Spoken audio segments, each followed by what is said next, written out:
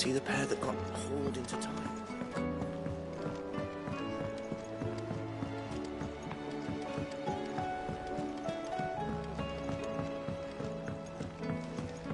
Did you see that?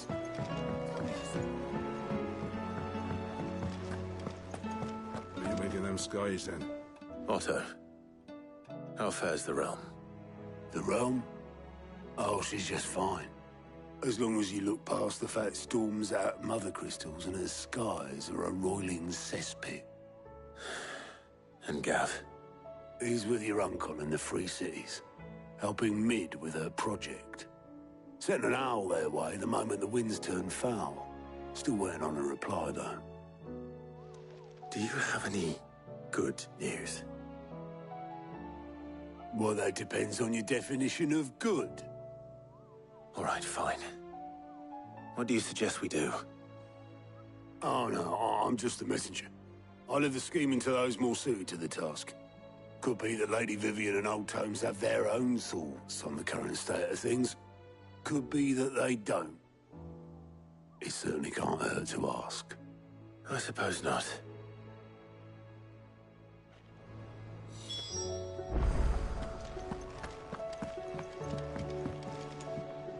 How is it that every one of your little excursions presages some inexplicable catastrophe? Not that you are to blame for the Dominion's fate. No one could have predicted the actions of the Crown Prince. I'm sorry I couldn't save your home. My countrymen are stronger than you think. A few toppled clock towers won't break their spirits. They'll be back on their feet in no time. I hope so. Look at us. Bluer than a pair of bog crabs. Tempting though it may be, sulking will not help us find a solution to this mess. You believe there's one to be found? I don't know. But I am certain we're more likely to find it if we first examine the facts.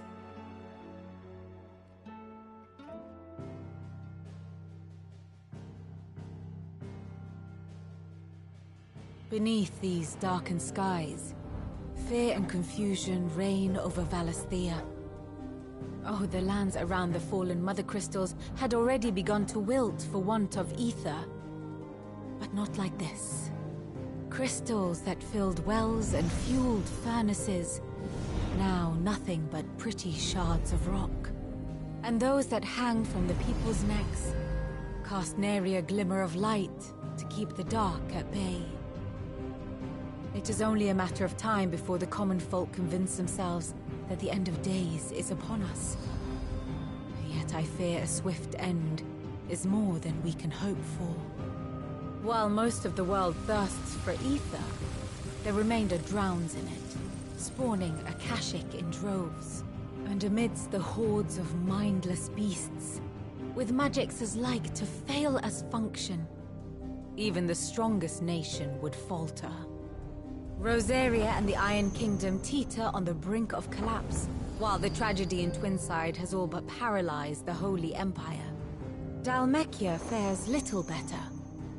Rumor has it the ministers fled the capital after the fall of Drake's Fang, leaving their beloved republic to crumble. Waloed, meanwhile, moves in earnest. The Einherjar has been sighted off-storm. The world, in short, is in chaos. It would seem our civilization was nothing but a castle of sand, to be washed away at the whim of the waves.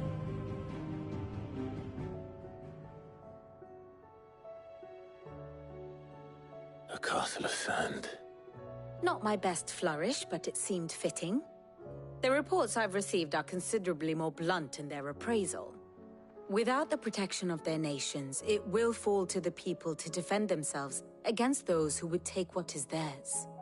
Which is only ever going to end one way. Defending a farmhouse against a band of chocobo thieves is one thing, but pitchforks and palisades will do little to stall an army's advance. Should the King of Waloed deign to invade, there would be none to stop him. None but us.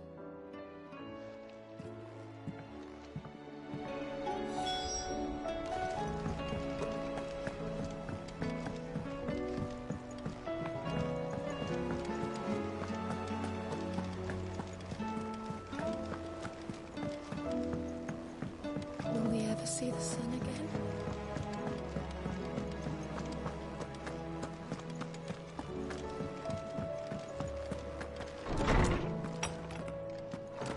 Is a storm coming soon? Let me guess. You're here about the skies. Is there anything you don't know, Lawsman? It doesn't take a court astrologer to augur the obvious. As for what has disturbed the heavens, that, I believe, is a question the Fallen might be better placed to answer than I. And on the sixth day did the gods tear the sun from the firmament, visiting darkness upon their prideful sons and daughters. But I dare say you remember your childhood lessons on the sins of Zemeckis only too well. You think they're connected? That Ultima was one of the gods responsible? Well, he has certainly exhibited powers that we mortals would associate with the divine. There is nothing divine about him. But he wouldn't be the first god of whom that could be said, now would he? Yet for all the fairy tales that tell of the sins, there is almost nothing in the way of actual historical accounts. Had I the Journal of Moss the Chronicler, I may have been able to tell you more, but alas, I fear all remaining copies have been lost to time. You will forgive me, I hope? Certainly not. Because there is nothing to forgive. Even without this journal, you've provided us ample wisdom. And we will always be grateful for it. Perhaps Otto will be more inclined to share his thoughts when he hears what the others had to say. I was wondering when next you'd visit. I have compiled some new entries, if you would like to see them.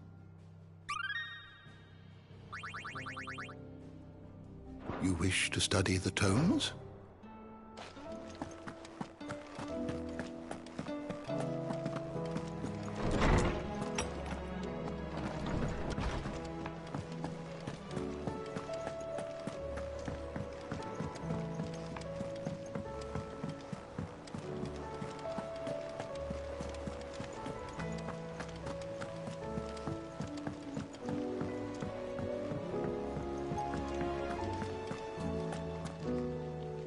Clive, we have a problem. Only one. That would be a first. It would. Actually, there are three. We had as many owls arrive while you were at the shelves. Martha's got a Kashik at her gates, and talk of monsters roaming the hills outside of Northreach has put the wind up Isabel and her lot. And don't forget Dalimil. Lubor says the village was raided by bandits. When it rains... It fucking pours. The curse breakers are spread thin, taking stock of the damage in the Dominion. And even if I could get word to all of them, I doubt they get here in time to make any real difference. Which means there's only two people who can. Jill and I. Let them know we're on our way.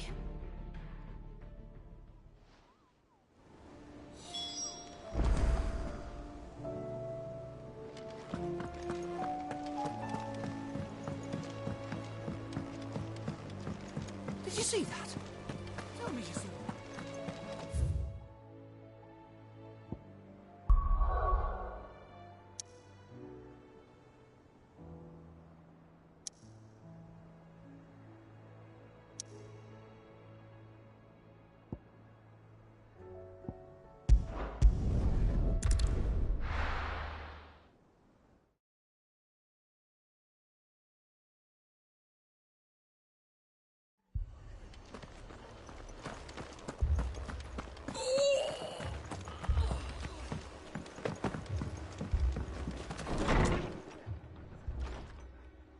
Martha. It's good to see you. And you, Clive. Jill? Otto said you'd been attacked by a Kashik. What exactly happened here? Those skies are what happened. Not long after they fell dark, we had our first visit. There were hundreds of them. Tried to storm the hill. Only a handful made it up here, but that was more than enough. The rest are still down there now. And while we have a few willing fighters holding them back, they're sorely outnumbered. What do you think, Clive? That we join the fight? I thought you'd never offer. Now, where I need you is the Fallen Gate. That's where the fighting is fiercest. Let the men know you've come to help. Something tells me they'll be pleased to see you. We're on our way.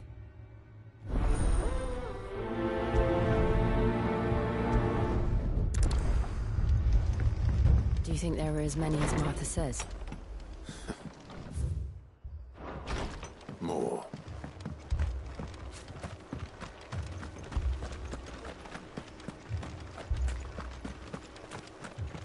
You don't think they've abandoned us, do you?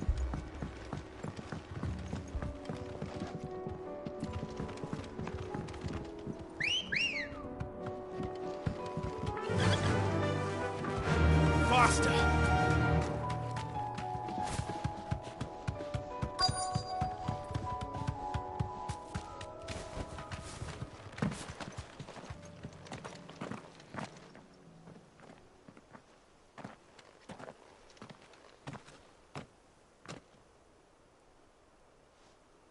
Clive, wounded. We deal with the Akashic first.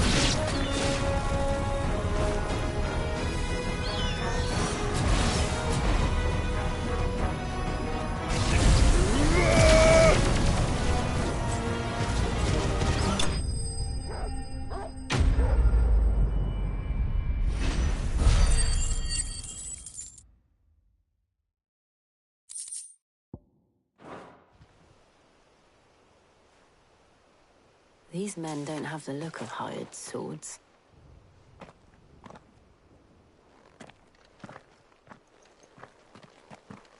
If you've come to rob this place, You are mistaken, my Lord Rosfield. We're here by Madame Martha's leave. how do you know my name? Forgive me, my lord. There wasn't time for introductions. We're with the Guardians of the Flame. Wade's men? But how did you come to be here? Where is your commander? Sir Wade left earlier with a scouting party to find out where the Akashic were coming from. Did he?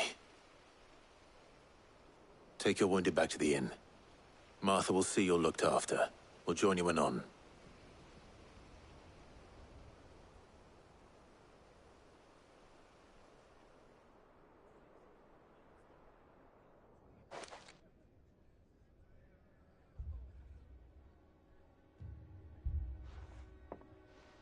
And to think you took them for thieves. A fine reward for holding off the horde, that is. When did Wade and his men arrive? Not long after Rosalith fell. The Guardians asked me to shelter some of them that had lost their homes. They were making ready to leave just as the skies turned, and we agreed it was best we stuck together. Martha! Trouble! The scouting party's almost at the lift, but they got a pack of Akashic snapping at their heels! And they've got wounded with them! They're not gonna make it! Damn it all. We'll worry about them, Martha. You look after everyone here. If any can still fight, send them to the lift. I will. You two be safe now.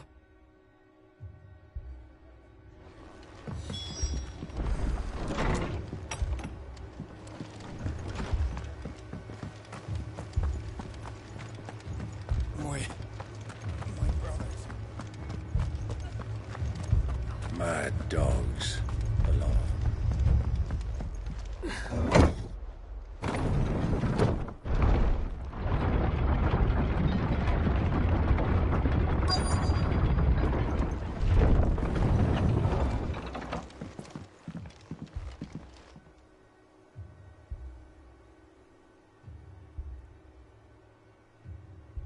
Squire, I need you to get those who can still walk up the lift to Martha's.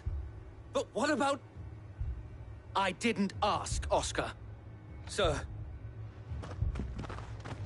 Sir Wade. Lord Rossfield. If you aren't a sight for sore eyes. Martha seemed to think you might need some help. And by the looks of it... We thought we could sneak by them. But we didn't know there would be so many. How could we have? Behind you!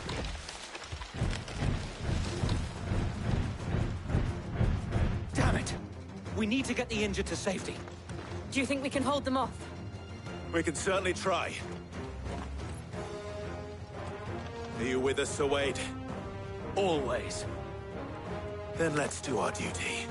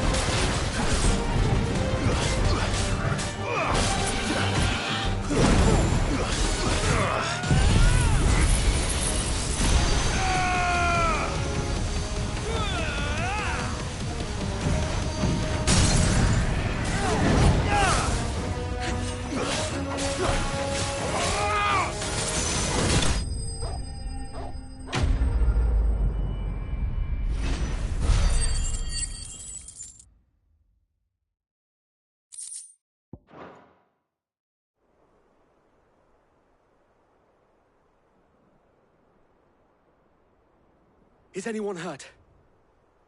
I don't think so. And yet again, you've pulled me from the flames. It's just a pity I keep walking into them. You've never been one to shy away from danger, Sir Wade. Like any shield worthy of the name. I see you're all in one piece. Martha! Is something wrong?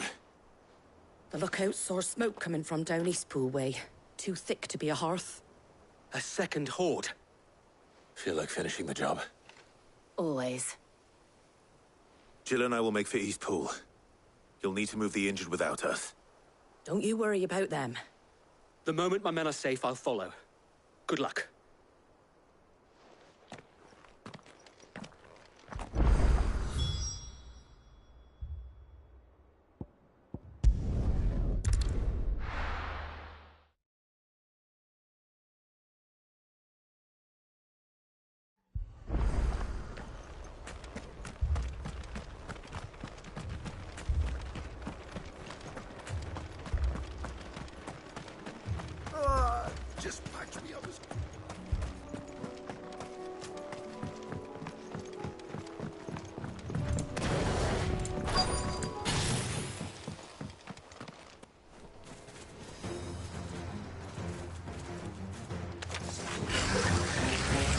headed for the rest. We have to slow them down. Martha and the others won't be ready.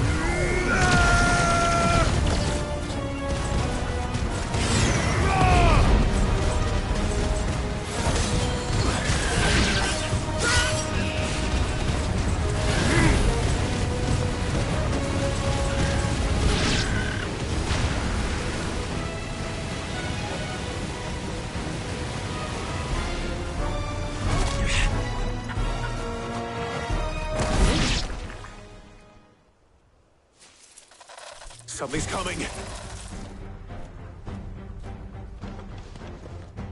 Apologies, my lord. Did I miss anything? Only the first round to wait. Shall we?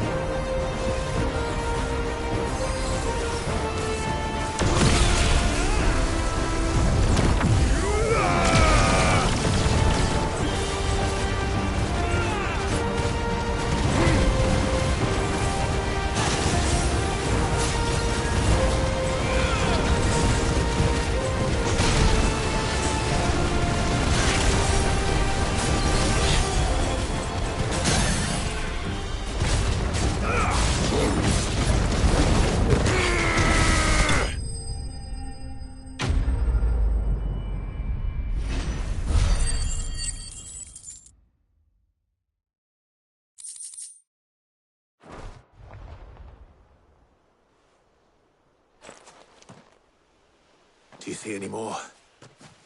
No. I think that was the last of them. But it won't be long before the next lot arrive. Then we make for Martha's while we can.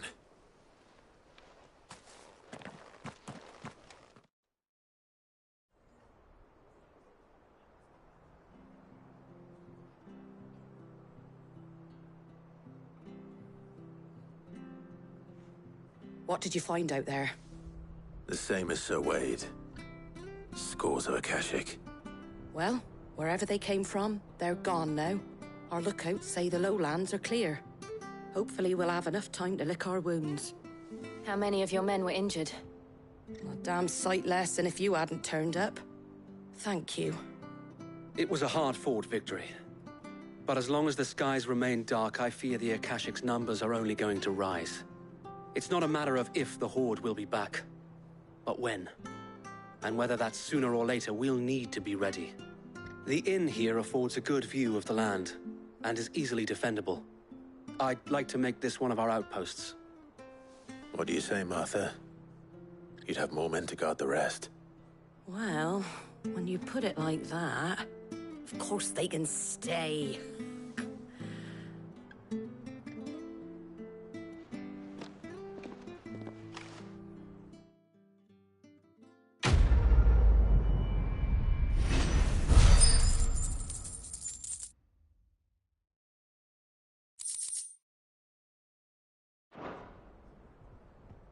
My lord, there's someone I'd like you to meet. Oscar, over here.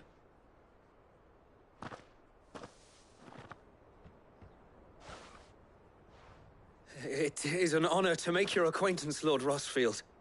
I am Oscar. Oscar of House Murdoch. Murdoch? I wasn't aware the Lord Commander had children. Oh, he didn't. But his brother, my father, did. I am Sir Rodney's nephew. Well, go on, then. It's not for me to ask him. Yes, Sir Wade.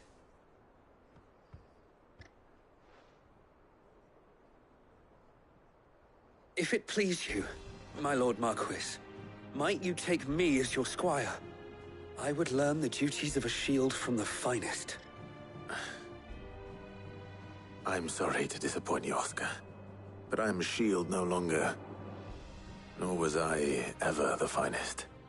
And spending time in the company of an outlaw hardly seems a fitting education for one aspiring to take his oaths. My Aunt Hannah once told me that a man is not defined by his title, but what he does in its name. You have accomplished much since taking on the mantle of Cid, winning no little honor in so doing. And I would sooner serve under an honorable outlaw than an unworthy shield. Not that Sir Wade and the other Guardians are... I mean to say that, they're... It's all right. We know what you mean. There is only so much the boy can learn from me, my lord. But a squire... Would that really be so bad? You were a squire once. And I'm certain Sir Rodney would approve.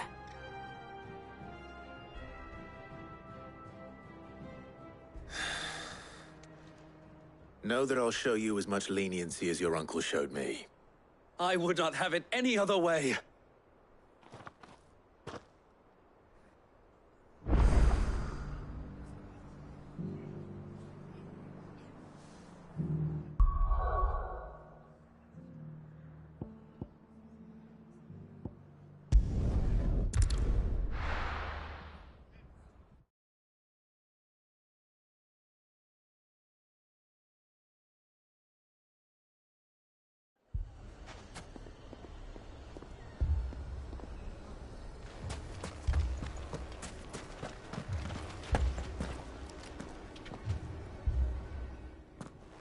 Cid!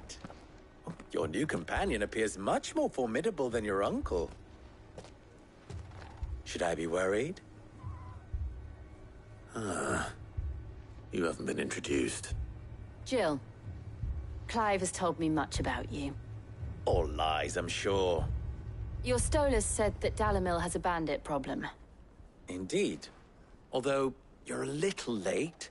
They left with our food and guild days ago. Any idea where they went? The desert's a big place. Your guess is as good as mine. But the fact is, I have more immediate concerns. What did you say to me? What did you say? Ah, as if by magic. Let's just say we've yet to reach a consensus about how to solve Dalimil's little problem. And at this rate, it won't be the actions of the bandits which prove to be our undoing. It will be our own. I've tried reasoning with the dissenting parties, but even the Desert Hare has limits. Perhaps we could talk to them. What makes you think they'll listen to us? What makes you think they won't? She makes a fair point, Cid. And you won't have wasted much of your precious time if you fail. They're just across the courtyard.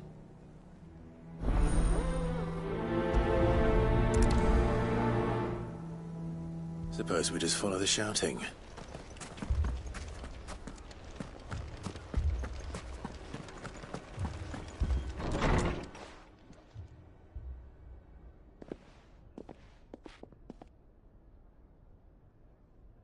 You wouldn't talk like that if it had been your men whose throats were slit. Blood for blood, it's the only way. We hire mercenaries and have them mount the bandits' heads on our walls as a lesson to the rest. And what happens when those mercenaries are slaughtered like your men? Are you going to hire more? We're better off using that coin to buy food and supplies. If we hire mercenaries, the only thing we're buying is the bandit's ire. And you cannot fill empty bellies with that. Do you hear me? But what happens when they come back? Maybe it'll be your throat that's slit. That's enough. Both of you. Any more of this and I'll throw you out myself. Come back when you're ready to talk like adults.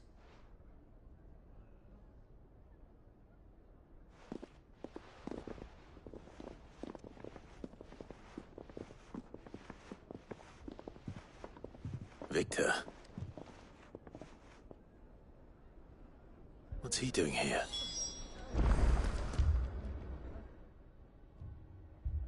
Sid. And Lady Jill. What brings you here? I was about to ask you the same thing. Costness is in chaos, and the markets have all but ceased to operate. The Briar's Kiss here in Dalimil is the only place I can reliably obtain supplies. I was here to do just that when Master Lubor told me of his troubles. He thought I might be able to talk some sense into these fools. But if you're here, I suppose his patience must be waning. Who are those people? Those were the thorns in Lubor's side. And the reason this place might be headed the same way as Costness. It's these accursed skies. The darkness is enough to drive a man to madness. Or an entire city, for that matter. We're still working on the skies. But in the meantime, perhaps we can find a solution to Dalimil's problems. I hope so. For all our sakes.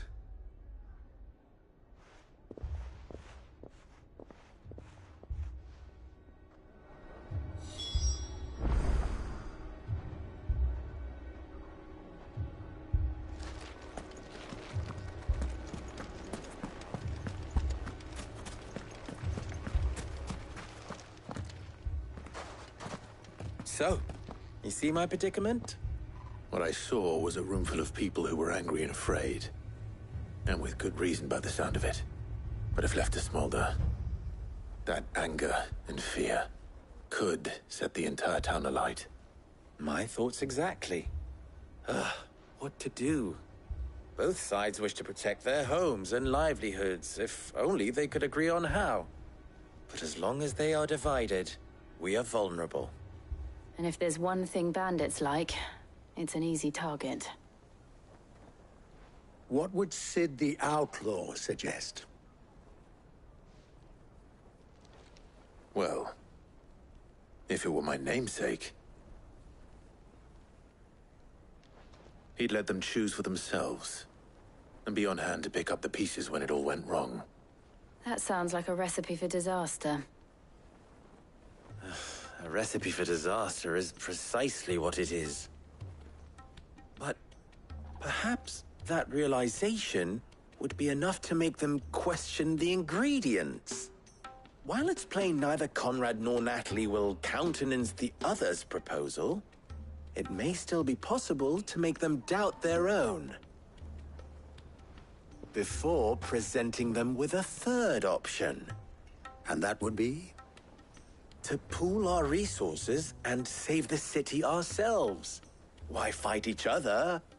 When all that fear and anger can be directed at the bandits. It appears we have a plan of action. Victor, pay Conrad a visit. See if you can't convince him of his folly. I'll speak with Natalie. As you wish. Your faces are not well known in this town. That may prove useful. Don't worry, Victor and I will do most of the talking. You need only play along. Play along? What he means to say is yes.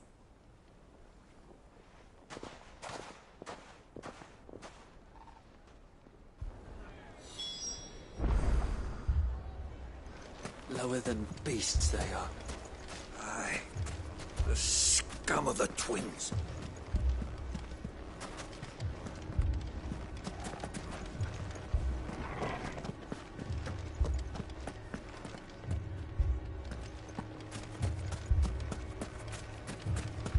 trick, Conrad.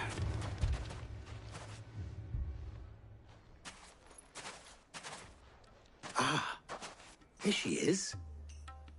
The Lady of the Spear herself. Conrad, may I introduce you to Jane, commander of the Red Wings, the oldest mercenary guild in the Free Cities. A pleasure, my lady. The pleasure is all mine.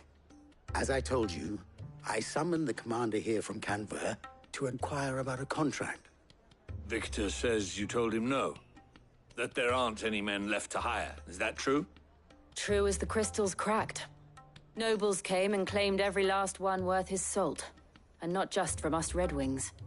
You know of the 7 high houses. There must be 2 swords assigned each one. Granted, we have a few boys left. If it's boys you're looking for.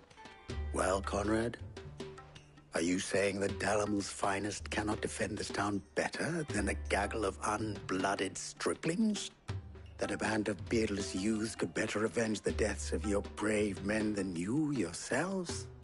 Absolutely not. We'll show those bastards who they're dealing with.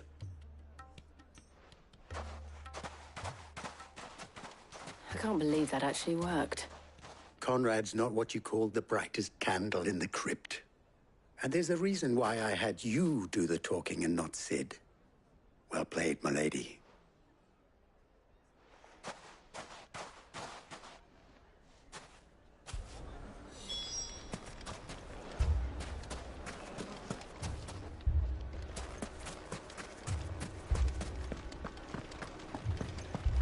Oh, I'm ruined.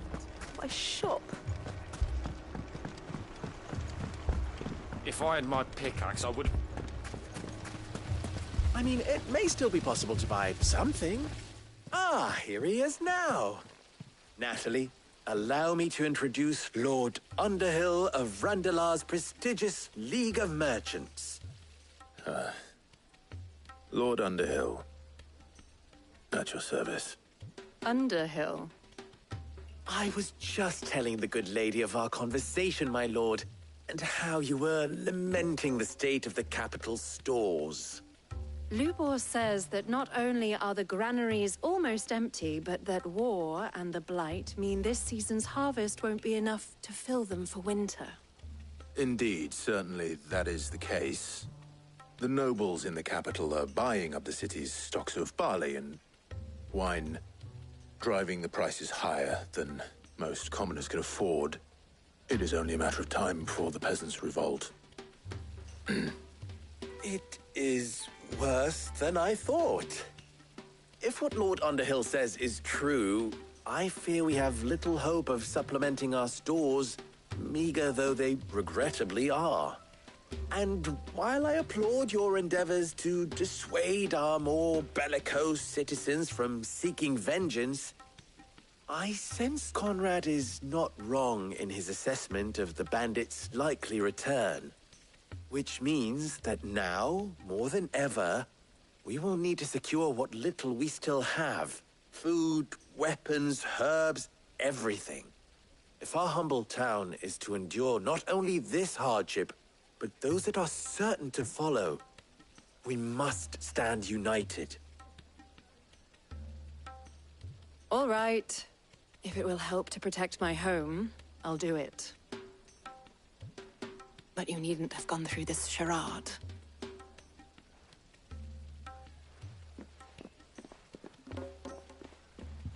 Thank you, Clive. Your performance was nothing if not workmanlike. She saw right through it. I didn't say it was good, merely that it produced the desired effect. Now, my scouts should be returning shortly. Meet me back at the Briar's Kiss, and we shall see what we face.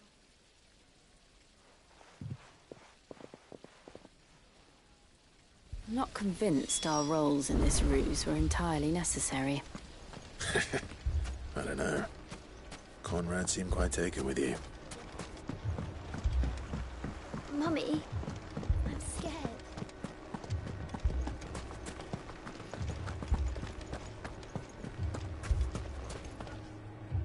Good news, Sid. Both Conrad and Natalie have somewhat gracefully accepted their new roles. With time, they may even learn to... Time no longer appears to be the luxury it was before lunch. I take it your scouts found the bandits. Technically, it would be the bandits who found my scouts. It appears they march for Dalimil as we speak. All of them. You're not serious. They don't just want food, they want the whole damn town.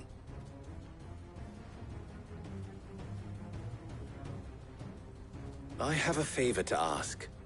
I'm told the bandits march in two groups, one from the south and one from the desert, in a move doubtless intended to stretch our already gossamer-thin defenses. Very well. Jill and I will meet those from the desert. But what of the rest? The rest, my friend, the city shall fight. Together. The stakes, I concede, are high. But if this does not unite Dalimil, nothing will. That is a lot of faith to put into those who had their hands around each other's throats but a moment ago. Then it will be for us to see that their hands are kept occupied. And I do mean us. I thought you might say that. We'll hold them off for as long as we can. And we will do the same.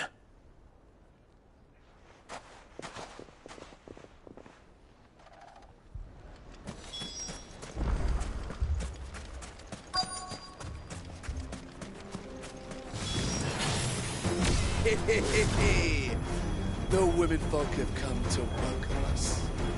I'll take that one. He's all yours.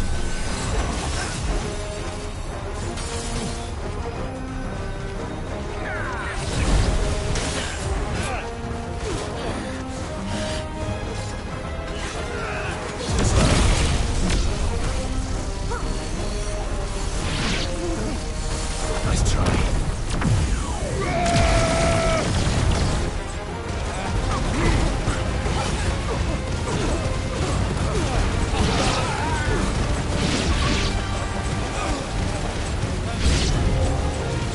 To overwhelm us.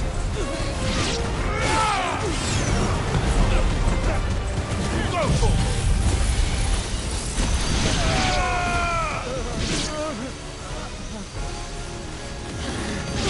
All yours, Torgal.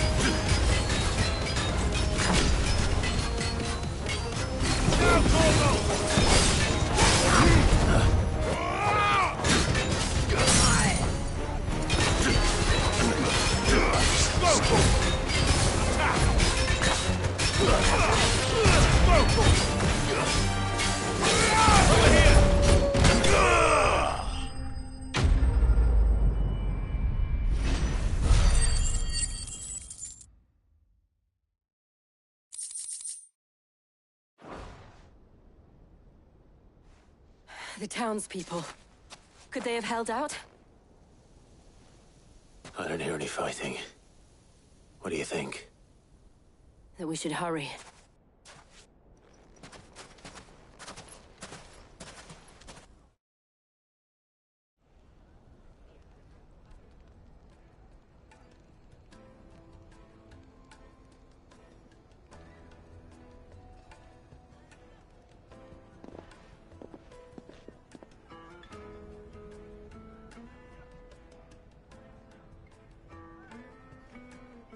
Natalie, I owe you an apology. You did well out there. The inn would have been lost had you not held the line. Without you, there would have been no line to hold. You saved us, Conrad. You saved Dalimil. We all saved Dalimil.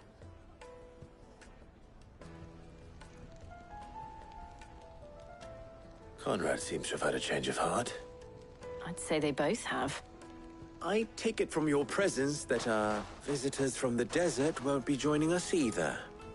Pity. The plan worked, Sid. Granted, it only took an army of bloodthirsty bandits at our gate.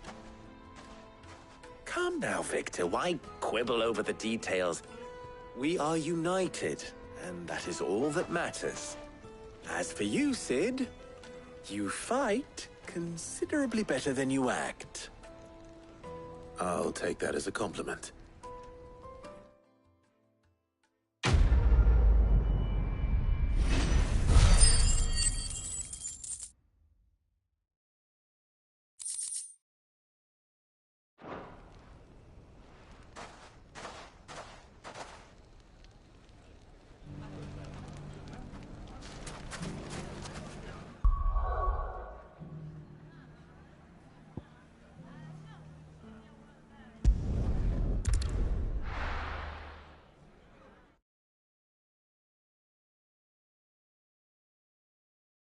First we find Isabel.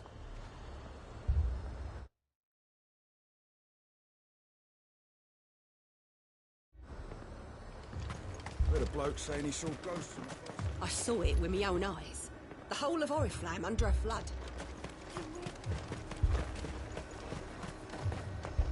And what can I do for you? Come back again.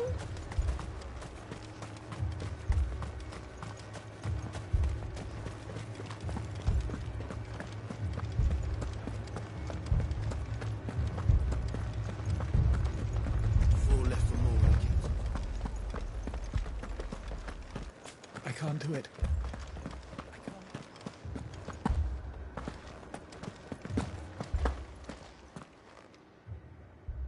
My lord. Milady. We received the dame's message. There have been sightings of strange creatures, I understand. With the blue eyes. Yes. Like a Kashik, but different. They've taken so many. I've lost count. Akashic, but different. Ultimus thralls. And what of your mistress? Is she here? Oh, no. She went to the garrison to ask what they were planning on doing about all this. Then we'll look for her there.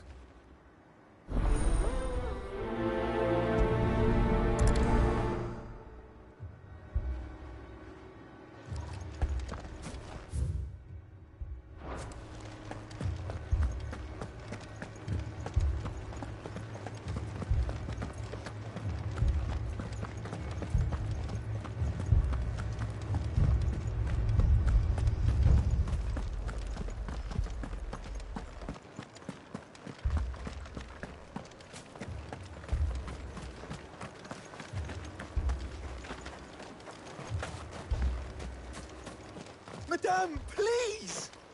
Half the garrison's been slaughtered by those things. We lost the captain this very morning.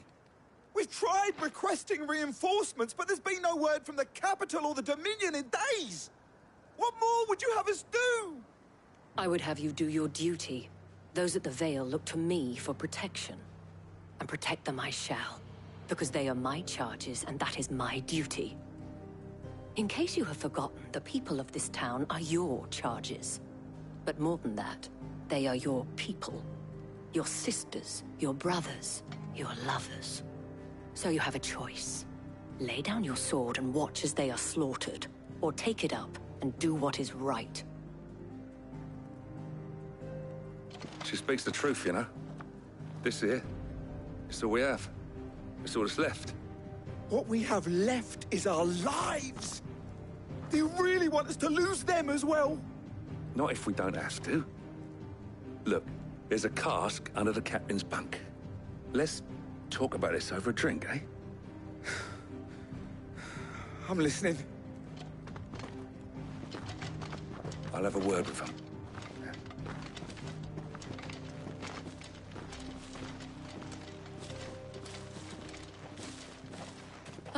Clive, I didn't expect help to arrive so quickly, and sought to take matters into my own hands. It was a noble effort, but I thought you might still need some support. I'd like you to consider my needs. What we need to consider is where the creatures came from. The way the survivors speak of them, one would think they appeared out of thin air. And perhaps they did. It's hard to know what to believe these days. We'll talk to the survivors.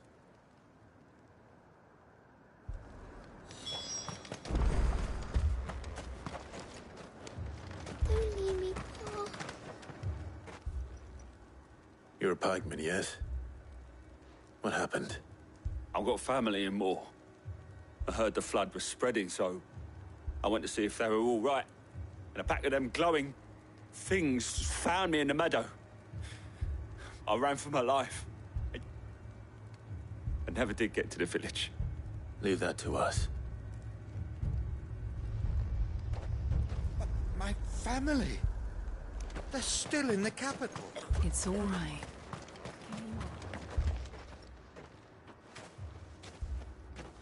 Did you see the creatures that attacked you? Creatures? Yeah, They came out of nowhere. They went for Joseph first, then me, and then they were just gone. Do you remember where you were?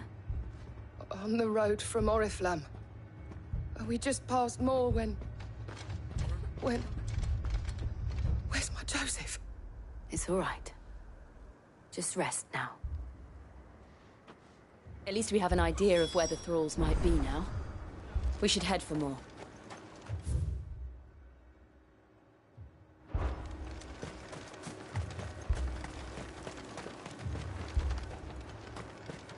assume you have a plan? We need to find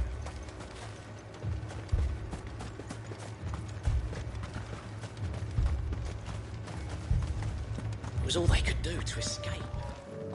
They just left the bodies there in the flood.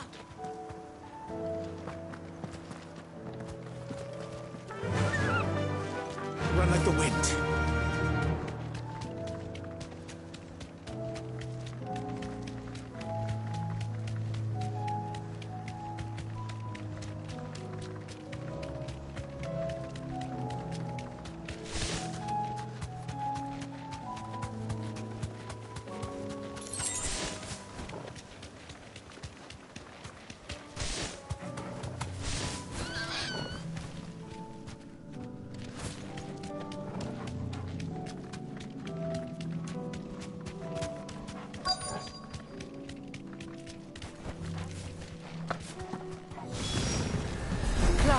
Look! I see them. With me!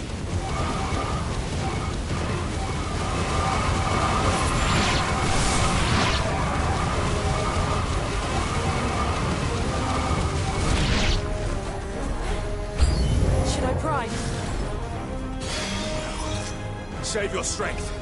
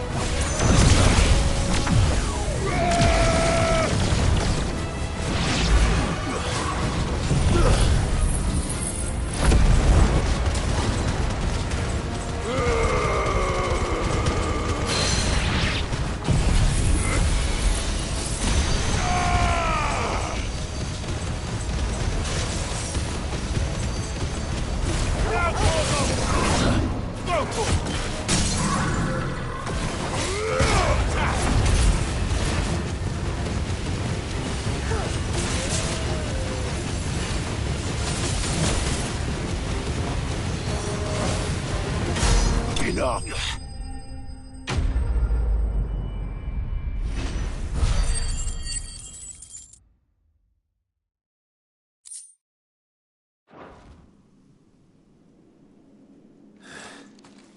Do you think there are more? There are always more. But I'd say we've done what we can for the time being. Then we should let Isabel know.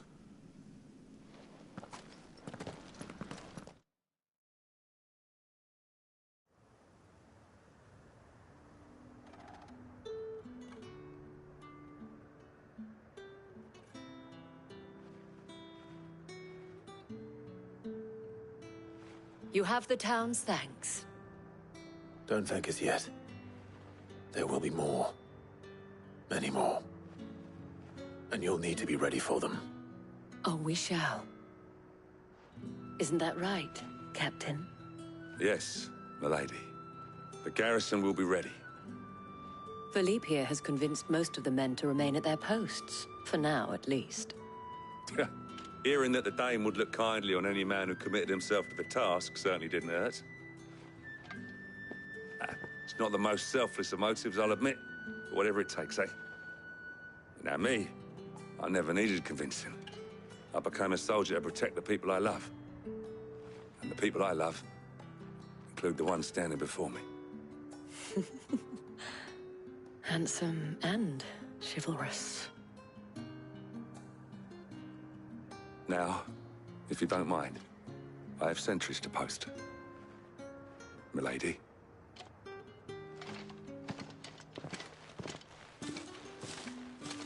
Lest you wonder, I'm not foolish enough to believe that this has solved all of my problems. But it has solved one, and that's one fewer than I had this morning. Thank you again, Clive.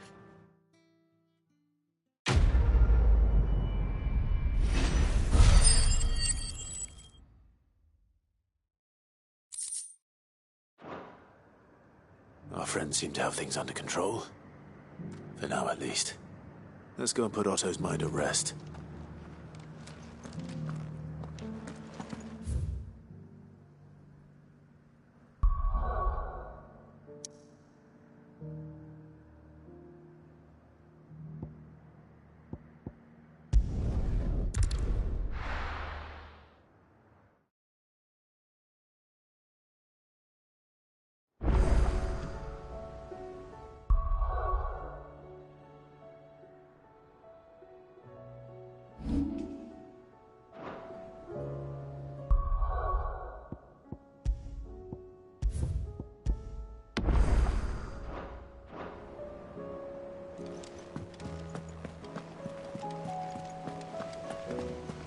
Did you see that?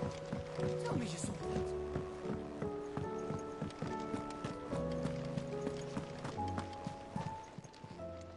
Oh, I wasn't expecting you back so soon. Here's everything we've received and everything promised.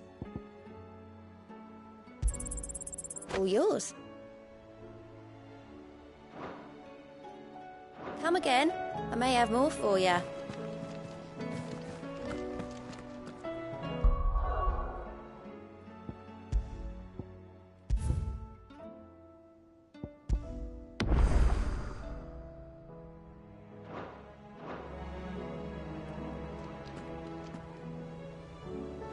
Was wondering when you turn up. Had ours from all our friends thanking you for your timely intervention. How is it you always manage to arrive at just the right moment? Luck, I suppose. Any word on the rest of the realm?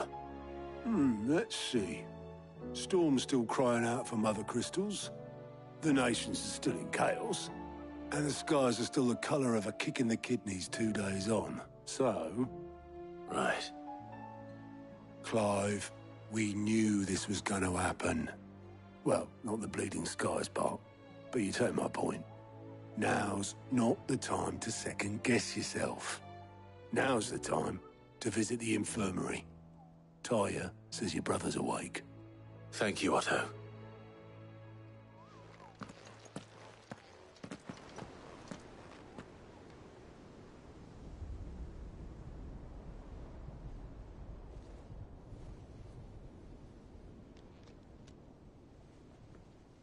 So it was not Sylvester, but Olivier who served as Ultima's puppet.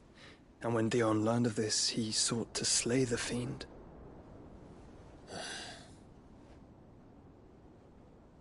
Only for his father to take the spear that would have freed him. Enough to drive a man to madness. Small wonder he hasn't stirred. I would be afraid to wake. Had I but reached out to him sooner, warned him of the threat Ultima posed. But now, both an empire and her prince lie broken. Joshua, what do you know of Ultima?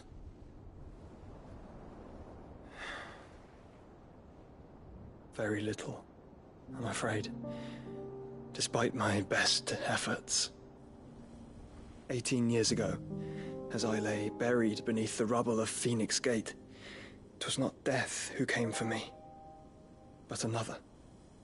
And it was while in my rescuer's care, I first heard of Ultima. I've been chasing his shadow ever since. Ultima is driven by some deep, dark purpose, and for whatever reason, it would seem you are crucial to his designs. He will stop at nothing to have you, even if that means toppling an empire. But why me? What possible use could I be to such a creature? That is one of many answers that have eluded me. Yet, I am certain of this. It is not mere chance. You were chosen for a reason. All dominants carry within them the might of an icon. Nigh limitless power that is at once acutely limited. I wield fire, and only fire. And I only ice. 8 wardens for 8 elements. But you, Clive. You are different. You're special. Your abilities begin with the flames of Ifrit. But they do not end there. The fact Ifrit can even exist goes against everything we thought we knew of dominance. Perhaps Ultima has been waiting for one such as you, whose potential is truly limitless. I've encountered that thing several times now. If it or he, as you say, needs me, why hasn't he claimed me as he did the boy?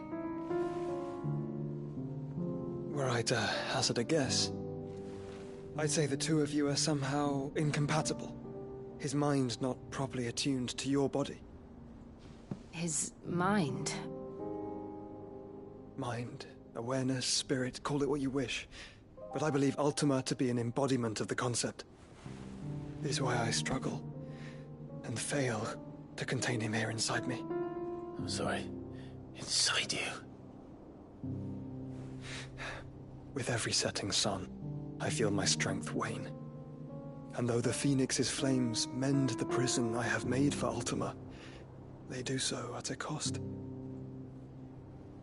We must find a means to bring an end to him before I meet my own. What were you thinking?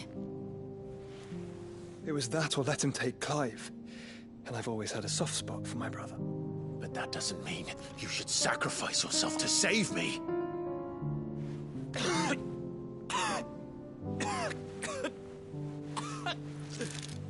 Joshua. Clive, it's Gav. There's an army of Akashic at the gates of Canver.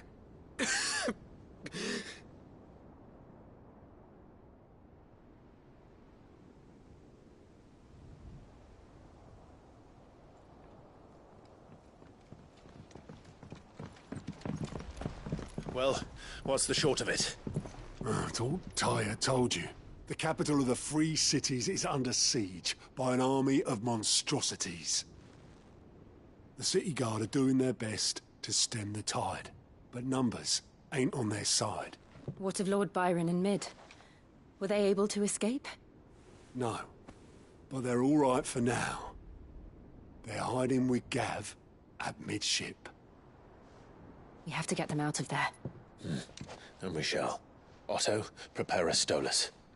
Tell Gav to stay exactly where he is. Understood. Vivian, what's the swiftest route to the Free Cities? That sounds like a question for the map. Look here. This road, through Tabor, should provide the least trouble. Good. What a coincidence. Tabor is exactly where I'm bound. Joshua, bed is where you should be bound. You don't think I told him the exact same thing? Were Tyre not such a talented healer, I would surely have been inclined to agree. But, thanks to her ministrations, I feel I may safely rejoin my attendant, who was to wait for me in Tabor if we became separated. All right, we travel together. Clive. If he stays close to me, he'll be fine. Thank you, brother. I'll look after him.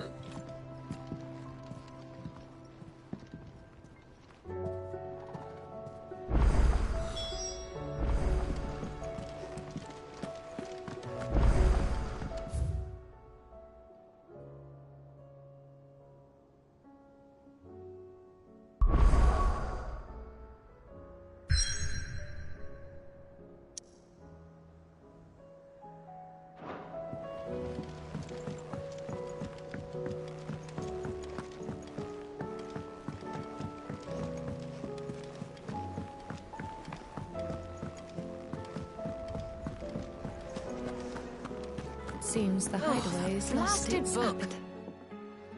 Here, you put me in this situation, Clive. You can bloody well get me out of it. I need a hand with a recipe. Are you sure it's me you're looking for? I'm not much of a cook. I'm all the cook will be needing, thank you very much. What I want from you is a little of your time, right? Oh, and perhaps your sword. You remember Ivan's stew, right? Well, despite the look of the thing, and that awful stench, people wolf it down. So I thought I'd try making one of these supposed masterpieces myself. Had a peek at the book and gave it a go, but, well... It wasn't as straightforward as you'd hoped. Ivan had the same problem. Yeah, but this is my blooming kitchen, and I will not be outdone. So if you don't want to be seen as playing favourites, I suggest you lend me a hand. I've never been one to play favourites, Molly. And I would be only too happy to lend you a hand. So, what's on the menu this time? A fried mortress of skyworm. That's one heck of a name, innit? Recipe seemed easy enough to an old hand like myself. Thought I'd followed it to a T. Only, turns out skyworm livers and drake's mint are not what I thought they were. At least I hope they're not, given the rancid mess they made. Ivan said the recipes in the culinary pilgrimage date back centuries. Who's to say the ingredients even exist anymore? Well, that's a question for a scholar, wouldn't you say? Perhaps you know of one?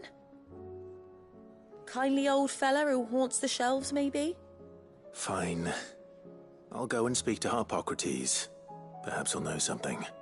And if he does, I'll see if I can find your ingredients for you. You do that. Lest we forget, you've got a reputation to uphold.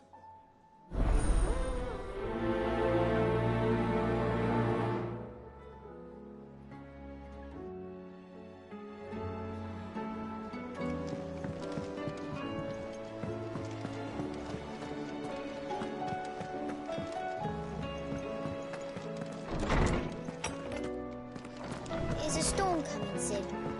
Will there be... Sid, perhaps you can help me solve a mystery. I can certainly try. Who's gone missing this time? It's not who, but what. Mid's scales, the ones she made for her workshop. I borrowed them to teach the little ones about weight, and shortly after the lesson, well, they vanished. My first thought was that they'd taken them off somewhere to play, but when I asked, they swore they had nothing to do with their having disappeared. Which almost certainly means they had everything to do with it. Perhaps a visit from Sid will jog their memories. I think it just might. Thank you. I don't like to imagine that my pupils would lie to me. But if they have, I'll have no choice but to discipline them accordingly. They were in the atrium when I last saw them. As always.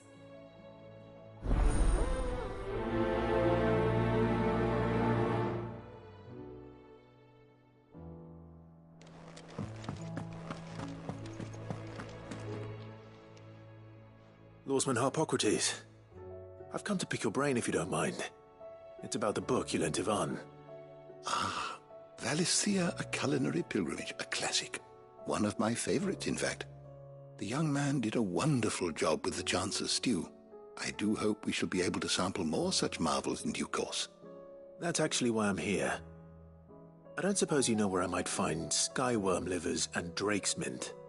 Ah, so the fabled Sandbrequois delicacy is next on the menu. Delightful.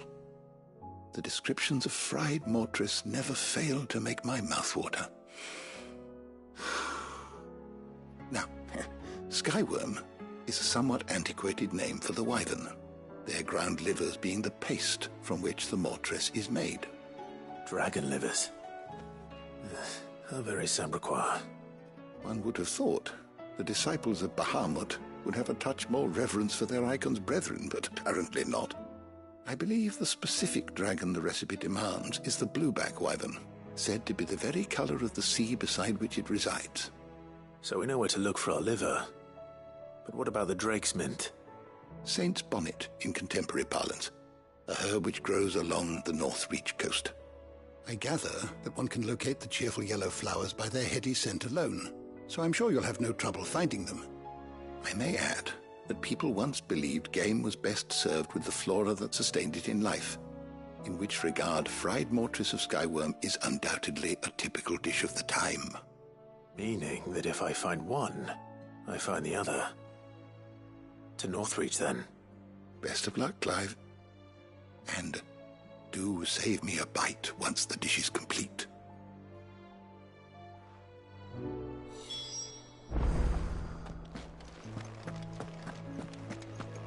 Is a storm coming, Sid?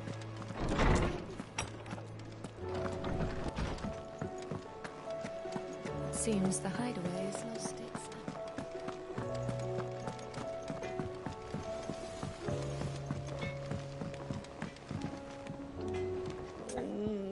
What am I gonna do? Is everything all right, Goots? You seem more discomposed than usual. Oh, I don't know what that means, but I'm in a bit of a muddle. Oh, I think Nan might be in trouble, and she's...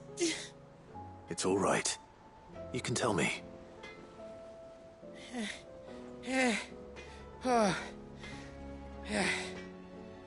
There was a trader came by. One of our usuals, like. Said he'd heard some rotten rumours about her down Dalimil Way. Folk are saying she's been selling to bandits and cutthroats and that. I mean, she's fond of a chance to make a coin or two, aye, but she'd never do business with baddies. Especially not the kind who go hurting people who haven't done out. I wanted to ask her about it myself, but I'm scared she'll give us a tongue lashing. She'd never give your tongue a lashing, though, would she? Don't worry. I'll speak to her. Oh, thanks, Clive. You'll let me know what she says, won't you? Of course. I'm sure it's all just a misunderstanding.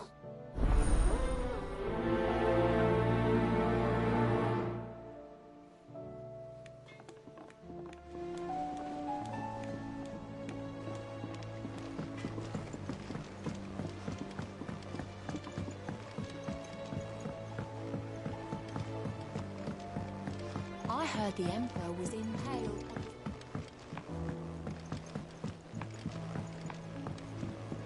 We're all gonna die! You hear me? What do you reckon we should do? I say we should just tell Miss Shirley. You'll get us all straight.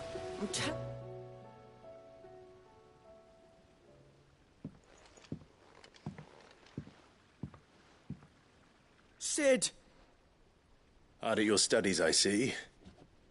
And what is that?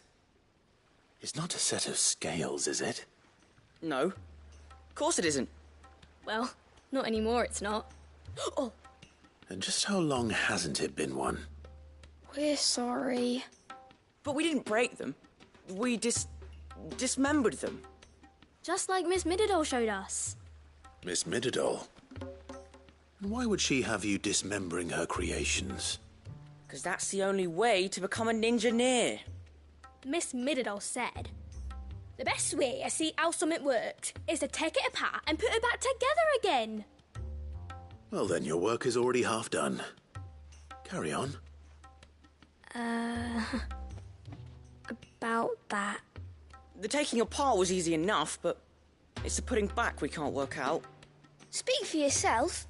The heavy thing goes at the bottom. Then...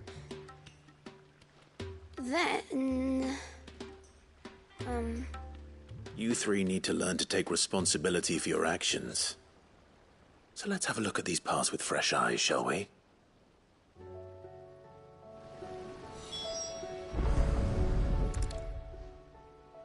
All right. Everything here was once part of Miss Midadol's scales. Every piece has its own role to play, and each is just as important as the others. If even one of them is missing, the scales won't work. So let's think about what those roles might be. You already know one of the pieces. The body. Its role is to support everything else. But what of the others?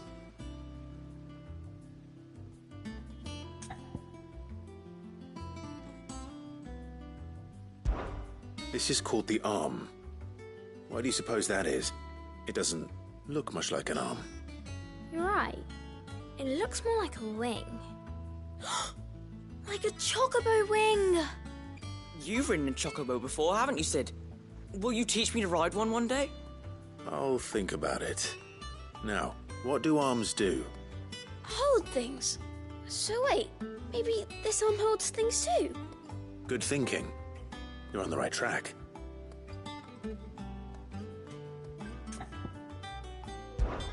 These round parts are called the pans.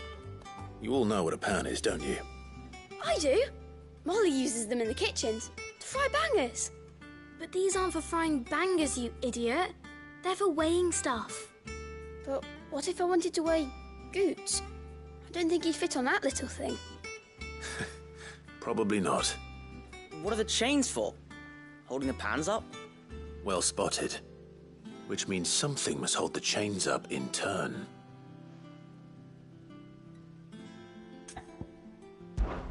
This tiny piece is what's called a cogwheel, or gear.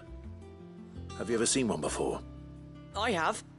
Miss Midadol's dungeon is full of them. Most are on the floor. She puts them in all her inventions.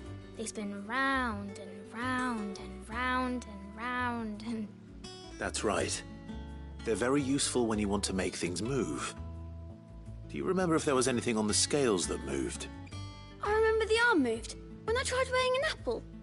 And then somebody ate it. Not my fault. You shouldn't have tried weighing it before lunch. We know what part's supposed to move and how it's supposed to move. So, let's put the pieces together first, see what doesn't move, and then stick the cogwheel to that. Not a bad idea. You see? It's not so difficult. So, now that we've taken stock of the parts and learned what they do, what do you think? I think we've got it. Then here's what we'll do. You tell me what goes where, and I'll put the scales together. Well, obviously you need to start with the body. All the other pieces fit onto it, don't they? And the arms go on the body, just like real arms. Or wings, if you're a chocobo. And then the arms hold the pans by the chains. Very good. Let's see if that works. There. All finished.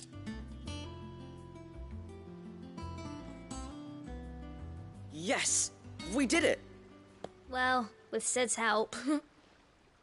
Oh, I just put the pieces together. It was you three engineers who showed me how. That's right. We're Miss Midadol's hares. Her hairs?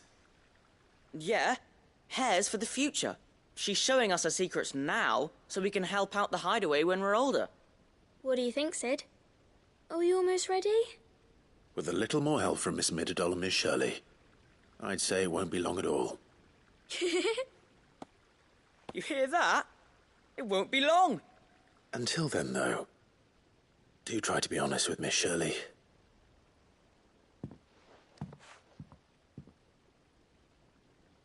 Hey, look! We never used the cogwheel. You don't think Sid forgot about it, do you?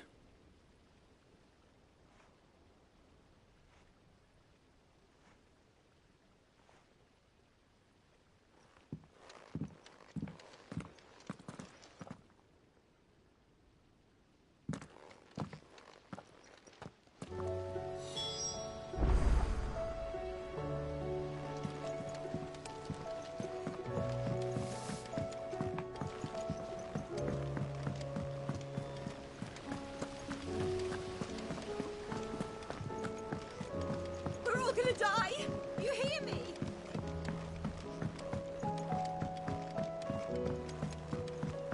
I heard the Emperor was impaled on his...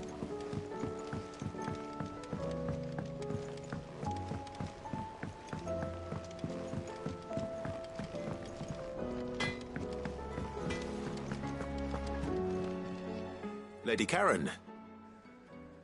How's business? Not nearly as foul as the weather. You're doing good trade, then? Both in and out of the hideaway?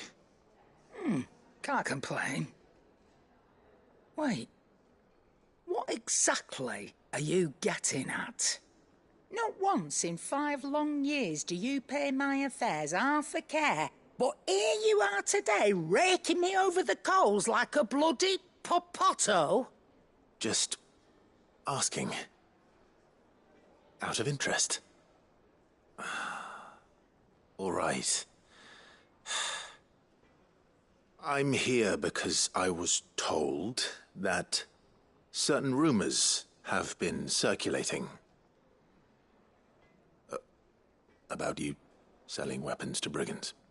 Oh, are you? And who was it who knows me so well as to tell tales of my evil exploits? I didn't exactly hear firsthand. All I know is that someone in Dalimil has been spreading word to that effect. And what? You believe it? You think I'm profiting off the blood of innocents, do you? Look, I've done things I'm not proud of. Might be there were a time when I turned a blind eye to the wretchedness of the world so I could line my pocket. But that woman is no more. And you'd know that if you'd ever paid the slightest bit of notice. You're right, Lady Karen. I apologize. It was wrong of me to doubt you. No, it was. Now, I reckon you've got better things to do than pointing your do-gooding finger at a poor old woman. Of course. Good day.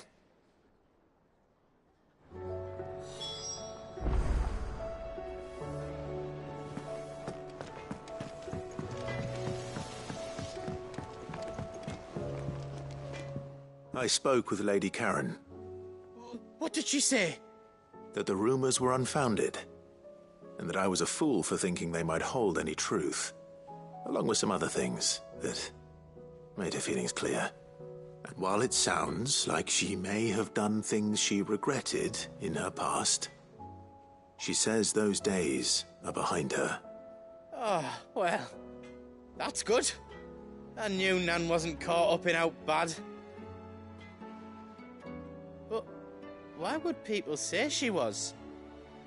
What did she ever do to them? It's not right. No, it's not. But people do things for all sorts of reasons. Perhaps we'll never know. Well, I'm going to find out. That trader, he said they were all talking about her in Dalimil. So that's where I'm going. I'll find someone who'll tell me, you'll see. Are you sure that's wise? Whoever's spreading these rumors means Karen ill. Oh, right. But that's why you'll be coming with me, isn't it, Clive? I suppose it is.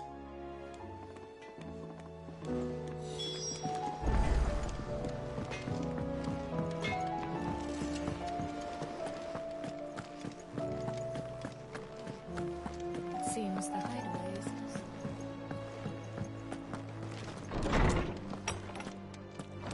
is... Is a storm coming, Sid? Will there be... Well, did you solve the mystery? It was as you thought. The children had the scales, or the parts of them at least. They dismantled them to see how they worked. Oh, no, Mid will have my head. Thankfully she won't. This might even have been her idea, although I was the one who ended up teaching the lesson. I'm so sorry, Sid. I know how busy you are.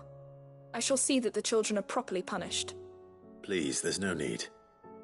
Mid seems to have taken the three of them under her wing. She's even calling them her heirs.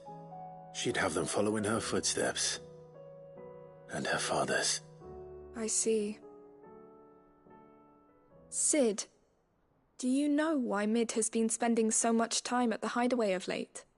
She told me it was because her studies have been interrupted by events in Canva. Is that not true? No, it isn't. The university offered her a commission. In exchange for full tuition, room and board, they asked her to oversee the design of several new war engines. To anyone else it would be an opportunity, but to Mid, who lost both her parents to war, it was a bitter pill. One she was none too keen to swallow. But that should come as no surprise. She's only ever cared about bringing people hope. The very last thing war can be said to do. Which explains her heirs. She's working to give them a better life. And so should I. What's the odd engineering lesson? Oh, you've given them far more than that. And I'm sure they're very grateful.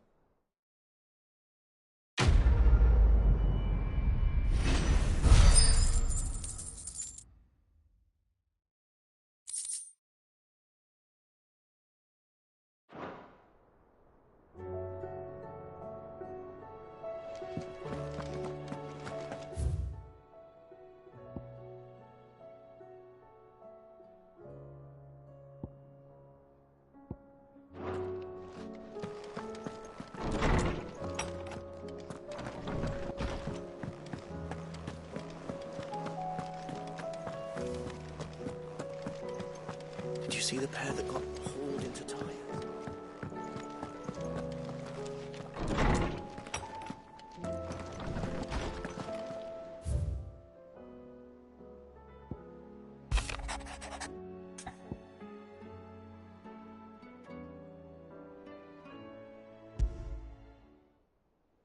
Rutherford. Wasn't that the name of my uncle's manservant? Why would he be at Martha's Rest?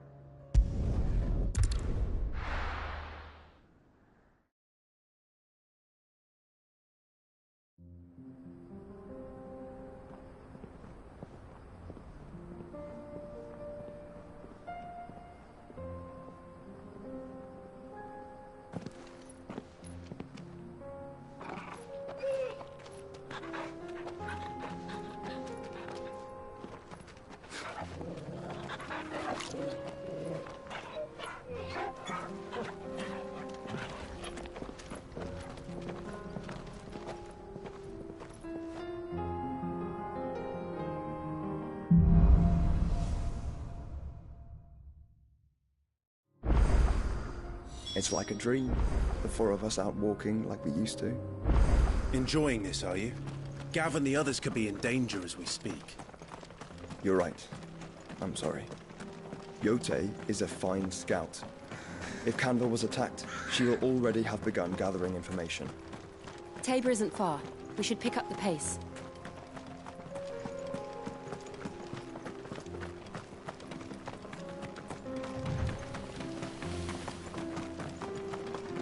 We can use the ruins to cross the ravine. Assuming they will allow it. The Echoes have a will of their own.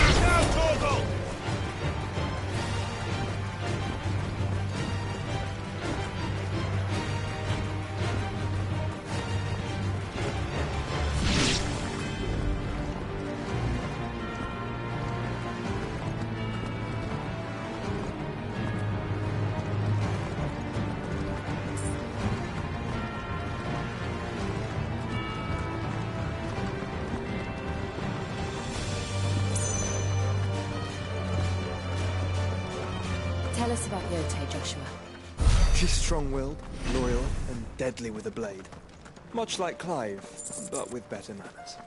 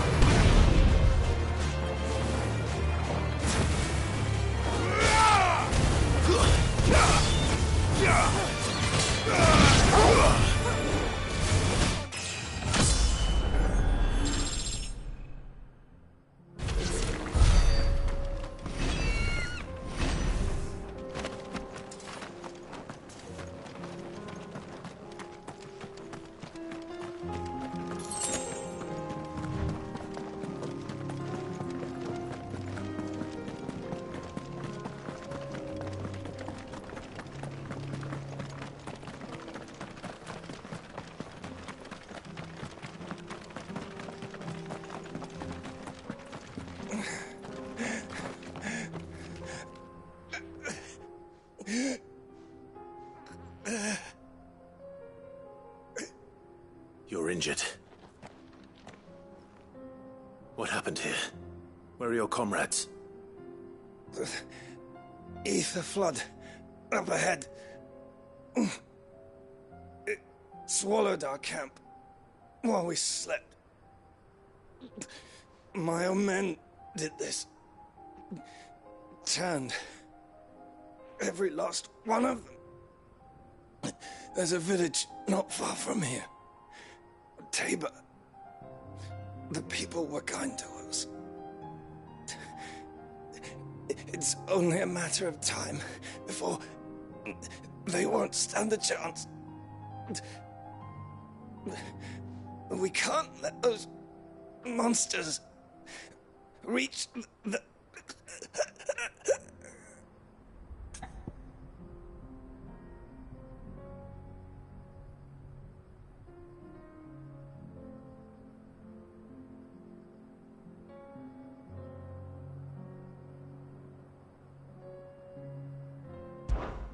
I'll go.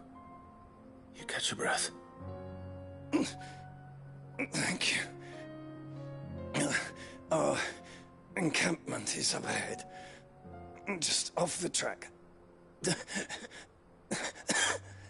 They must not reach Tabor. Forgive me, Lord Cougar. Rest well, soldier.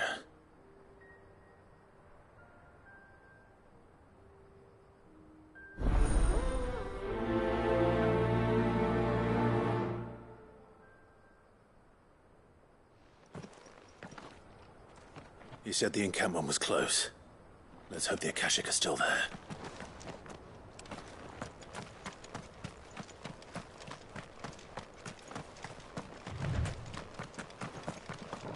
Another ether flood. They're everywhere now. We can't go around it. Then we'll just have to be careful.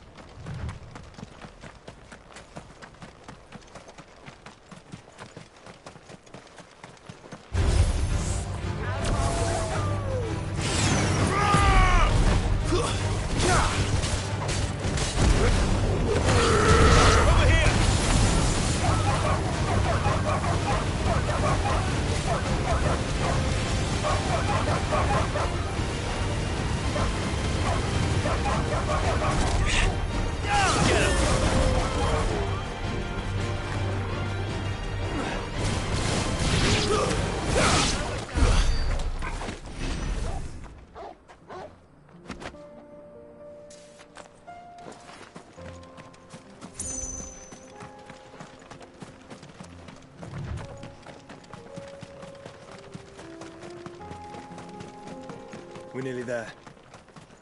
Have you been to Tabor before? There are a few places I haven't.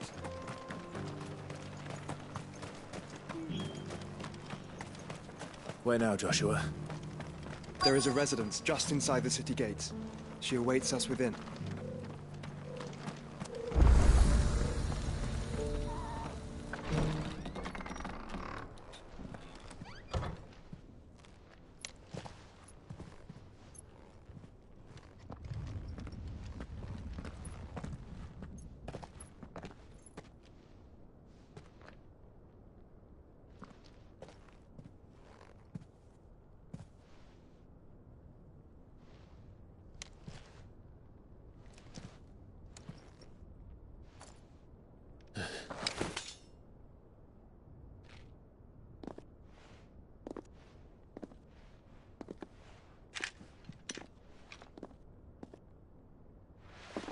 My Lord Marquis, it is an honor. I am Yotei, Knight of the Undying, charged with the protection of His Grace Joshua Rosfield, Keeper of the Flame of the Phoenix. Of course. It all makes sense now. Would you care to elaborate? The Undying are loyal servants to the ducal throne. Or more specifically, to its heir. They have served our family for generations, albeit from the shadows. Since their inception, they have been tasked with the preservation and enactment of the rites of ancestral communion. After the events at Phoenix Gate, it was the Undying who delivered me to safety. And since the day I left Rosaria, Yotei has been my constant companion and protector. Without her sword, I would not have survived my journey across the realm. Rise, Lady Yotei.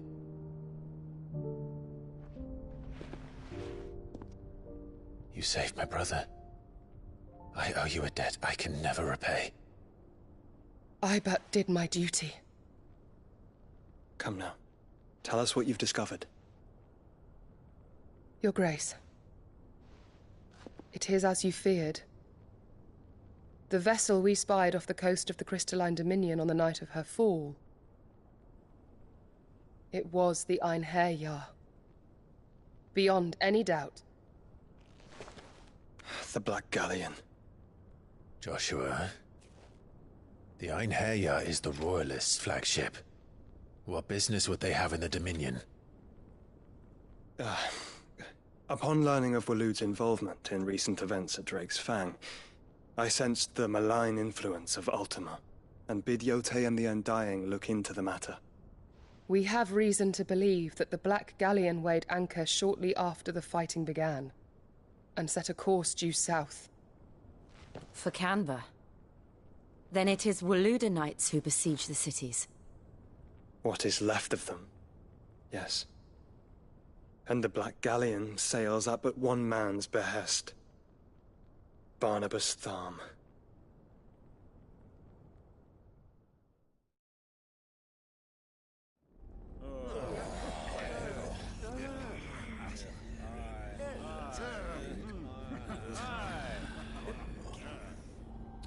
But are we truly safe here in the Agora? The city guard have been paid, if that's what you're implying. All the more reason for them to run. Well, you are free to leave, Lord Minister. Markets abandoned, warehouses aflame, blackened hulls choking every port in the capital. Canva is ruined. The realm teeters on the brink of chaos, and all you can think about is commerce! Forgive us! We were not aware Dhalmekia now subsisted on charity! Quite. How dare you!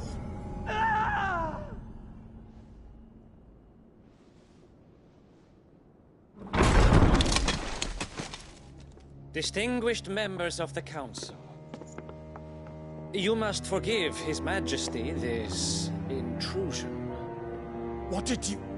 What is the meaning of this? A trifle crowded, but I fear it will have to serve, my liege. Very well. My colleagues, do you not see? The King! He has come to save us from the Akashic!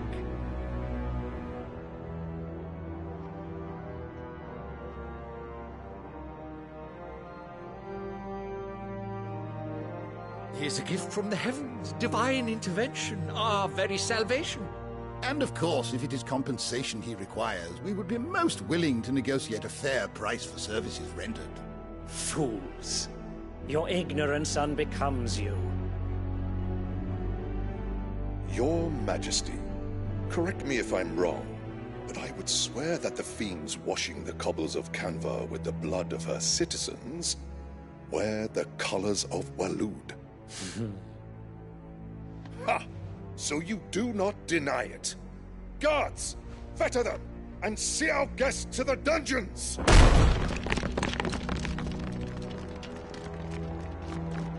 Enough.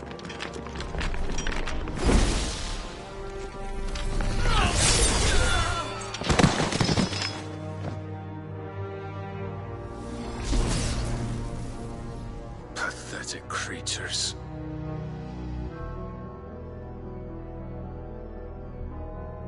That you should imagine yourselves worthy of salvation.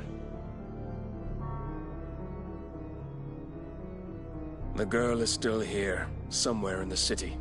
Her consciousness fair dripping with her late father's hubris.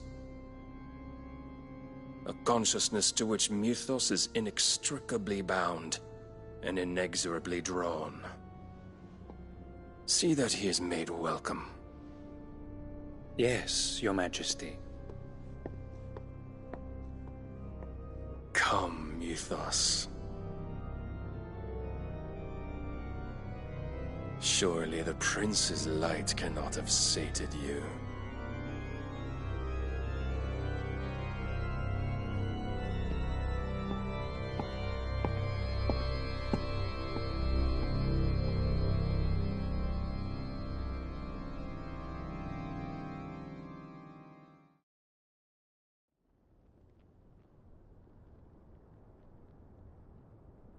So then, how long has Waloed been under Ultima's control? How long indeed? Based on what we know of Barnabas's actions, I would guess some few years, mayhap more. But to what end? What does Ultima want? The tapestry. Show them.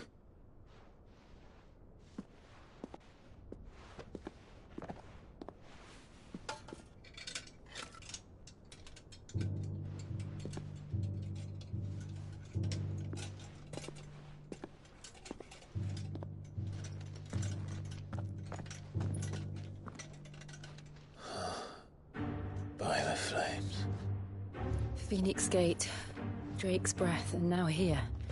But what is it? It is old, ancient, even. Naught remains of the faith it represents, save what can be gleaned from the image itself. None could tell me what the one in the apothecary meant, even the Undying.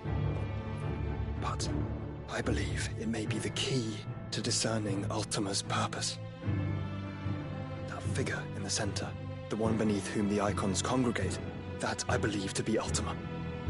He is a god, or at least godlike, his very existence beyond our ken. The icons, and by extension their dominants, are meant to be his subjects, and while some, like Barnabas, have accepted this role, others have rejected it, like you, Clive, which is rather inconvenient, as it appears he needs you most of all. And gods don't like to be disobeyed. No, I don't suppose they do. Clive, may I tell Yotei of the lake? By all means. Yotei, I will be accompanying my brother to the Free Cities. Whilst we are afield, I would have you watch over those Clive has made his wards. Umielos delan tuisag ilith. Though well concealed, the hideaway lacks trained fighters to defend its occupants should they be discovered. But it is my duty to... As it has ever been my brother's duty, remember. If that is your wish, Your Grace. But please be safe. If aught were to befall you, You have my word.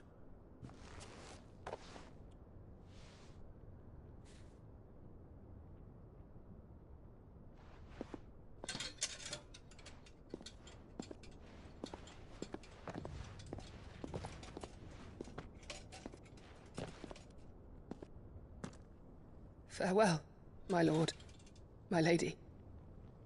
We are in your debt, Yotei.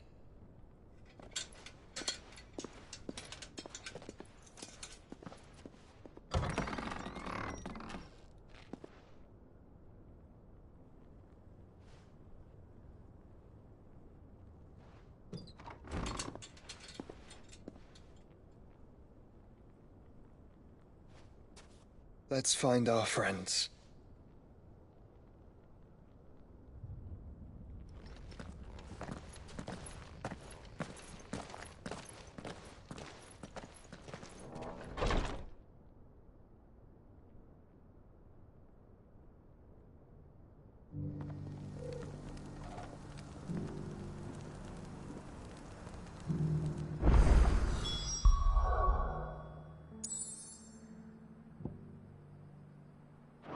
It's plain she cares for you very deeply. And I her, which is why I had to let her go. Who among you is bold enough to heed her call? Is that blade for hire, perchance? Because I have a mind to make a killing. Figuratively, I hope. Well, yes and no.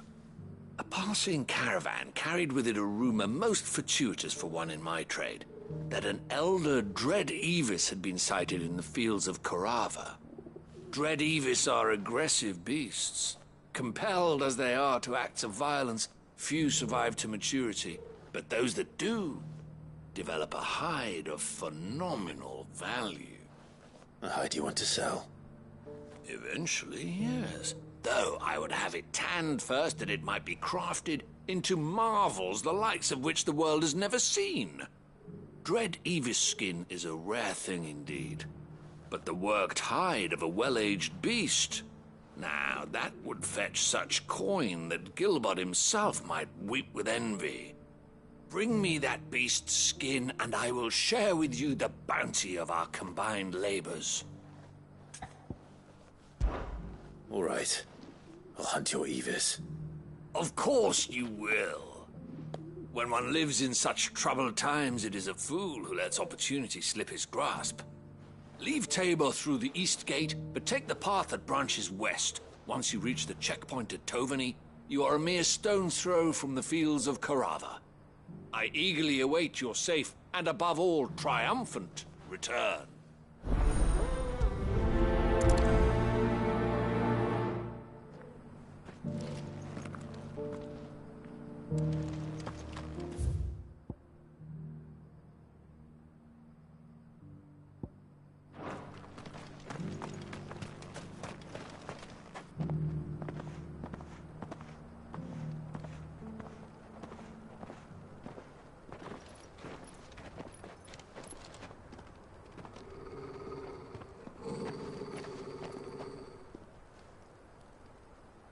Cyril.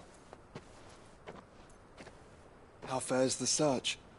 Well, Your Grace, my report shall be with you ere long. Ah, yes. Yotei is otherwise engaged, at my behest. And the duty of wardenship? Fulfilled. For as you see, I've been reunited with my first shield. I am Cyril, Knight of the Undying and bearer of the Burning Quill, charged with chronicling the mortal deeds of His Grace, Joshua Rosfield, Keeper of the Flame of the Phoenix, and rightful Archduke of Rosaria. I entrusted Cyril here with overseeing the investigation into Ultima's origins. Findings from his brothers and sisters afield are delivered here to be collated and catalogued. Just how many Undying are there? Not nearly enough, milady. Yet we are glad to give our all in service to the Phoenix. Such is, and has ever been, our creed. I see. You have your associates, I have mine. But you may now think of them as ours. That won't be a problem, will it? The Phoenix is our sun, and we but the shadows that quicken in his radiance. It is from the darkness that we serve, both him and now you.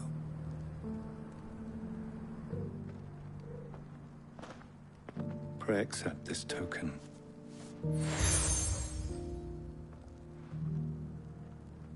For as long as you bear it, members of our order will reveal themselves unto you, if there is nothing further. No. You are dismissed. Your Grace.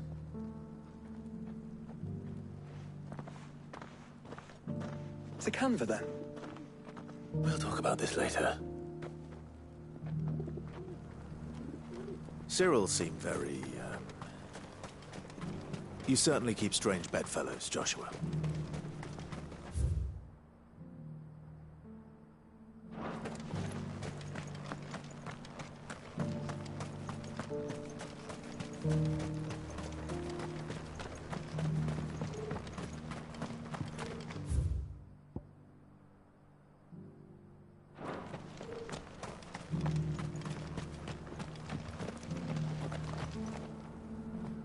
Are you buying or selling?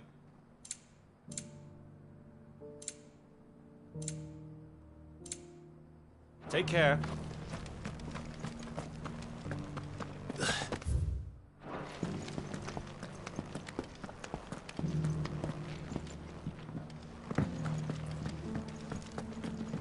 That mark. You must be Lord Rosfield. A pleasure to make your acquaintance, my lord. I, too, am a member of the cause, though I spend most of my time hunting. For the good of the village, you understand. The soil is poor here, so the people sup mostly on meat and blood. The hides, meanwhile, they make into leather, and then into gill.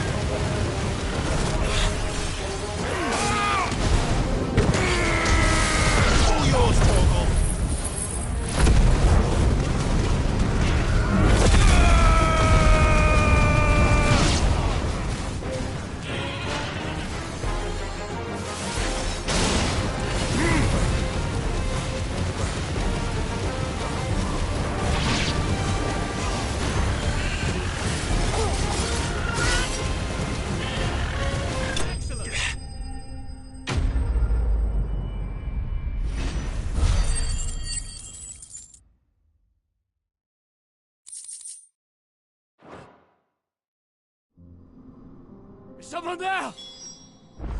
Please, I can't move my leg! That doesn't sound like an Akashic.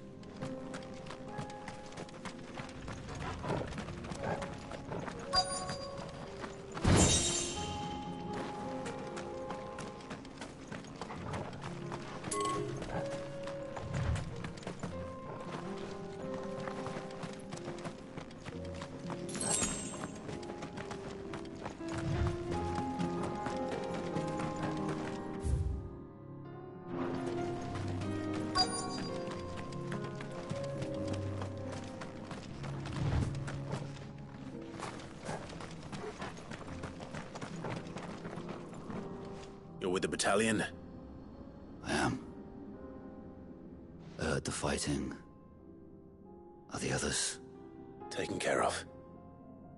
One of your brothers in arms told me what happened and asked for help. Another survivor? Where is he? Tell me. His wounds were too deep.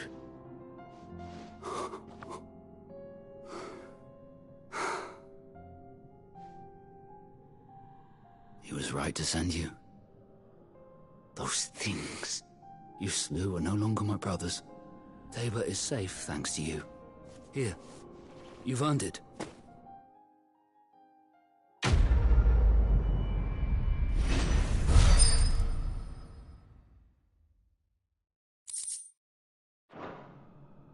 You seem familiar. Have we met? You must have me confused with someone else.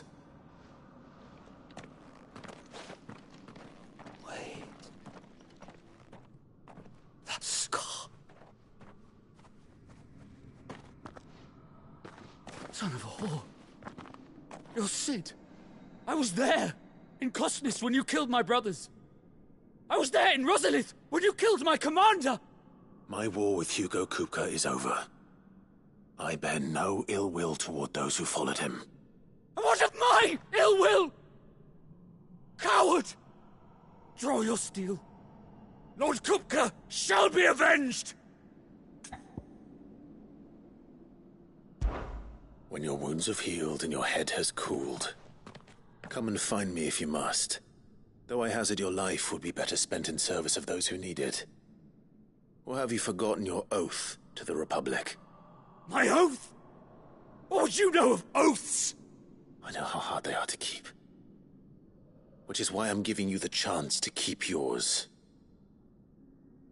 No. I won't be deceived. Lord Kupka told us of your crimes. You are an outlaw. A murderer, not some... Man. Like you or anyone else. I am nothing like you. But if you're not gonna kill me, then go. Leave! Just know that I will find you, Sid. Someday.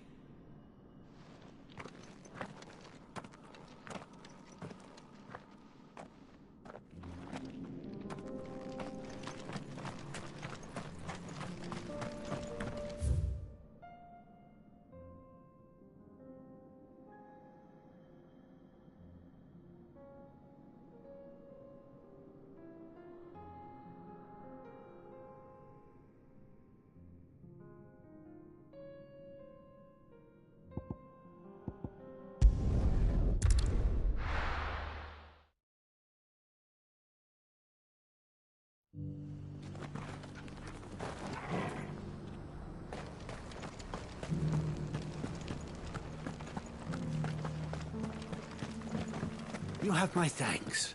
Without your medicines and your wisdom...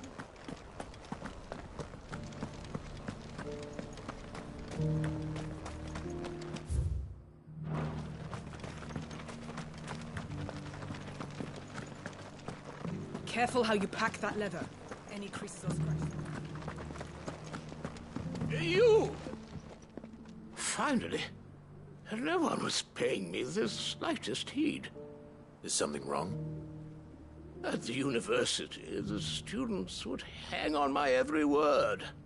Sadly, this far from home, I'm just a vagrant greybeard. The university? You're a scholar.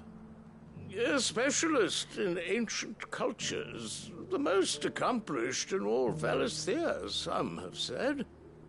Not that I look the part in these tattered rags. In my heyday, no obstacle could have kept me from my studies.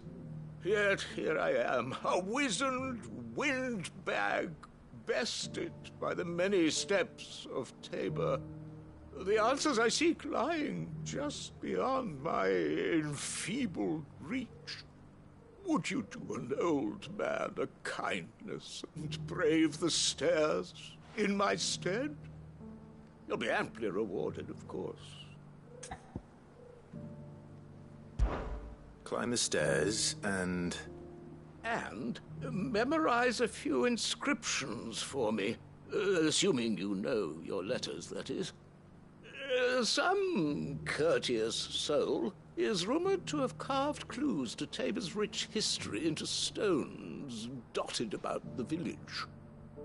3 of them, to be precise. 1 each to the north, south, and east. I'm here in the hope that those carvings might shed light on a riddle I've been pondering for some time. Namely, the otherwise undocumented origins of Tabor's unique people. People quite unlike those of neighboring lands. I can't promise I'll remember everything perfectly. Remember what you can. I'll piece together the rest. Make for the domed pavilions, and you'll have no trouble finding the stones.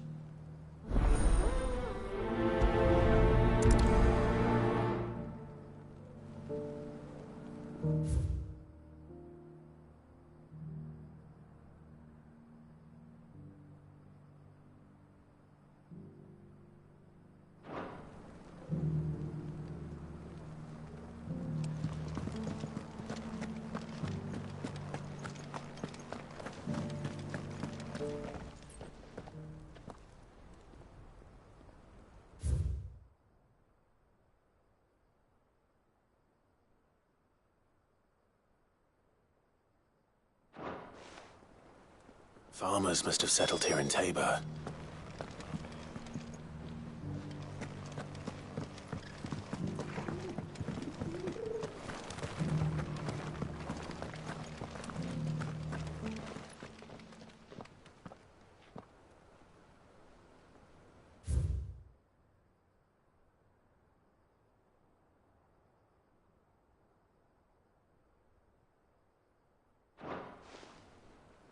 What golden plains might the wanderers have called home, I wonder?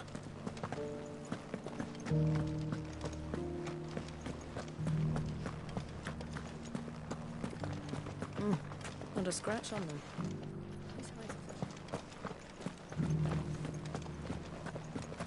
So it's these stones to Canva, and the rest of the boxes. Why won't the sky go back to hell?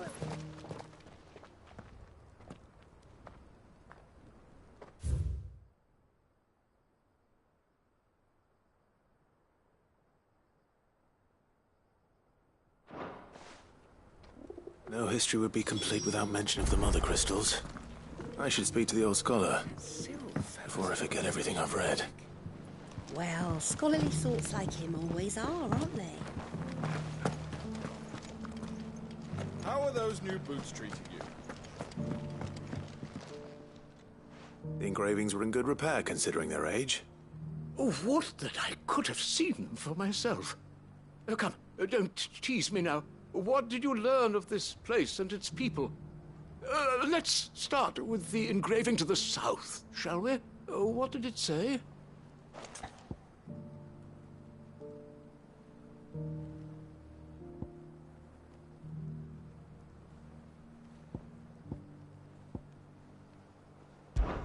Guardians of the Crystal, the first stones of Tabor, sacred hold thy noble blood, till ends the mother's labor. I'm pretty sure that was it. Fascinating. It would seem the founders of this city were descendants of those fallen charged with protecting the mother crystals. But whatever could have driven the Guardians so far from their sacred charges, I wonder? The engraving to the north is next, I think.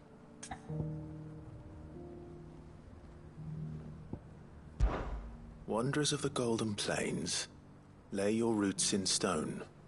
With pride recall thy noble past, and make these rocks a home. Or, I think that was it, at least. No doubt you're right. There are vestiges of nomadic customs in Tabor its guardian roots could never account for.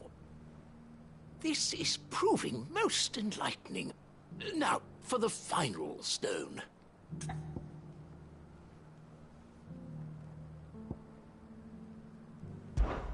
Children of the hunters, now tillers of the land, reap her promised blessing and give praise her gracious hand. That's all three.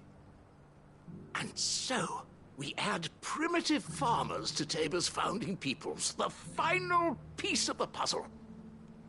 3 engravings, one for each of the 3 peoples to have settled Tabor in ancient times.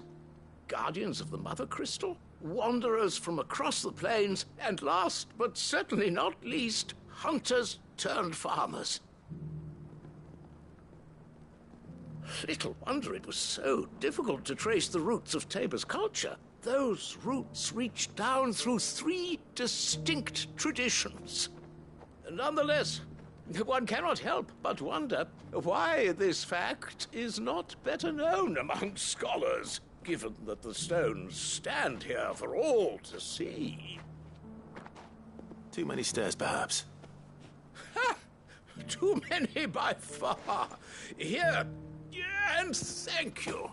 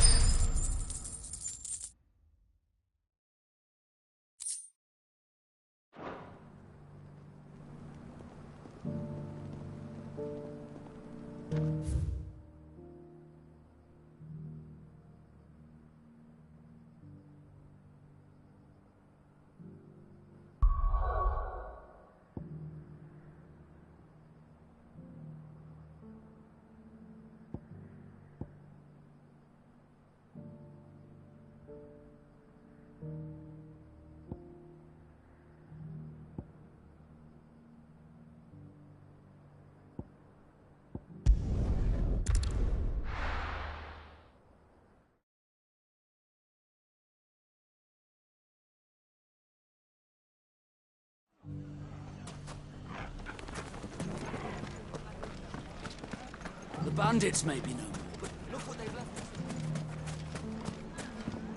It shouldn't be too hard to find goods.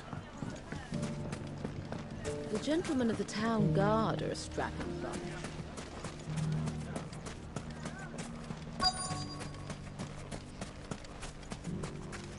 Could be I know something more. Clive, listen! I found someone who says he's heard the rumours about Nan. Have you? Go on. Tell him what you told me. All right. It's like I said. A wizened old crone by the name of Karen's been selling steel to whoever will pay her price, be they knight or knave. Says the more swords and spears she puts in people's hands, the more war they'll wage. And the more war being waged, the more call for swords and spears. And who will they all turn to keep them in steel? Why, the good Reaper herself. And you've seen this Reaper at work? Aye, it just so happens I have. You'll find her right here plying her trade most days. Here in Delamil? Where exactly? She has a stall here in the market, but if you're not the patient type, you can probably find her at her storehouse on the edge of town. But it'd be a bolder man than me that braved that particular nest of vipers. Feeling bold, traveler? I hope so, for your sake. Now, if that's all, I have places to be. Sorry to have kept you. You don't think Nan's the Reaper, do you? Not unless she's discovered the secret of how to be in 2 places at once. Eh? What do you mean? Lady Karen hasn't left the hideaway in weeks. So who has been running this stall he spoke of? Good question. I'll go and have a look. And I'll visit this storehouse on the edge of town. All right, but be careful, Clive. You too, Goots.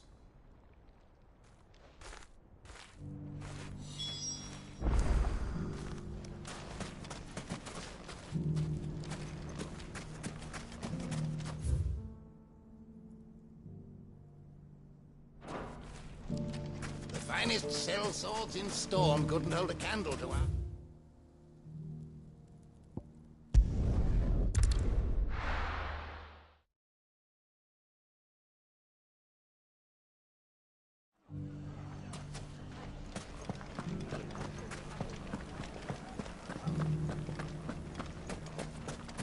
You fought very bravely. The safety of the town is in our hands.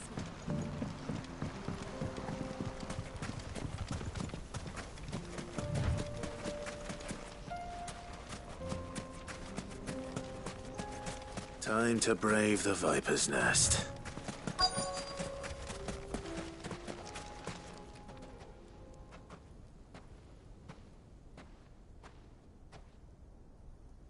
Just you, is it? Thought I might have laid it on a bit thick.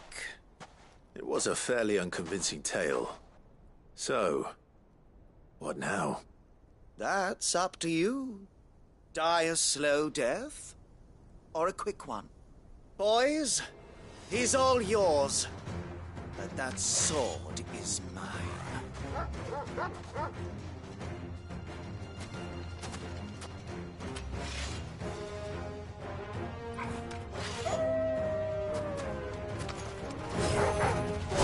Leave now and we can pretend this didn't happen.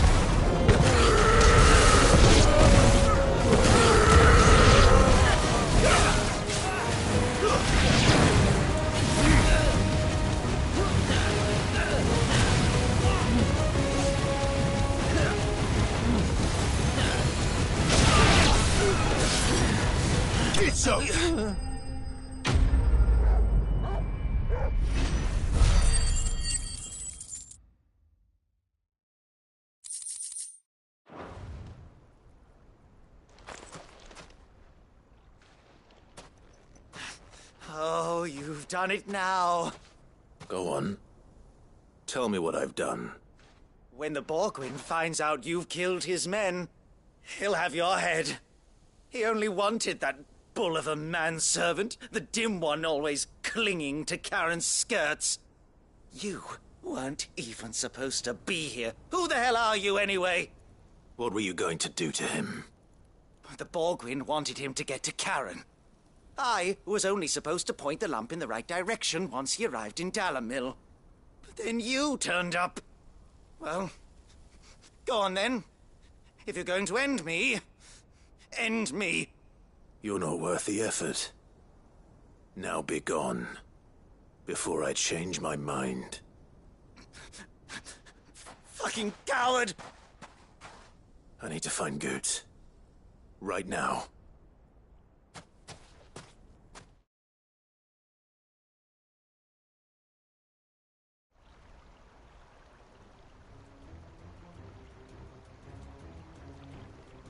Get your filthy paws off me, you naughty pated lout! Stop calling me names! And stop spreading them horrible lies about Nan! Well, that will be easy enough. For they are not lies. Every last word is true. And she must pay for her crimes in blood. Blood? Goose, are you all right?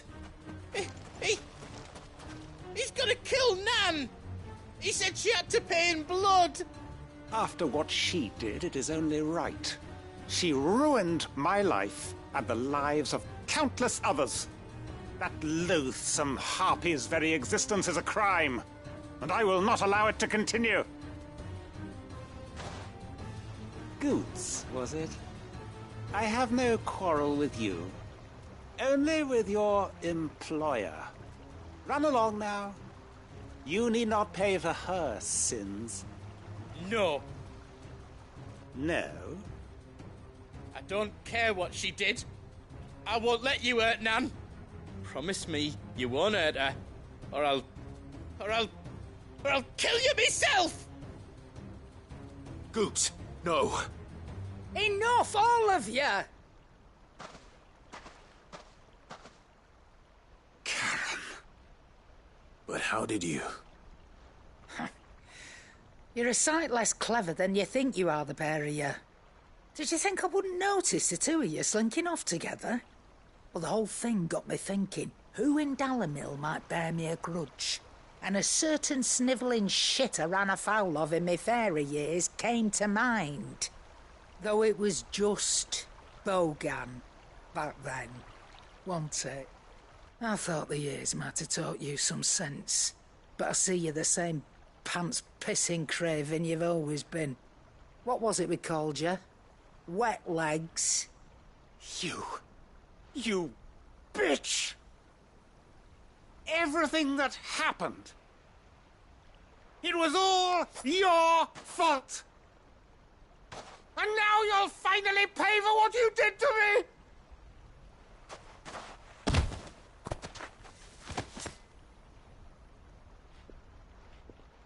Gooch, you... If you want a piece of Nan, you'll have to go through me. Fuck! You great galoot. Out of the way, I can handle this myself. So, wet legs, you remember what you told me when we last met? An eye for an eye. Wise words, Sam. Wise words. And now, it's time to collect.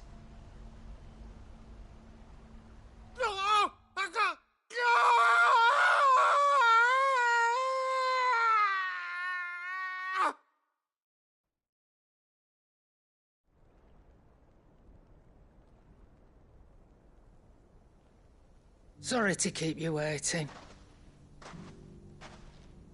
Is he... Dead? No. But I reckon he wishes he was. It isn't easy going through life one eye short of a pair. After all, I should know. You don't mean... Oh, don't tell me you didn't notice. Lost it to old Wet Legs back when we were working the same routes. Said I'd stolen from his strongbox. I'd done nothing of the sort, mind. But that didn't stop him taking his little revenge. So I took some of my own. Sorry, lost everything. His coin, his clients. Always knew he'd be back one day to claim his due.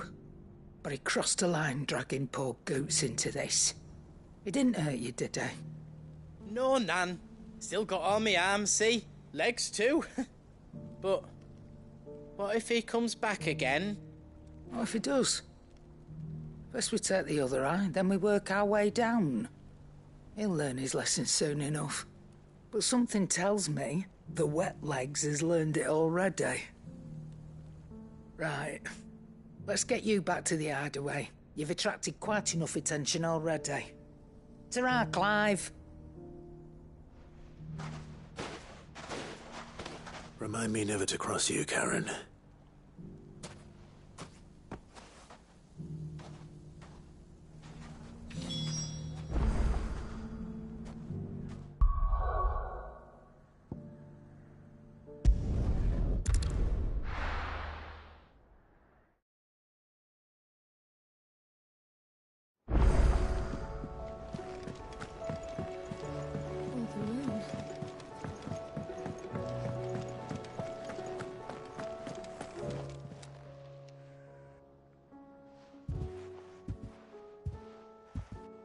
nothing like a dish of cold vengeance to foul the gut. I'm sorry, Nan. I didn't mean to make things worse. I just thought I had to protect you. Like you've protected me. Aye, well, someone had to. Your parents certainly didn't give a whit for your well-being. Reckon the both of us would be worse off if I'd not taken you on. You've always been me right eye, Goots. And I'd have you stay that way. So don't you dare go looking for trouble again. Well, I will. If you ever need help, I'll do it again and again, and you can't stop me. Why, you big lump. Fine. Play the hero if it makes you happy. Thanks, Nan. I won't let you down. There's nothing he wouldn't do for you. That's as maybe. But if he's ever to make his own way in life, he'll need to start looking out for himself as well. Till then, he'll need people to watch his back, just like you did in Dalamil. Don't think I didn't appreciate that. Of course. His family. Stop it. You make me one good eye, mister. I don't go thinking that'll do you any favours. A potion today'll cost you the same as it did yesterday.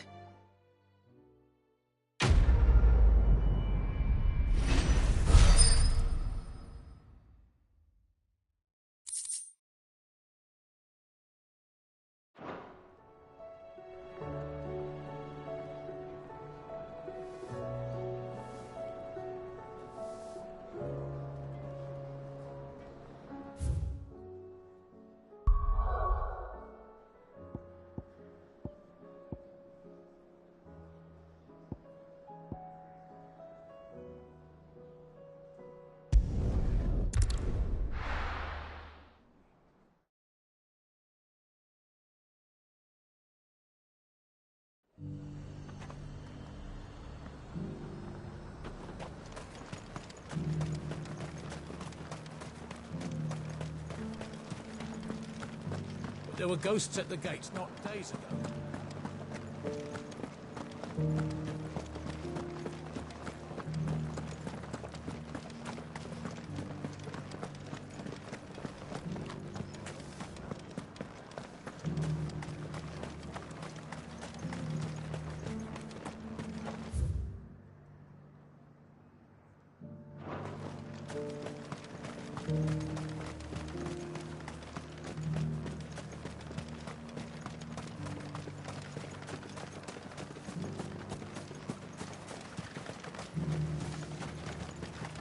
To the meadows, then.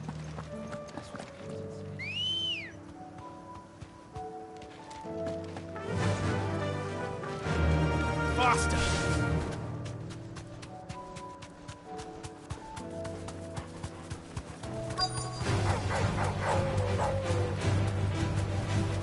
Straight home now.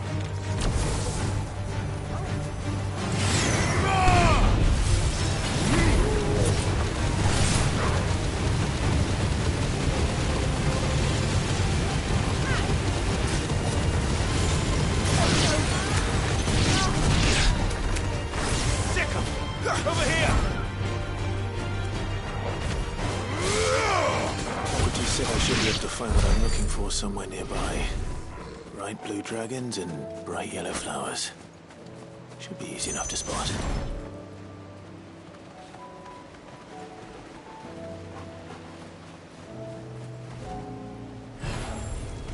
This must be our wyvern. Right. Let's get this over with.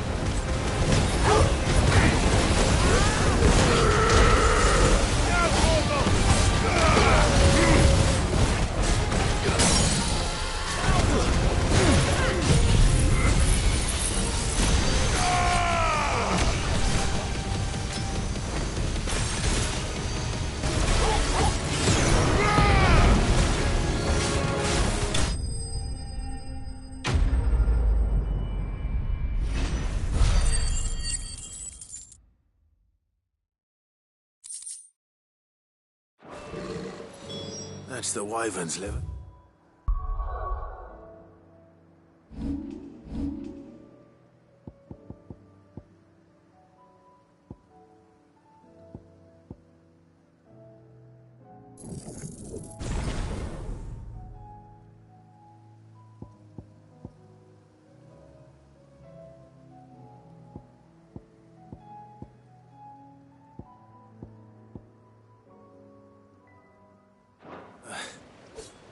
Now I just need to find the herbs.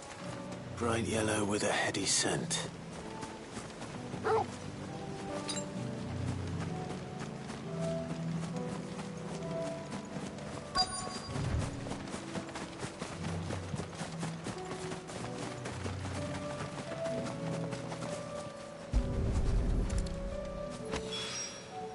I think that's everything Molly needs to resurrect her recipe. Better head back.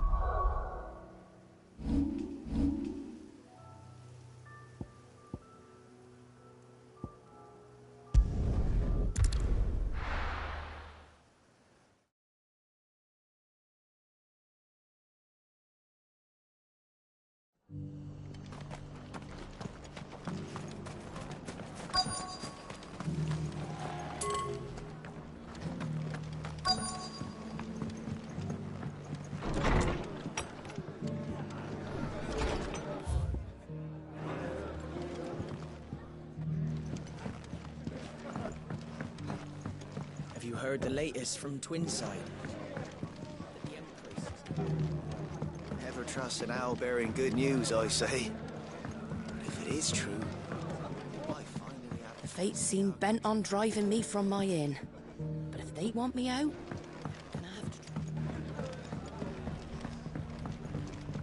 My lord Marquis, it is you. Then you received my letter. I am Sebastian Rutherford, chief steward of your lord uncle's estate. Of course. We met once before. Yes, my lord. Thank you for coming. And what was so sensitive that you couldn't put it in writing? 1,000 apologies, my lord. I did not mean to offend. I merely... It's all right. Continue. I am here at Martha's Rest, at the behest of your lord uncle, tasked with learning what I am able of the realm's current state of affairs.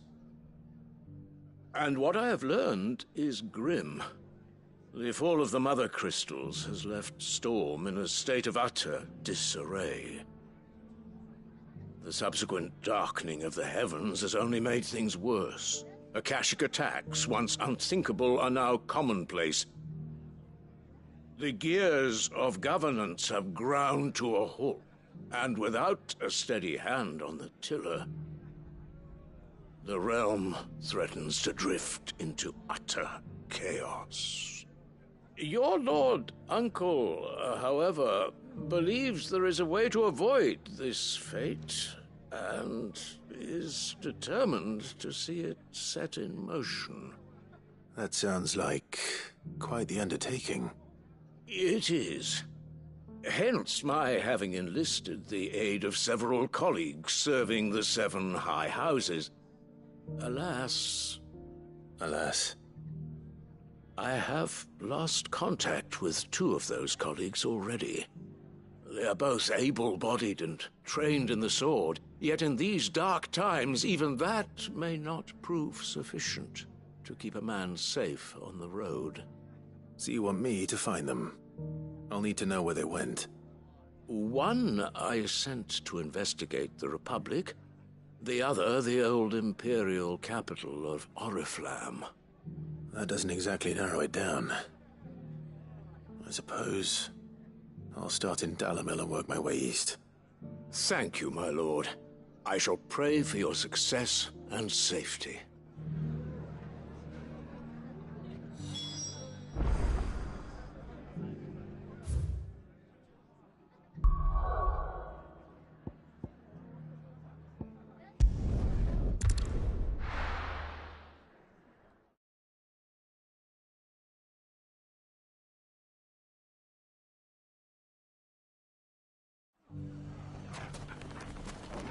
It's not going to be easy finding one man in an entire republic. Bandits, maybe. Let's hope someone here's seen something.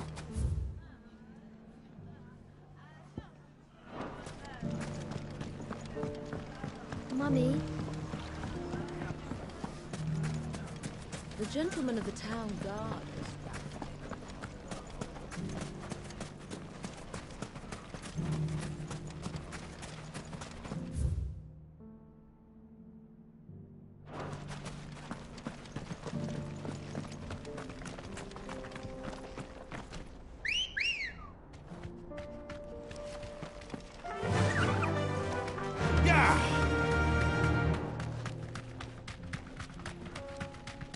Someone's got himself in trouble.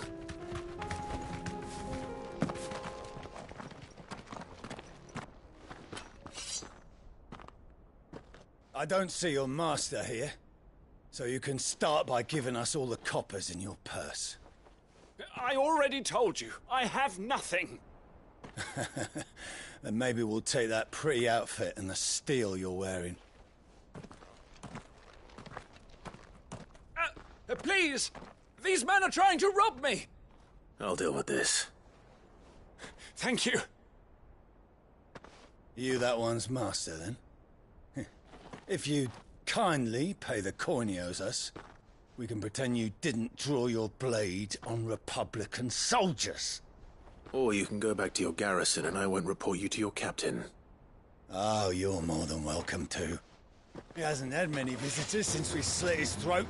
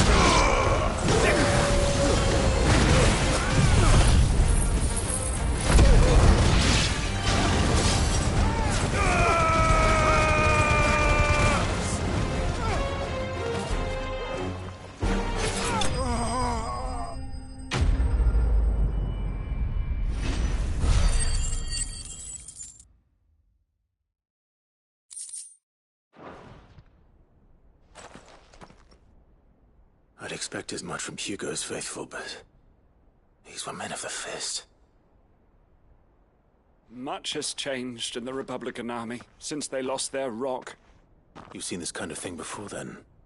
Many times. I was sent here to observe the situation. You're one of Rutherford's men. He sent me to look for you. Well, then you have my thanks. I fancy I could defend myself against one, perhaps two, but a whole regiment. I arrived in Dalimil several days ago, but when I called upon the captain of the local garrison to make inquiries, his men confiscated my effects and locked me in a cell. The captain is no more, and his men make the rules now. Fortunately, I was able to bribe my way free, only to be stopped again by those soldiers you so kindly dispatched. What of the Fist's Central Command? Surely they wouldn't allow such lawlessness amongst their ranks. I would imagine they are unaware of it. Most of the army has fallen back to the capital and hunkered down behind her walls. Those who weren't recalled now rule the fringes unchecked, answering to no one but themselves. Then it's worse than we imagined. You should return to Rosaria. It's not safe here. I'll find a caravan heading north. You won't mind if I borrow one of these soldiers' coin purses?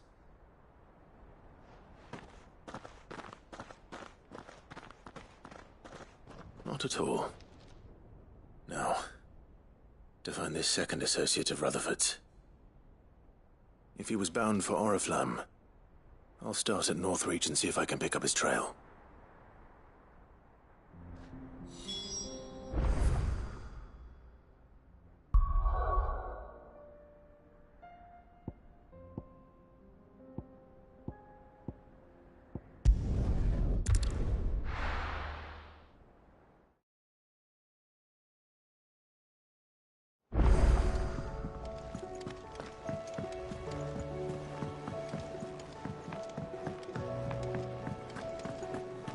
Seems the hideaway's lost its...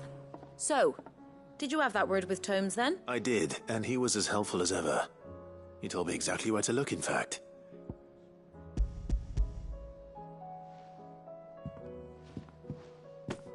And what precisely will I be cooking up?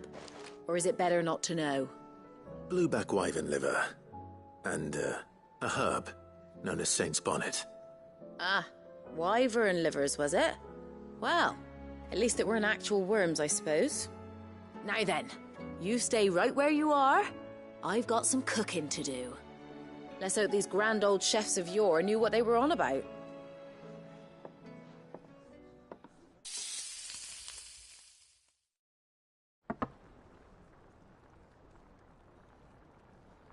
And here we have it.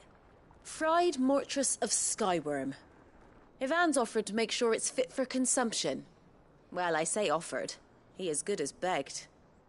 And rightly so. Is there any higher honour than partaking in a slice of culinary history?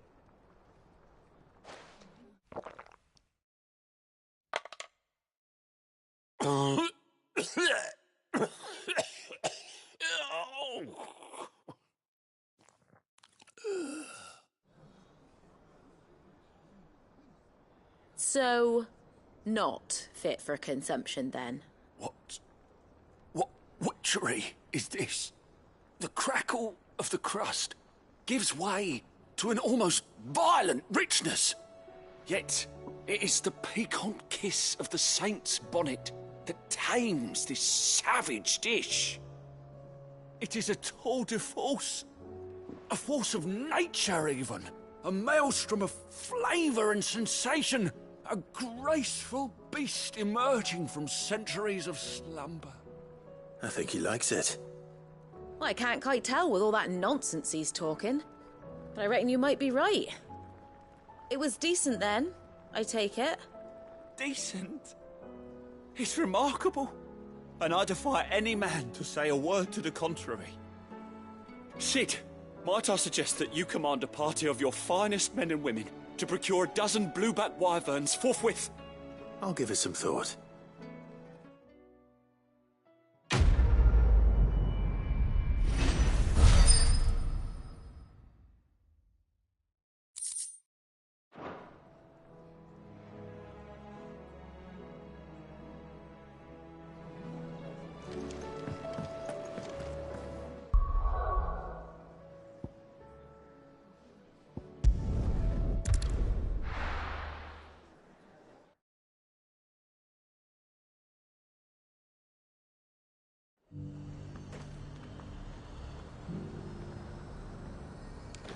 There's a lot of road between here and the capital. Rutherford's man could be anywhere.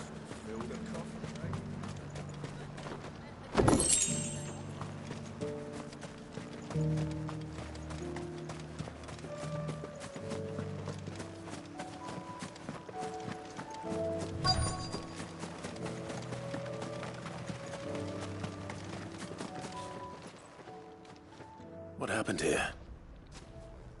If you're with the others, they've already relieved me of my belongings.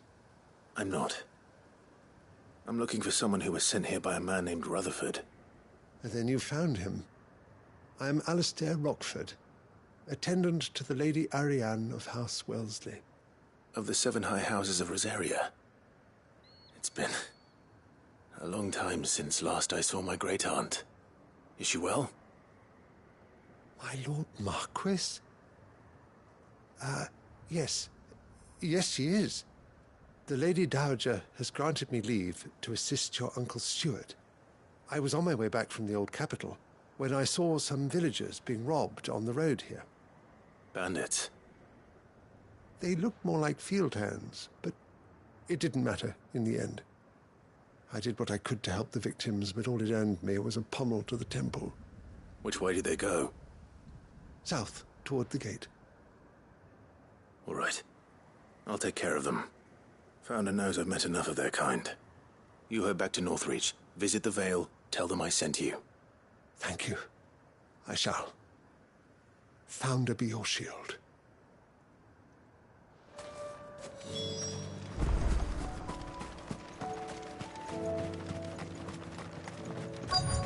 They just couldn't resist, could they?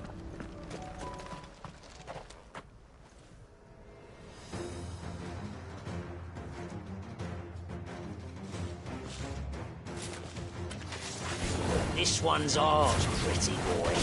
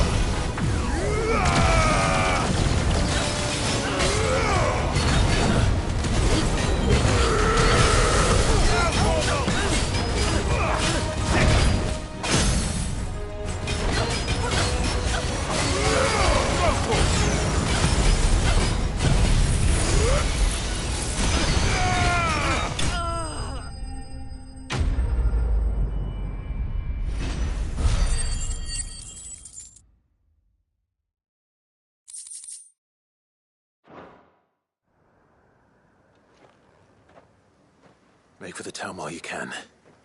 There may be more bandits nearby. You don't need to tell me twice.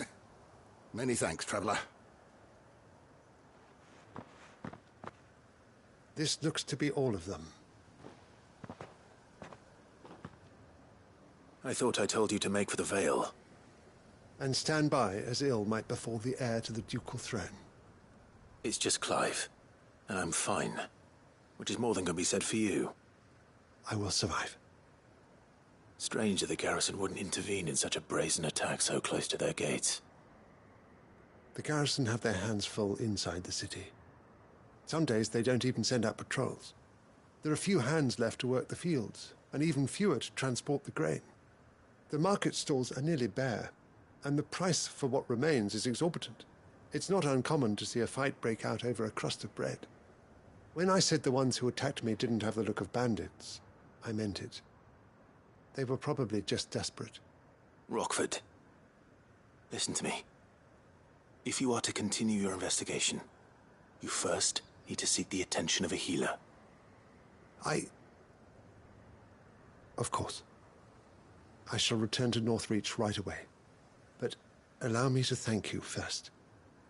Had you not happened along, Don't thank me. Thank Rutherford. It was he who sent me. I suppose he'll be wondering where I've got to. I shall send a Bastolus as soon as I'm able. Good day.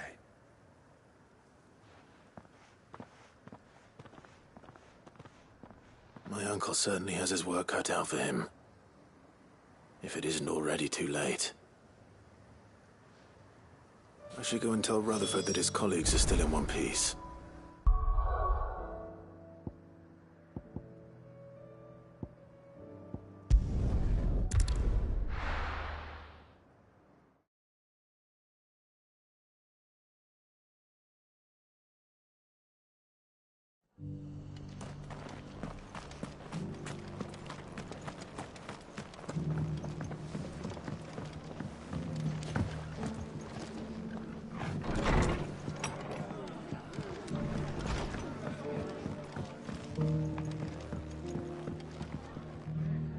I see you're still here. The Rest's location affords a constant flow of traders, and with it, a constant flow of information. Speaking of which, I received word from both my associates. They have resumed their investigations, thanks to you. I only happened to be in the right place at the right time. They both seem to think the realm's prospects rather grim. I am afraid that grim would be putting it lightly. Storm is in crisis, and if we are to free her, we must work quickly. And we must work together. Such is your Lord Uncle's wish. As it is mine.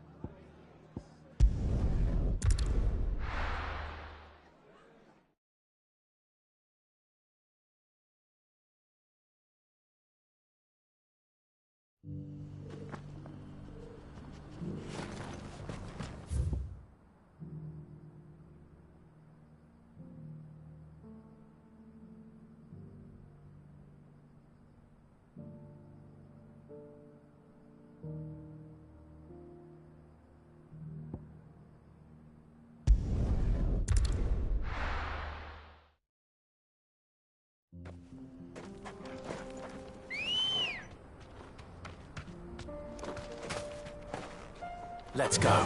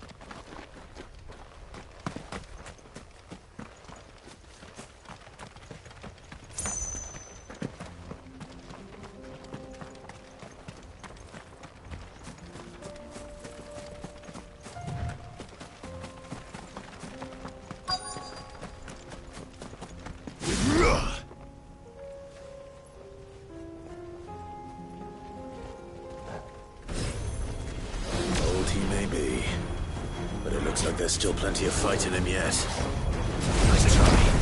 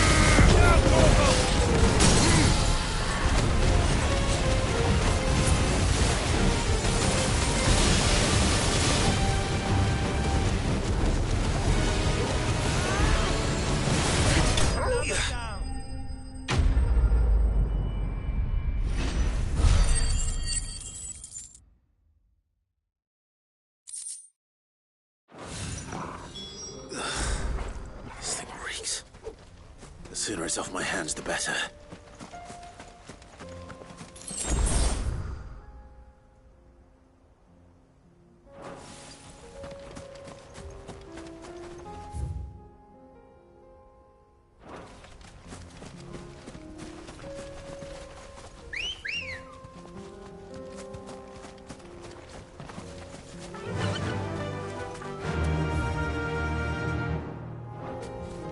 Fly, Ambrosia.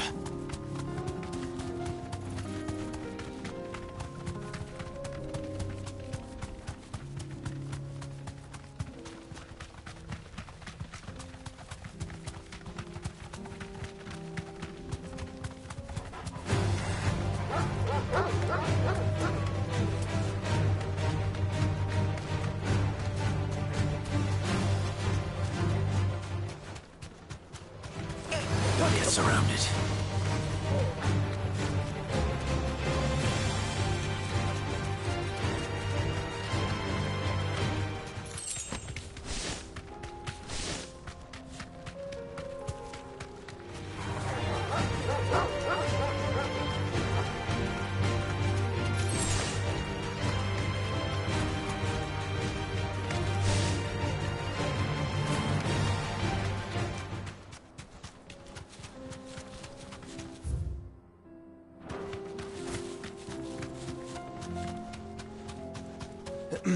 Are you sure this is the right way, brother? The free cities and Back to the stables, girl. Who'd have thought it? Master Cyril.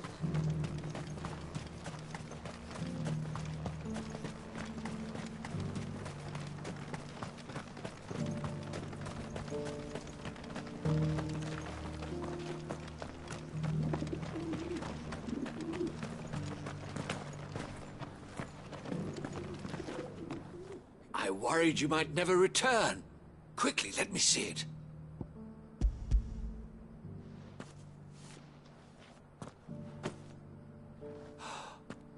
Oh, as supple as a maiden's cheek, yet as adamant as her virtue.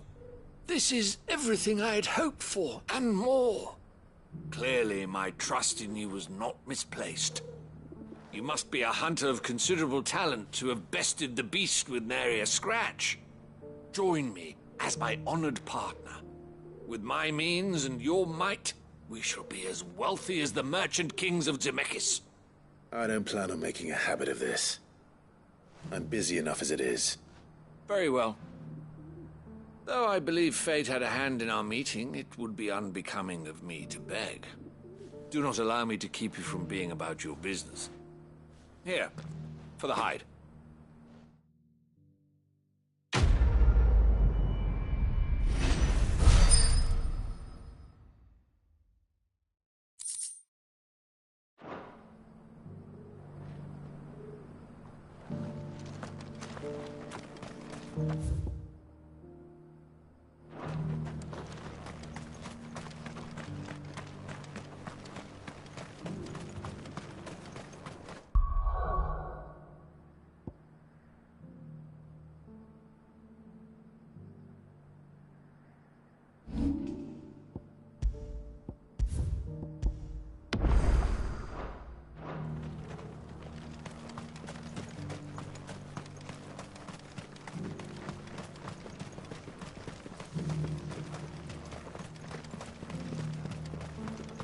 The free cities and a sea?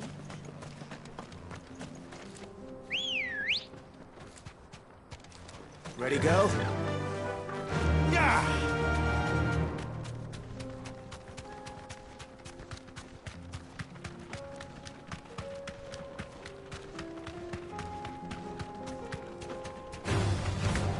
Orcs. Then let us be rid of them.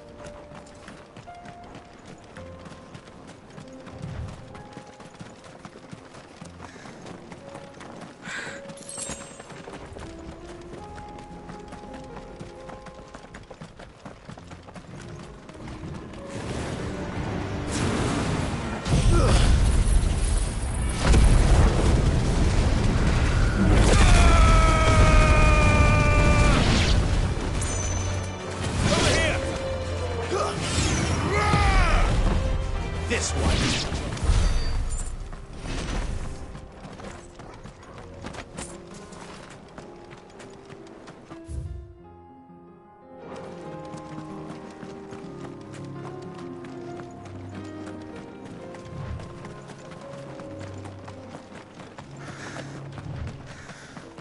Clive. Smoke. Is the city fallen?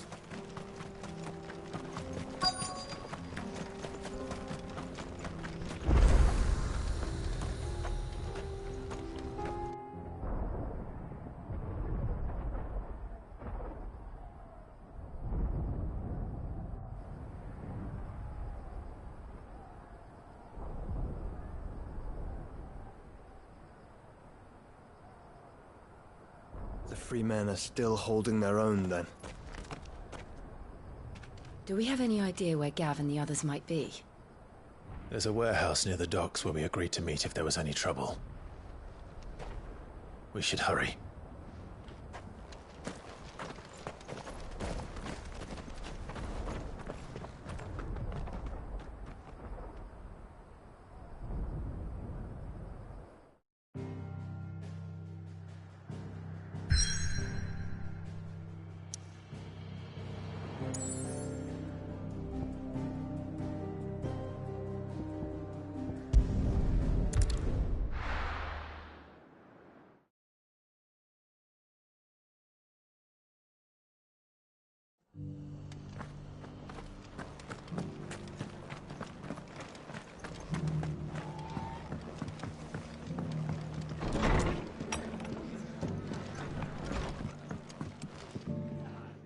Clive. Just the man I was hoping to see.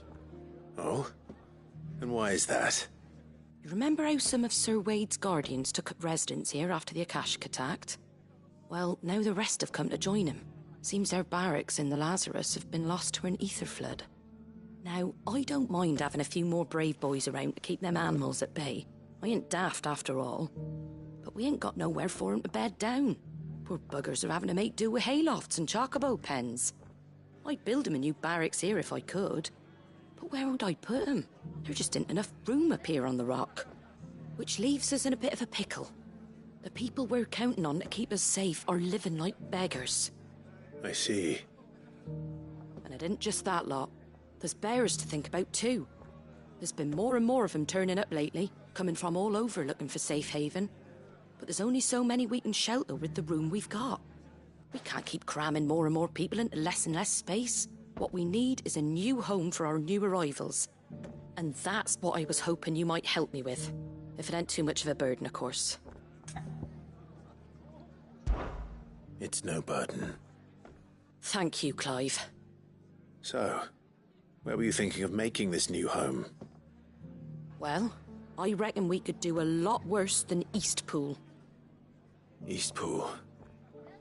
It's been a long time since I thought about that place. It was a tragedy, what happened.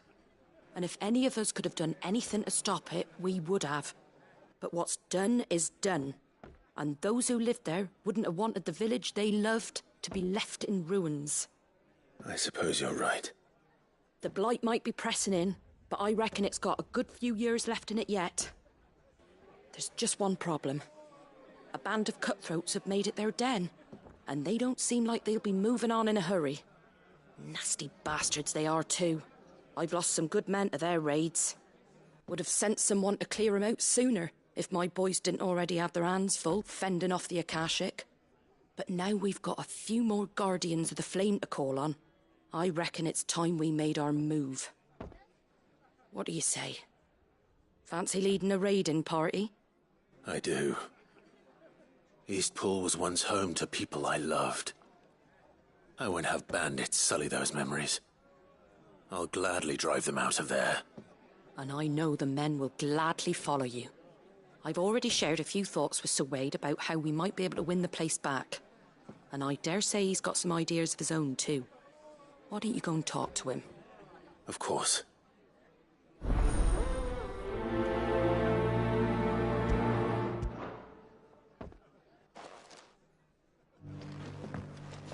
Back to Eastpool, then. Not just yet. Let's hear Wade's plan first.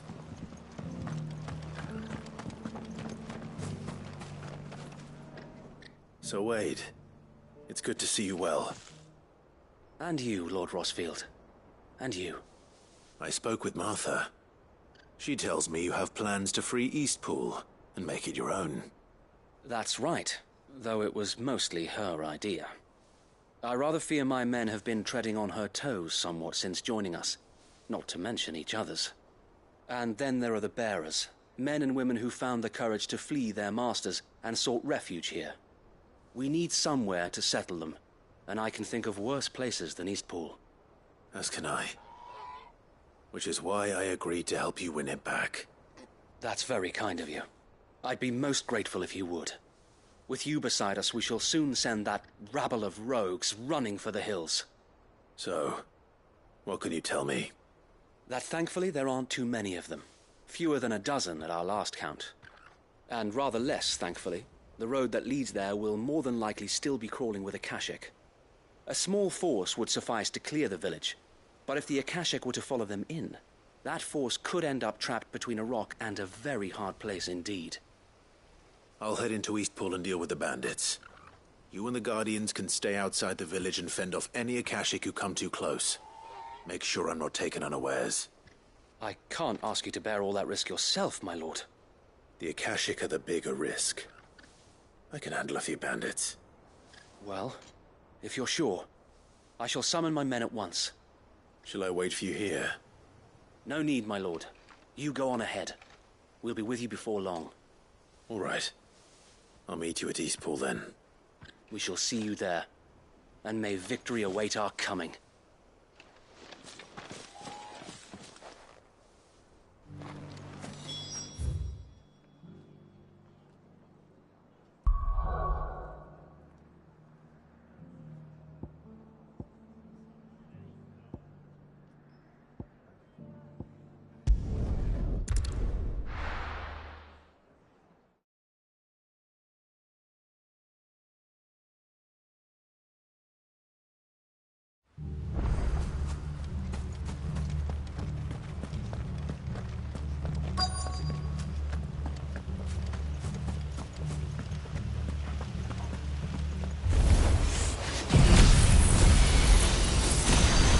Who the hell are you?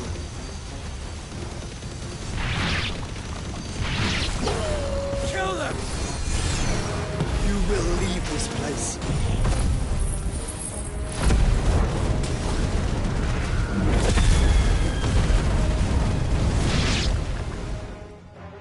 That's the end of that then. Or maybe not. What's that thing doing here? Doesn't matter. It goes too. This one.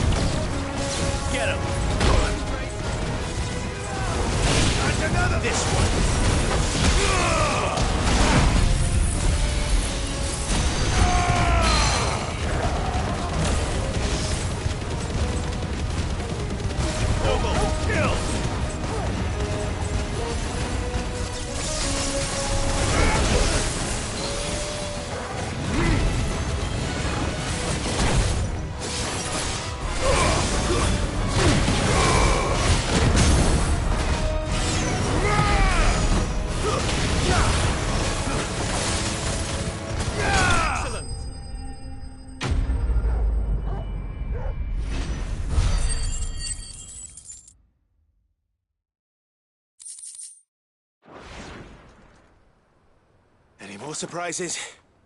I'll take that as a no. Bravo. A magnificent display, my lord. You were watching? I thought you were keeping an eye out for Akashic. We were. Put down more than a few on the road, then arrived just in time to see you slay that... whatever it was. Let's hope it was the last of its kind. Though I expect you and the Guardians will be up to the challenge should another appear. I would hope so, my lord. Your men will be bringing the bearers who'll be living here, I assume. It might be best to send word for them to come right away, before any other unsavory characters move in. Of course. I'll send orders for them to depart immediately. Leave it with me, my lord.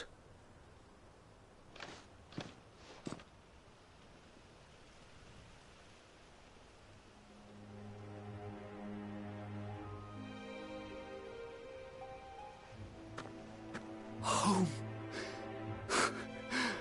Without masters. No. We're the masters now. Our lives are our own at last. That's all of them, and not a single Akashek in sight.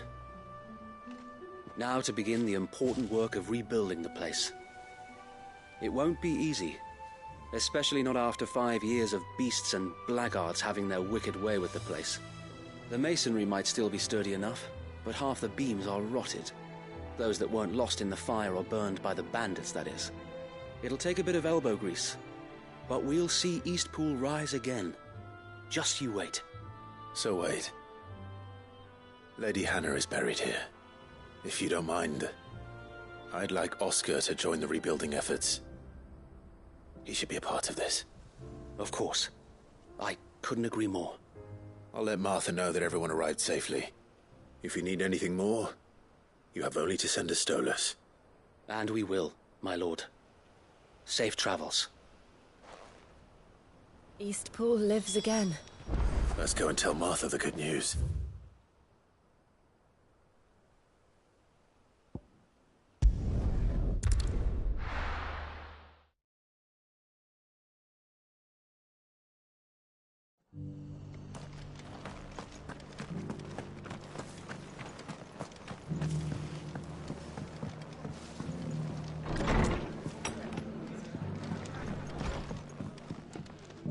Ah, there you are. Sir Wade told me you got rid of the bandits while his lot kept an eye out.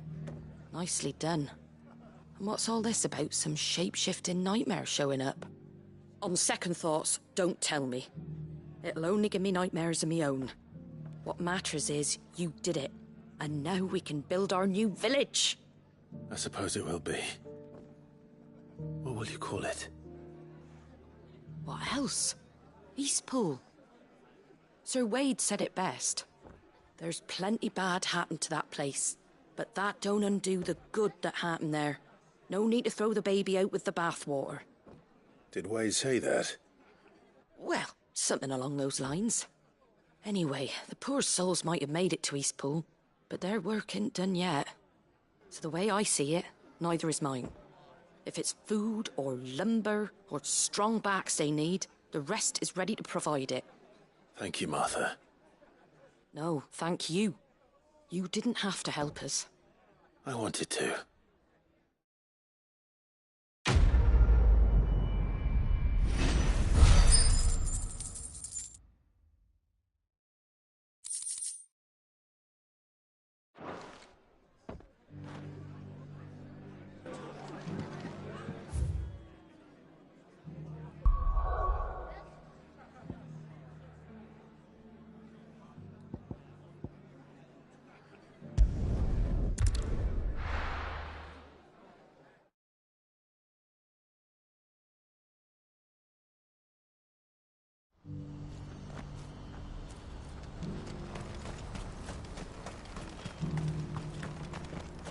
If we're going to do this, we'll need... Clive, your timing is impeccable. It just so happens that right at this very moment, we're in need of someone with your talents. And what talents would those be? Why, your fearlessness, and your skill with a blade. I'm listening. Well, as I'm sure you're aware, when these dark skies swept over the Republic, so too did a wave of chaos and confusion. Randalar has been particularly badly affected. Many of the capital's bearers have lost their masters, or taken the opportunity to flee them. None remain free for long, of course. Most find themselves under the protection of the Fist before they get far. But the army too is in disarray, and finds itself unable to provide for its new charges. Which means it has been looking to sell. And you've been looking to buy, to make sure these masterless bearers remain that way. Precisely. It's the perfect opportunity to free dozens more, and for an attractive price, no less. So where does my skill with a blade come in? Though we may have the funds to buy these bearers, we have nowhere to house them. So we've been searching for a place where they can be resettled. Somewhere far from the prying eyes of those who would see them enslaved once more. And we believe we have found one. Cashlock. A small hamlet hidden in a canyon. The place was abandoned a long time ago, but when the men moved out, the beasts moved in. And so we seek the aid of a fearless swordsman to encourage them to look elsewhere. You'll help, won't you? How could I refuse? Excellent. Theo, if you wouldn't mind making arrangements for the transportation of our guests, as we discussed. Of course. Leave everything with me. Sounds like you'll have your work cut out for you.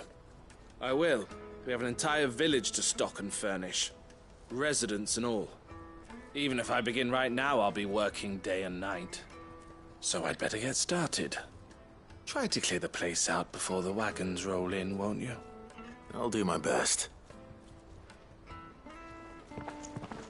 You will find a village in Chairdress Thread, past Lateney's Cleft. My man there will open the gate for you. All right. Wish me luck. I'm sure you won't need it.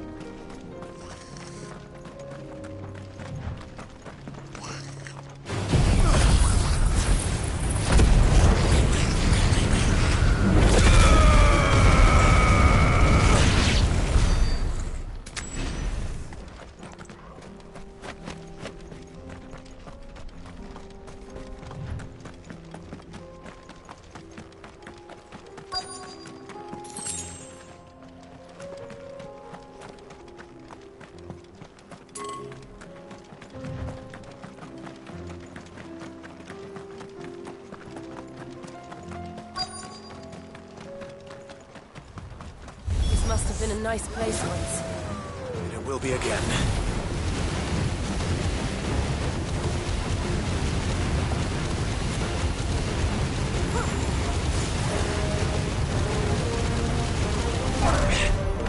Over here!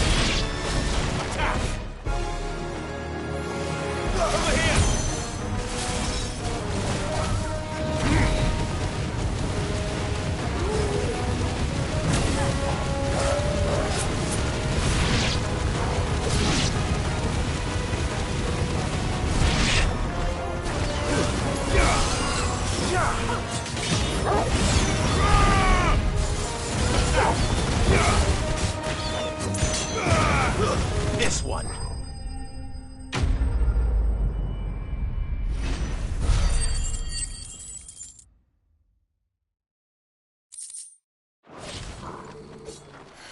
That's the last of them.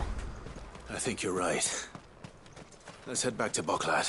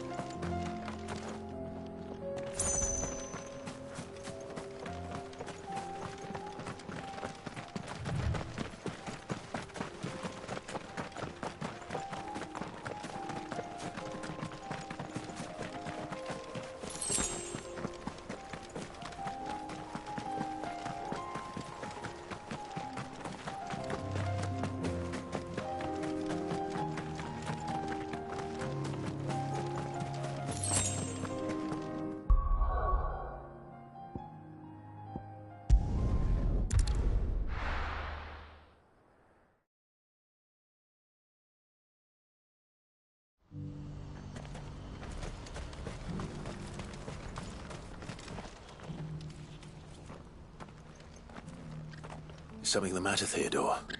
Quiet. Those are our terms. I trust that you will give them your full consideration. I shall. Thank you.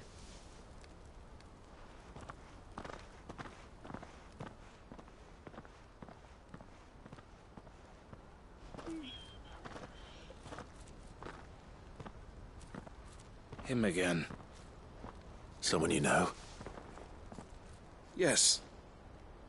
And, no. But enough about him. How did you fare down in Cashlock? It's done. The village is safe now. You made quick work of it, as always. I should go and let Eloise know. Don't let me keep you. But Clive, don't tell her I was watching her, will you? She'll only get upset. I'll explain everything once you've finished with your report. All right. We'll speak then.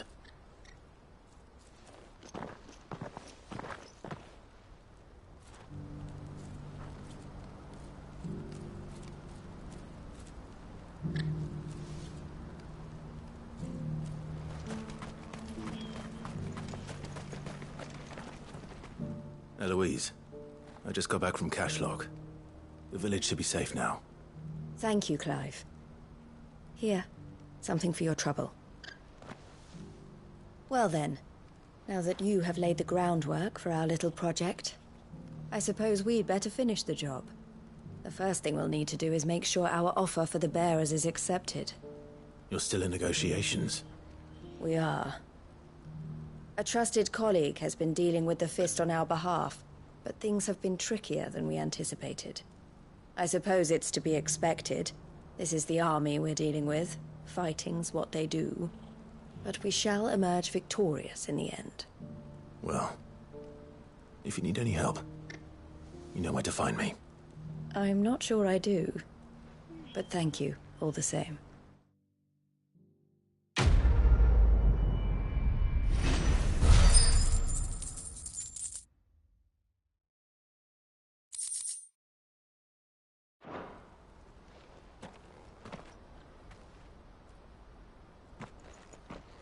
Ah, Clive. You wanted to talk? The man I was watching earlier, the one speaking to my sister. He represents the Silver Peak Consortium. It's one of the bigger trading houses. I don't think I've heard of them. Well, every trader in Dharmekia has. They operate across the length and breadth of the Republic, and they're still expanding. They've been trying to get Eloise to join their ranks for some time now, and judging by her reaction earlier, I'd say she had half a mind to accept their latest offer. And you'd rather she didn't? I would rather she did what makes her happy. And I would never deny her such an opportunity. Eloise saved me from slavery, and we have striven to save others like me ever since. But this was not the life my sister wanted, nor the one she deserves. I won't let her give up on her dreams again for my sake. She freed me from my bonds, and she must be freed from hers in turn. You're a good man, Theo. I have always been grateful for what my sister did for me, and I want to repay the favor by letting her live her own life. But each time an opportunity to do just that arises, she turns it down. For my sake. She loves you. And I love her. Which is why I want this time to be different. To show her that I don't need to be watched over anymore. Though I'm sure I'll still need some help from time to time. I trust that I can count on you. Always. Thank you, Clive. Well then, I had better get back to work. These bearers aren't going to move themselves. That's a job for the Crimson Caravans.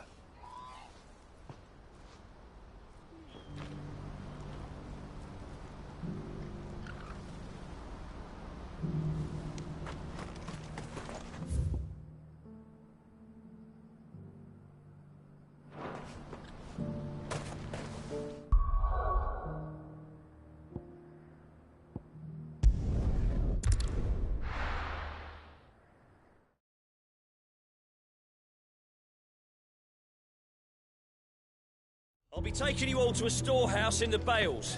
Leave anything you don't need.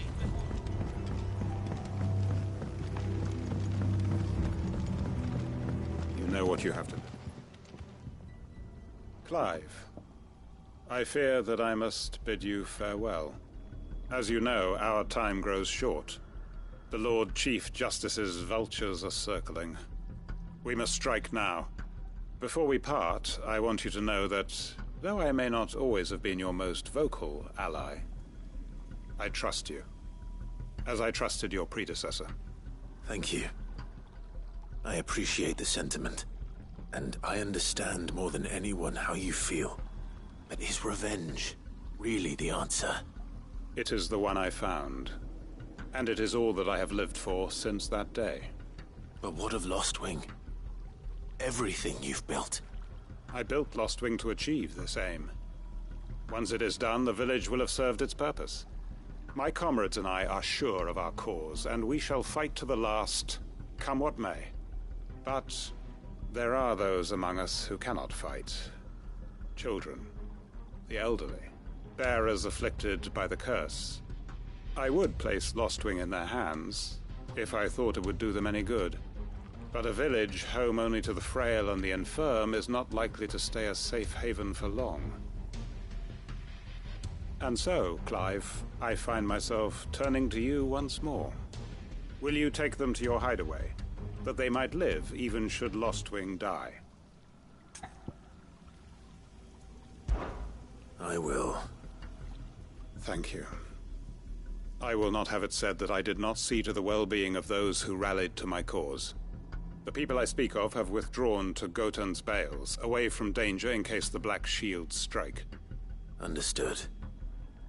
I'll make sure they get to the hideaway safely. Then the last of my preparations are complete. Fare you well, Clive. And may Griga guide us. All of us.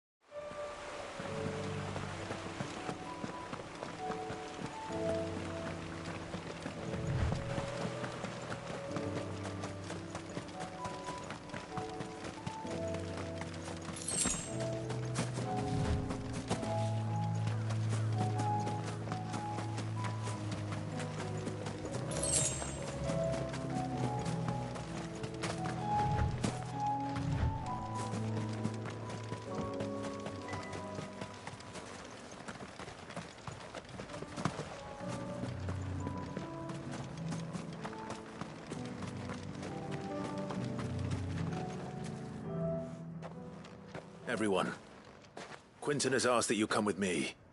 He can no longer guarantee your protection, but I can. There's a safe place I can take you to. Well, if that's what the Master thinks best. Sid, none of us would be standing here today if it weren't for Master Quinton. We owe him our lives. So we ain't about to start telling him what he should do with his. If he's saying we ain't safe in Lostwing no more, it's 'cause he ain't coming back. And if that's what has to happen, then so be it. I only hope he can see this through to the end. That we get to see justice done. I hope so too. Oi! You lot! Where's everyone else? They ain't already left, have they? They've gone with Master Quinton. Fuck! Fuck! Fuck! What's wrong? I've just come from the Justice's manor. We have to get Quinton to call off the attack. It ain't just the Black Shields protecting the place. He's got a guard dog and all. A fucking monster. They don't stand a chance against that thing. If I don't get the message to them, they're all gonna fucking die. No. We can't let this happen. Sid! Don't worry about us. You've got to catch up with him. We can't let Quinton die before that bastard does. All right. I'll do what I can. Where is this manor? It's way over to the east, through the woods. Heavenhall, he calls it. Promise us, Sid. Promise us you'll do what you can.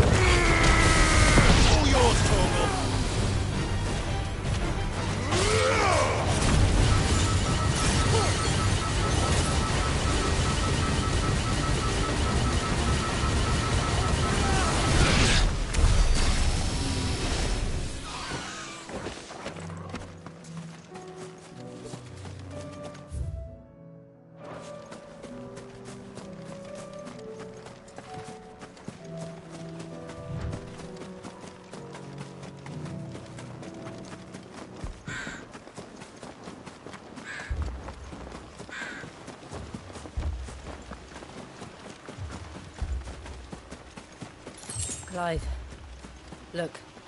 No. Don't tell me we're too late.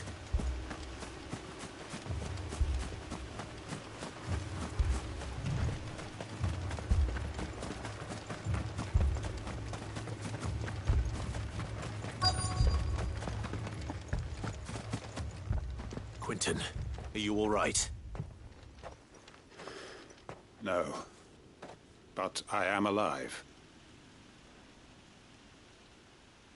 Which is more than I can say for my comrades. They followed me without question all the way here. And they died. For nothing.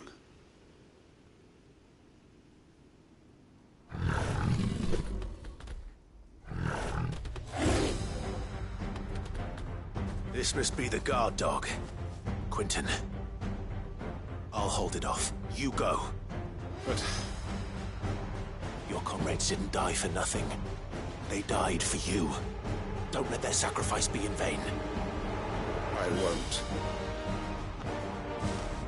Come on, then. That is no mere guard dog. No. Just a rabid beast that needs to be put down. Kill!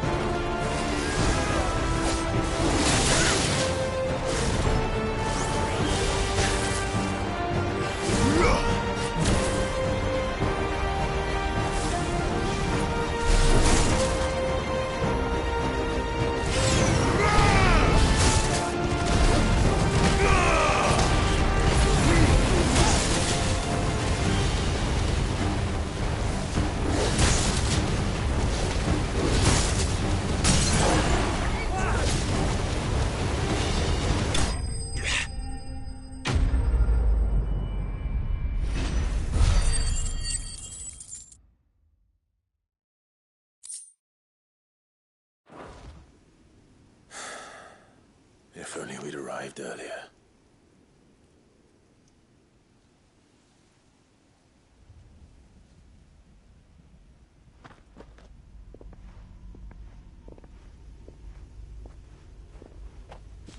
Is it over?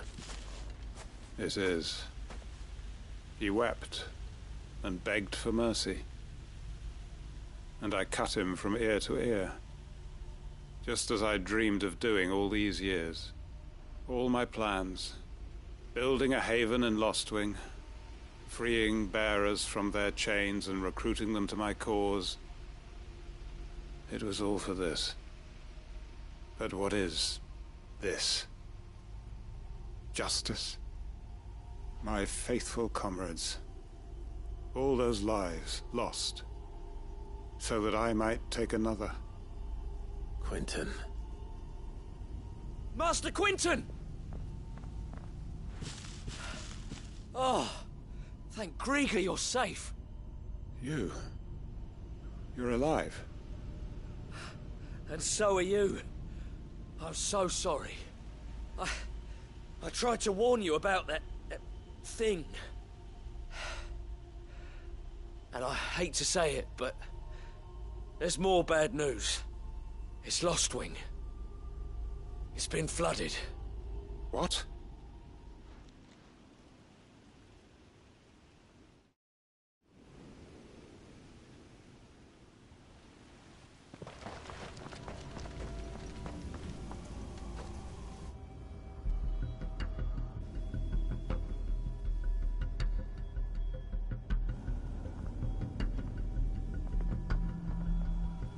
Lostwing. My Lostwing. And look who's here. They must have stolen in after we left, just before the flood struck. What if there are still people in there? Don't be a fool!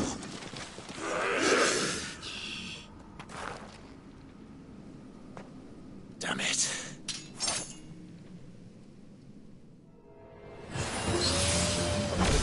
to last long in there.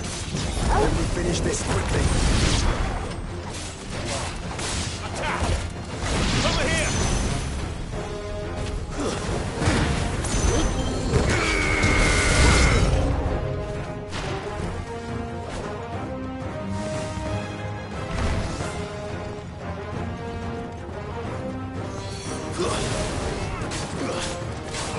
Get him!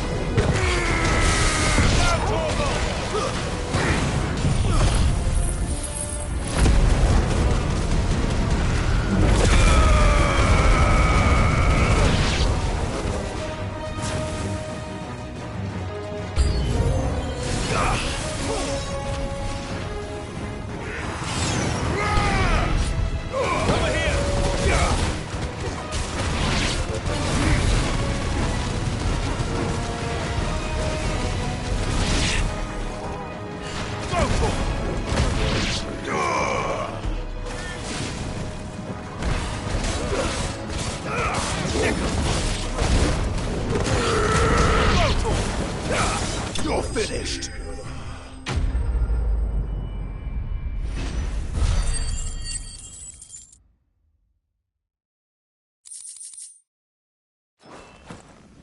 I need to find Quentin.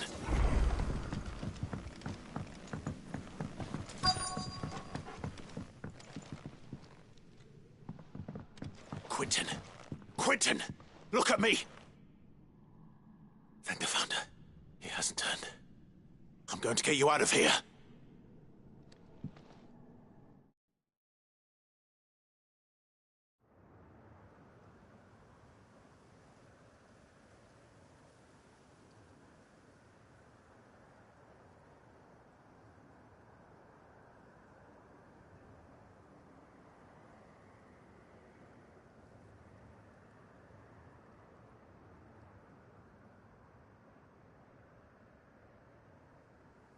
Welcome back to the land of the living. Is Lostwing? The flood has filled the valley. I see. Then all is at an end. A strange way to achieve one's life's ambition. No, Master Quentin. Save your strength. Why?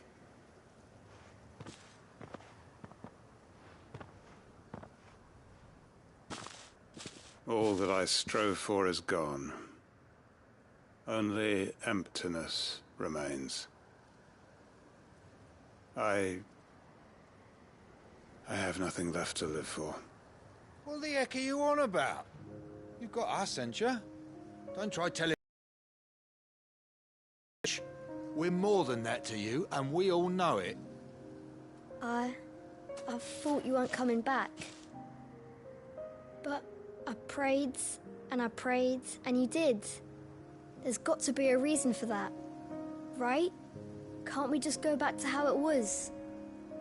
You know, you looking after us all. Your work ain't over yet, Master Quentin.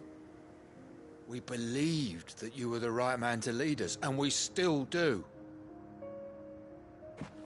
Your village may be lost, but it seems your people aren't, so long as you remain to guide them. But why? After what why would anyone follow me? 'Cause we're family, aren't we? Family? Yeah, and all our comrades who went with you, they felt the same. Lostwing weren't just a village. It was all of us. It was. And as long as we're still here, it is too. We can start again. build a new Lost Wing, right here in the Bales.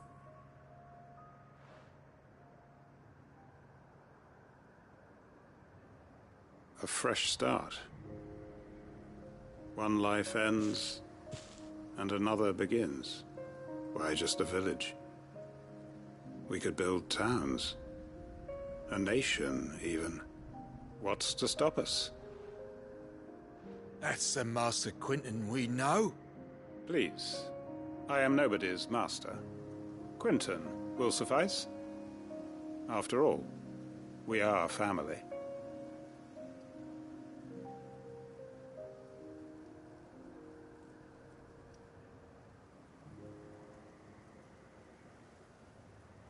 Permit me to withdraw my request. I will no longer be needing your help in looking after my people. I'll pretend you never asked. But you must be rewarded for your efforts on our behalf. You saved my life twice over. And more besides. A bottle or two of your finest red will suffice. Of course. Nothing but the best. And I have a feeling that this year's vintage will be the finest yet. If you don't mind waiting, that is. I look forward to it.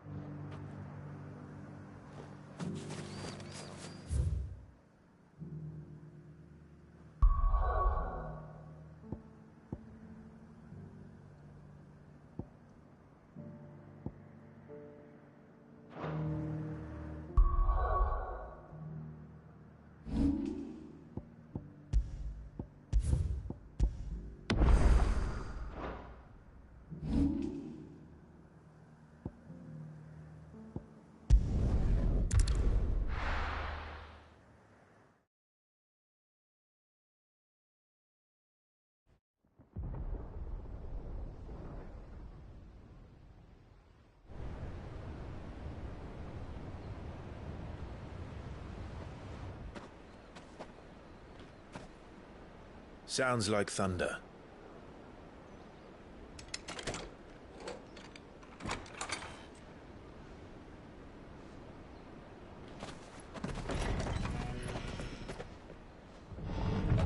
You're late.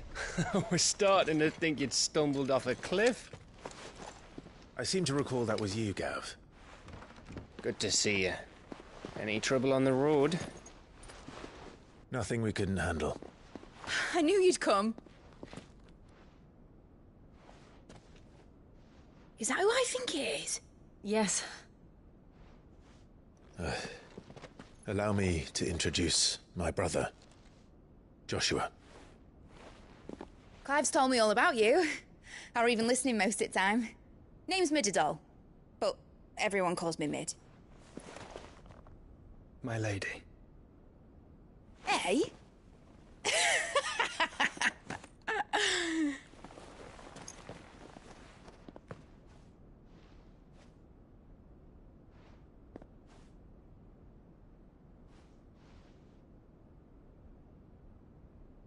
My boy. Uncle Byron. It's really you. I never thought I'd see the day.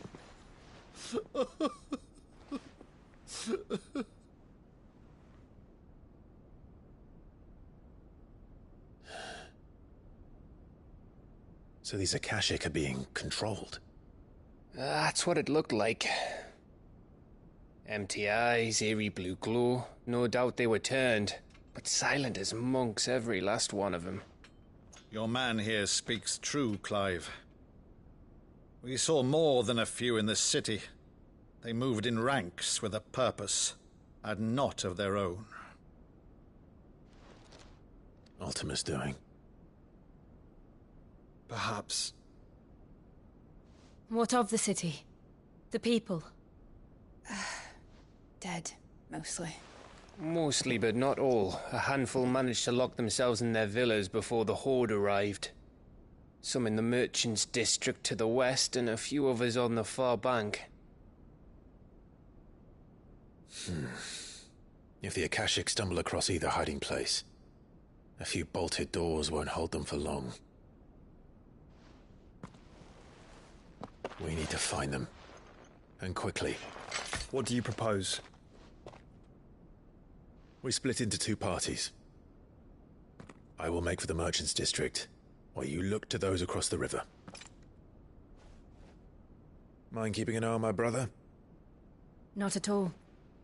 We find the villa and try the servants' entrance. Understood. And what of us? Mid, is she fit to sail? The ship, the Mithril engine could probably do with a few more tweaks. Then you better work fast. Even if we do reach the survivors in time, they'll never make it to the hideaway on foot. You leave that to me. See that Mid doesn't get herself into trouble, would you? Think I can manage that? I'll keep him safe. Looks like you stuck with me, Byron. That's Lord Rossfield, you little gutter snipe!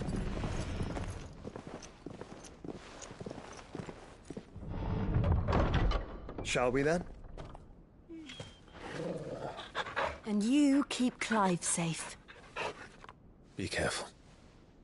Both of you. You too.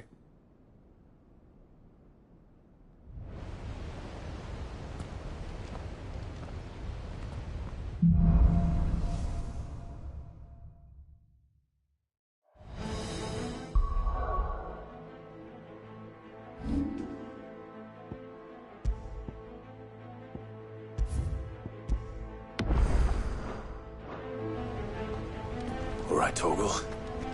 Let's find those survivors.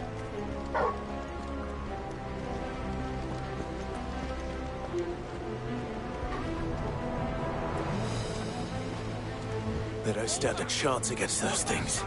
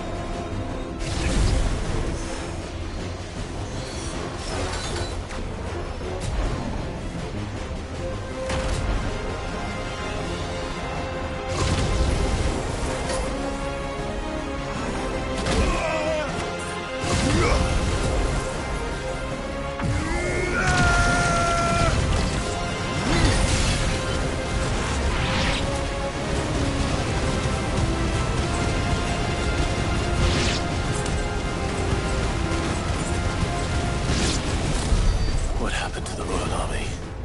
There's nothing but monsters here.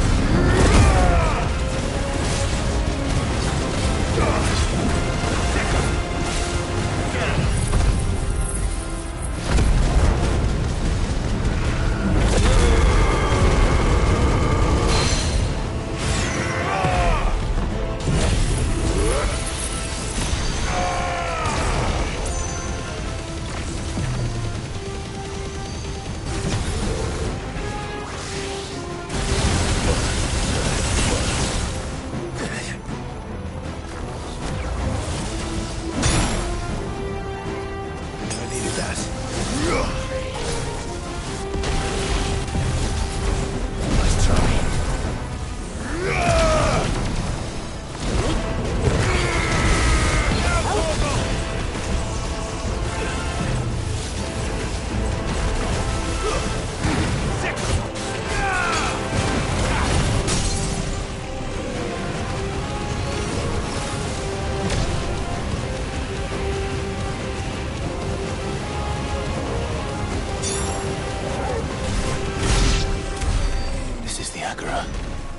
Where the city's leaders gather. There may still be survivors inside.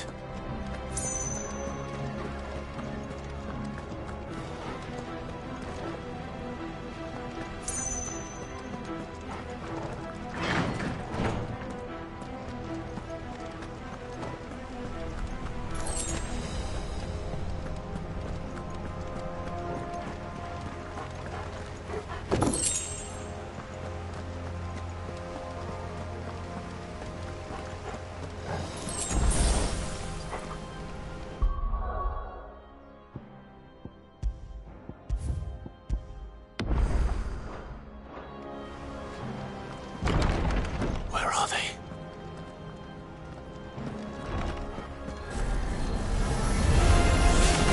These creatures. Was that the way to extend this far? What the hell is going on here?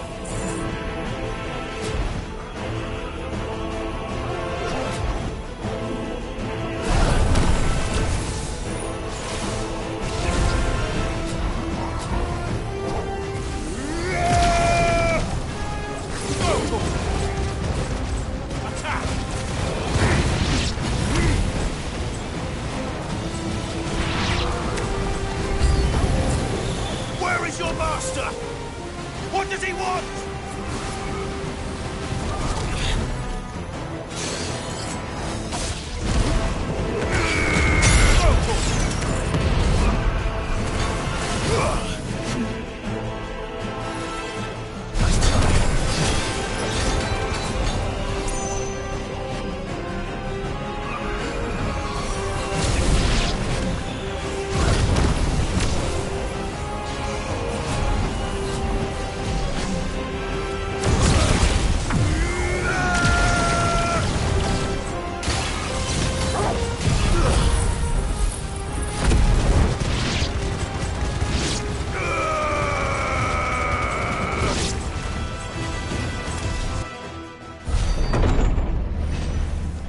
You've caused quite the commotion. But then I would expect no less from you, Muthos. You again. I don't believe we've been introduced. You were in my family's crypt. And now you're here. With an army of Akashic thralls. Manners, Lord Rossfield? They are men, like you and me. Albeit ones unburdened by the wills that drive our kind to madness. They are pure. They are divine. What? And they are all that remains in this once raucous city. You'll pay for what you've done. As you wish. I confess I have been very much looking forward to this. Pardon me this indulgence, Your Majesty. The vessel shall not be spoiled.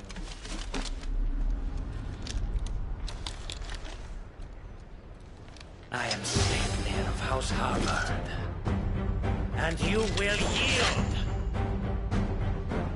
Or not. As long as you don't hold back. Hold on! Chill! Over here!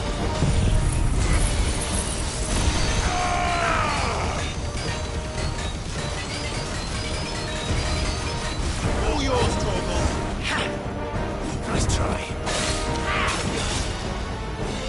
This way!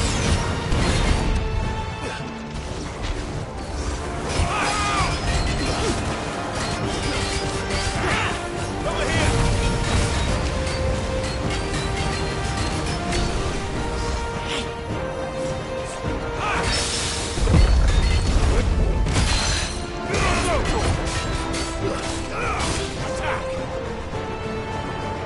trick.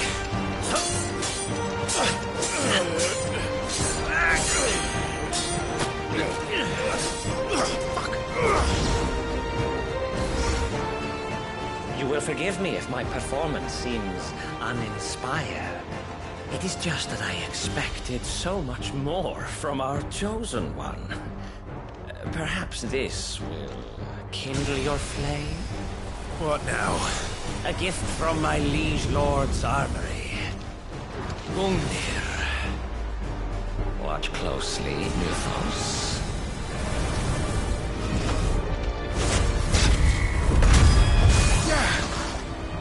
Yes! Yes!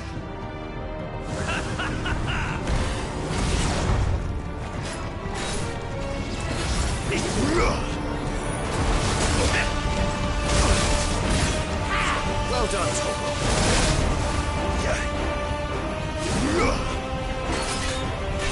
Be still my beating heart!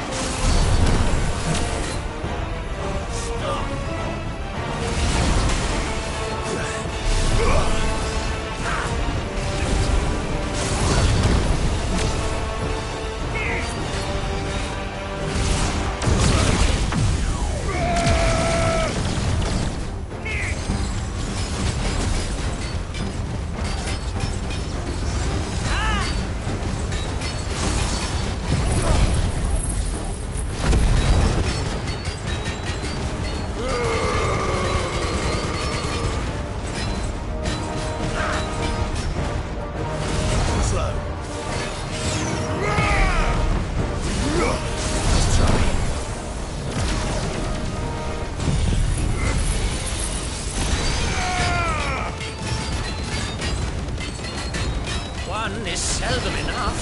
Would you not agree? Actually, I wouldn't.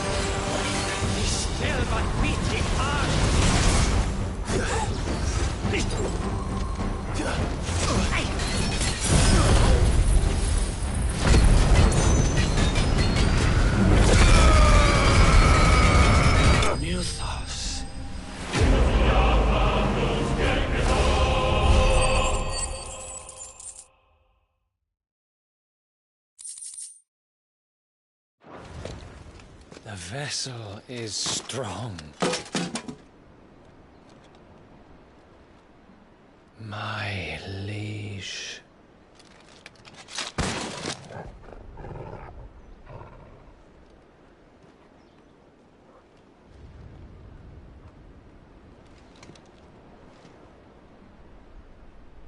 Clive! You're all right. As are you, I see. We are, yes. I'm sorry, but we couldn't save them. It was over before we arrived. Well, you did what you could. I fear we were all too late. What's wrong? Nothing. I hope.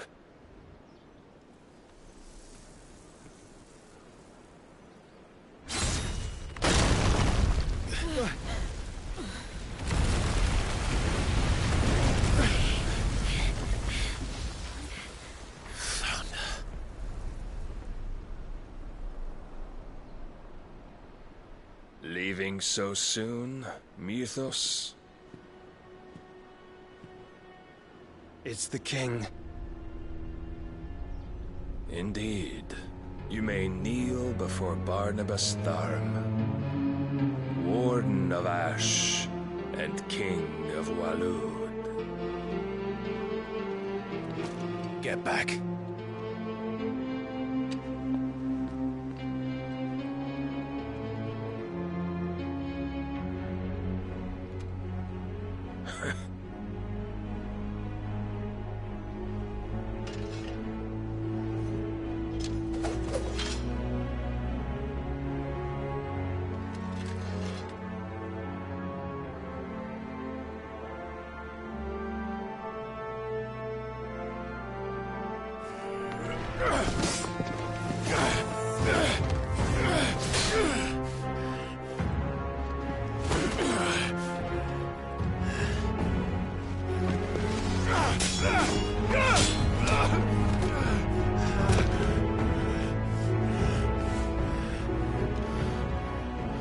Wild and impetuous.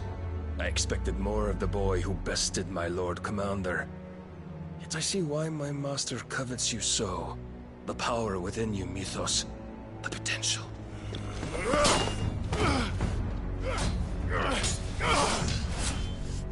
Stop calling me Mythos. But Mythos is everything. The cornerstone of all creation. The Lord's vessel. Your purpose. My purpose? To surrender my mind and body to that thing.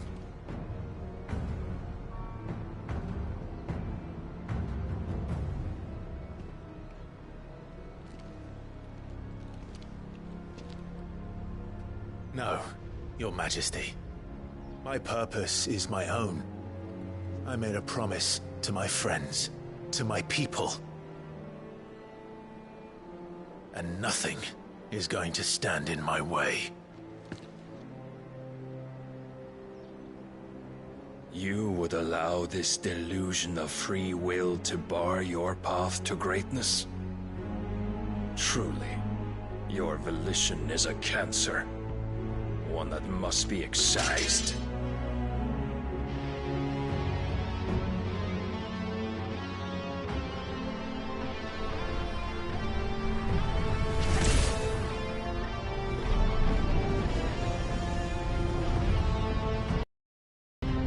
Try it.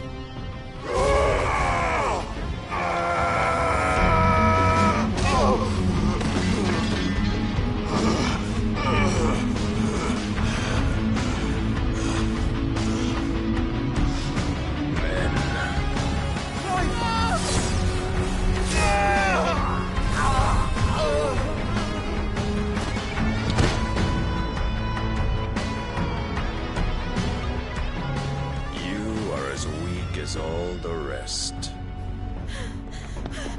Joshua!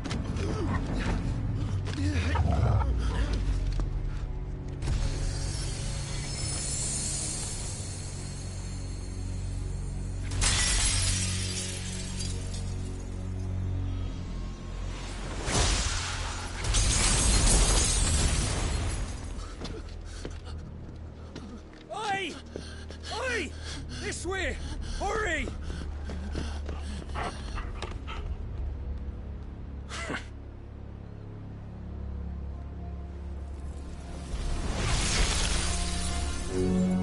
Power beyond reckoning, and they use it as a crutch. Such a waste.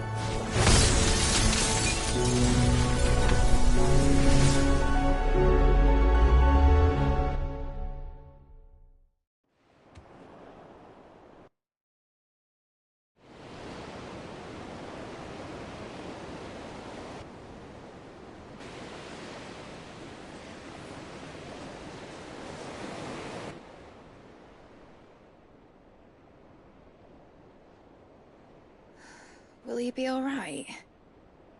The phoenix can mend flesh, but the spirit must recover on its own. I'm afraid the rest is up to him. This place is remarkable. Outfitting it must have been no small feat. But why go to such trouble? That beauty's belly's filled with wonders the world ain't ready for. If the guilds caught wind of what we were up to, they'd all want a piece. All right? And how is he? Do not blame yourself. He was barely breathing when you brought him here. We would have lost him if it were not for you. No. Barnabas may have severed nigh every sinew in my brother's body. But he made certain the wounds were not fatal. Nigh every sinew? Allow me, your lordship. Don't know what I was thinking, putting you to the trouble like that. 'Tis no trouble carrying comestibles to my ailing nephew. I know, but you've already done so much for us.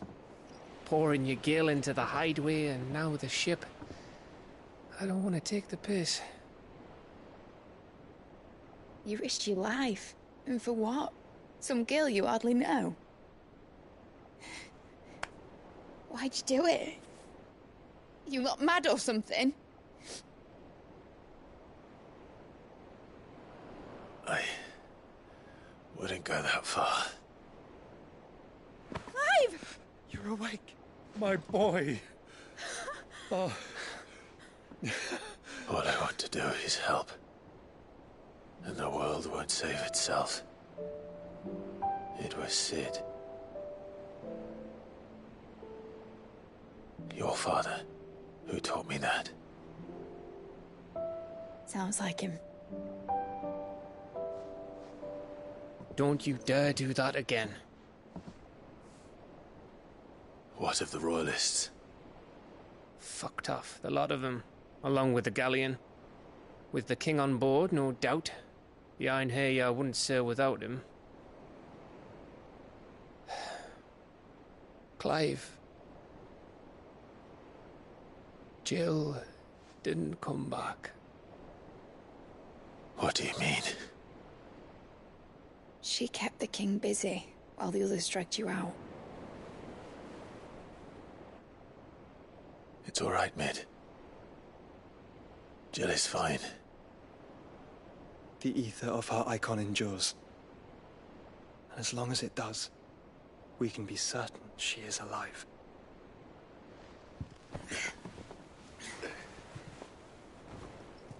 We must pursue the Black Galleon. Jill will be with the king, I'm sure of it. Well, good luck catching him, because my ship's going nowhere. It's the Mithril engine. She's got a kick like a wild chocobo and a mind to tear the hull in half. But do you have an idea? Well, of course I do. My dad'll have seen this coming a league off. If I had his old writings... If you had his old writings, you'd be sitting under a fuckload of rubble. The ones Otto didn't save anyway. I suppose you might still have a few pages in his stores. We'll have to hope it's enough.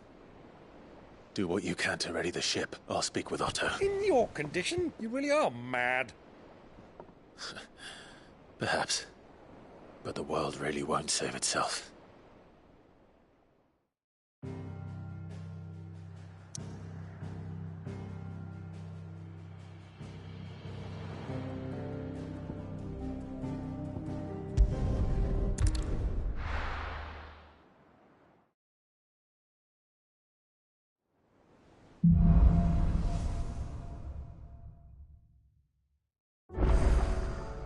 Right. Gav said that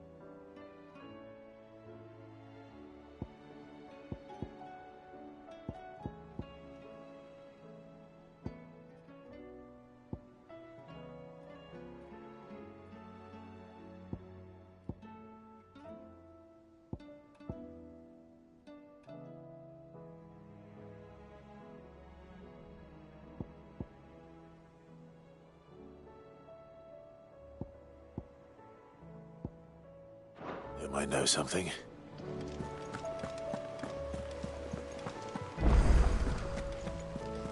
Cole said it was an army of Akashi. How are we supposed to do our duty when the hills are cruel? Oh, indeed. How may I help you today, Clive? Your benefactors are a generous lot. Here you are. All done?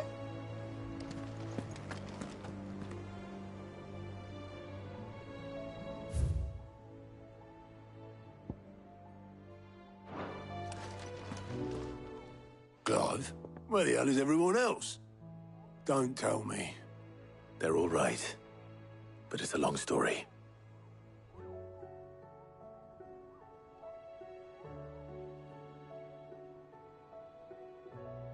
You lot don't do things by halves, do you? Well, at least everyone's still breathing. Now, as for these writings, I'm sorry to say, Clive, but if you had those, you'd be... Sitting under a pile of rubble, I know. But we were able to save a few bits and pieces from the ruins, most of which ended up being used to build this place. The more personal items we gave to the next of kin. In the case of Sid's things, that would have been mid. Then I'll check the workshop.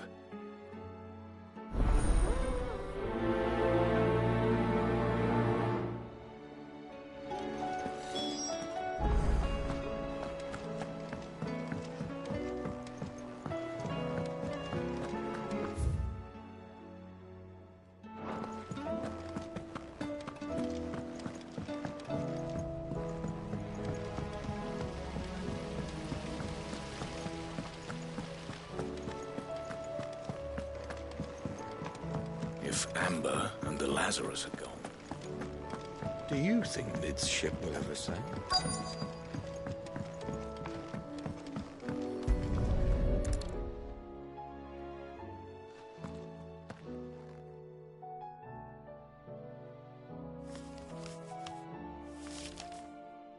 This looks like it's from Sid's old diary.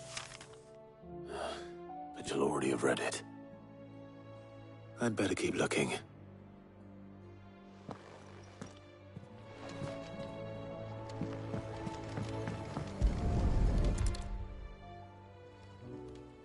What do we have here? Oh. Sid's pipes. Something tells me Mid won't be needing these.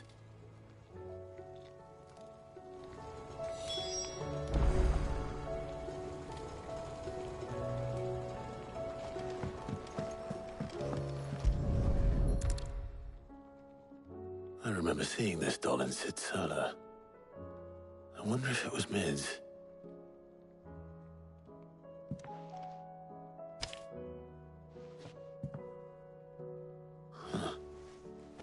What's this tucked inside it?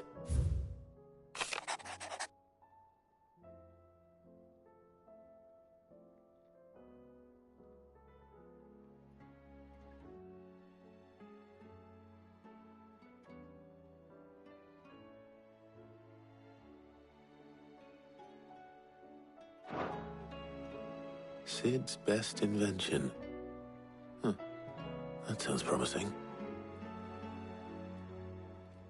So Sid hid something in Mid's first opus. But what would that be? Perhaps Otto might know.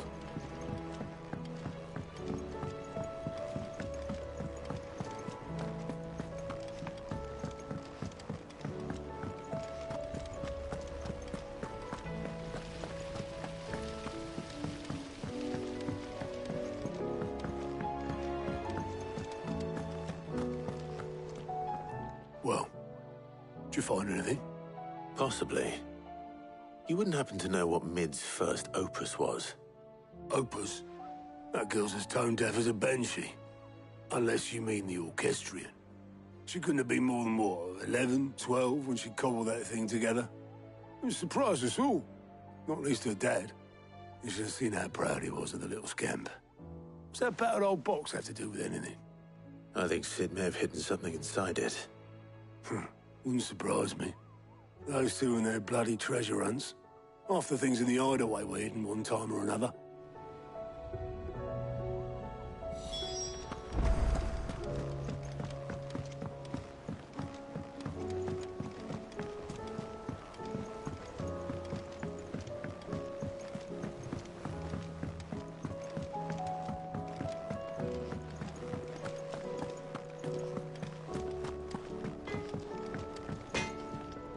What do I owe the honour? So, will it be?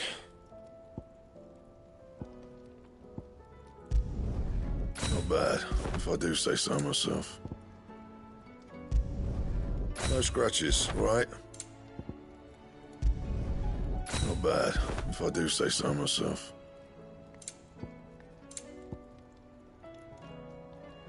Anything else?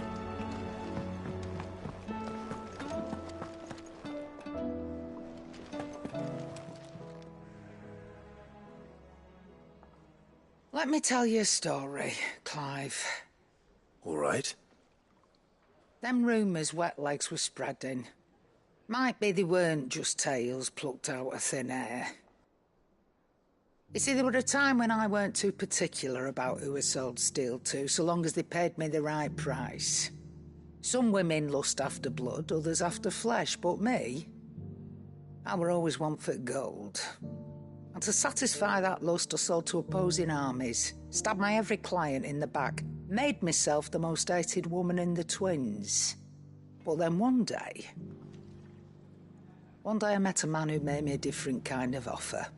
Said he'd give me access to a realm-wide community of like-minded individuals in constant need of steel and sundries. On the condition I sold to him and his alone. Was that the first time you met Sid? Aye. And I fell right into his damn trap. He was true to his word, so I ended up being true to mine. And I soon started making the best profits I've seen since taking up the trade. And all without aiding or abetting any outlaws. Except Sid himself, that is. Told me about his plan to topple the mother crystals, you know. Said that with them gone, the realm would want for all manner of things. An opportunity for the likes of me to mint gil. Why, I reckon an enterprising individual could find himself the richest dam in the twins. And that's when he had me. I emptied my stores that day and moved into the Hideaway proper. And the rest, as they say, is ancient bloody history. A dozen years on, and I'm still not the richest dam. Not for lack of trying, mind. But I can say that I have never been happier. You've all shown me there are some things more precious than gil. That there are. So don't you go messing it all up, or you'll have me to answer to.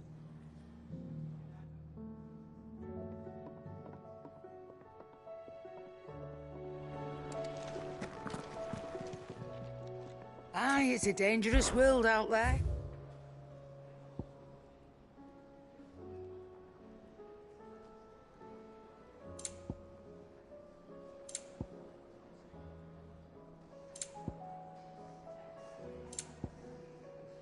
Come again. Or don't. I'm not much bothered either way. I didn't break it. Well, I didn't break it. What didn't you break? Nothing. We didn't break nothing. We definitely didn't break the orchestrion. What's wrong with it? It's broken. Except when it isn't.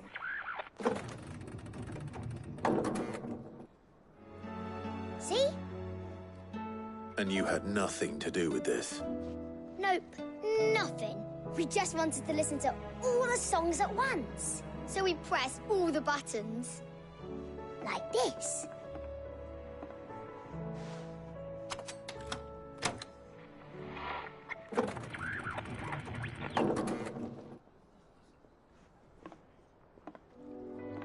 See? All too well. All right, out of the way.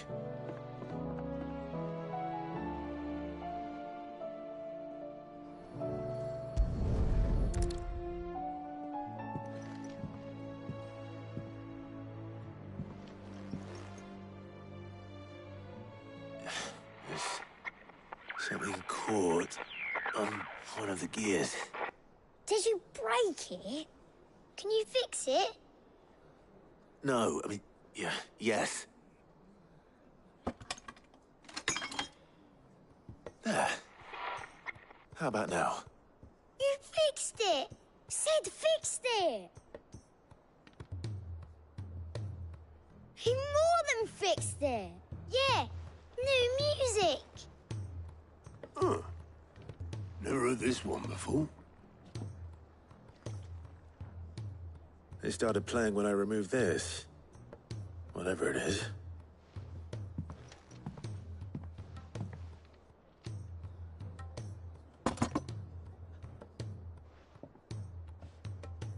Well, don't look at me. I can tell you it's important, though. Sid showed it to me once and said as much. Said it was the stuff dreams were made of. Let's just hope it's the stuff ships are made of as well. Indeed. Let's see if we can make some dreams come true.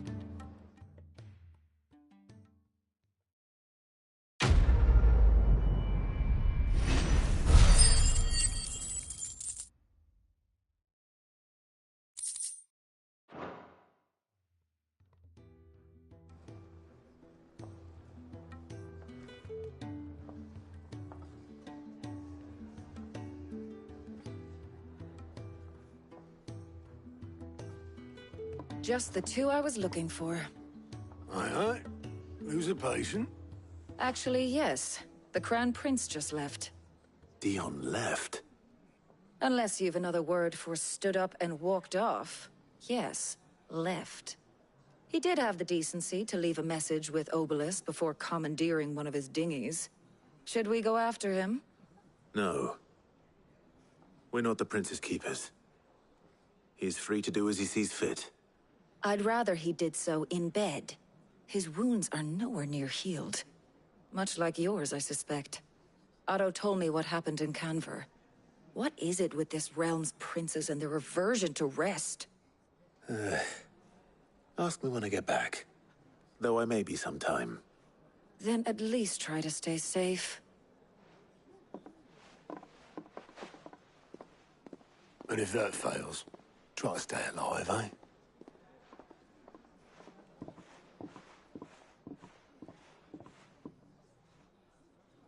Every moment I waste here, the further the flagship sails.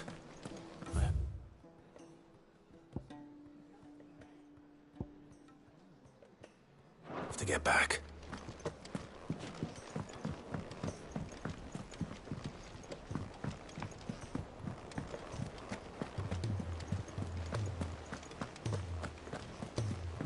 Cole said it was an army of Akashi.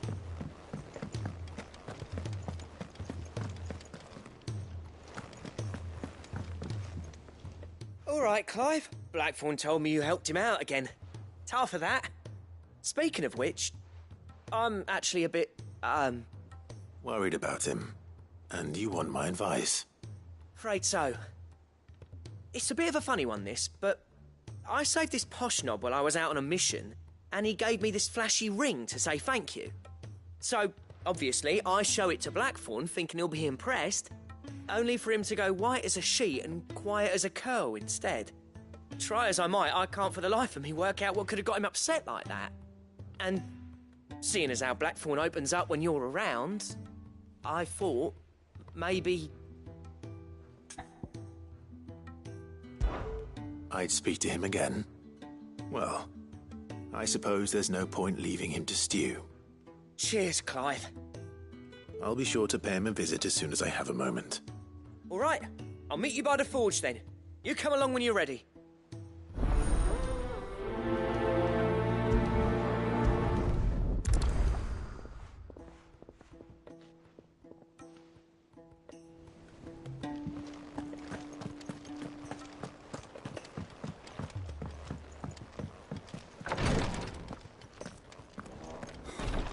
She can't kick this up. Glory to Griga. There you are.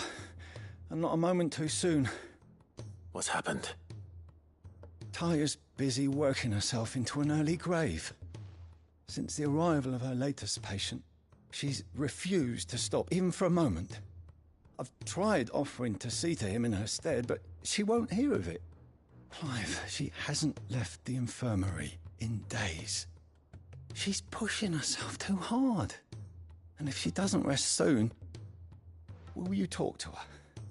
Order her to her chambers if that's what it takes. Because if she keeps this up, I fear the hideaway will be without its best physica before too long.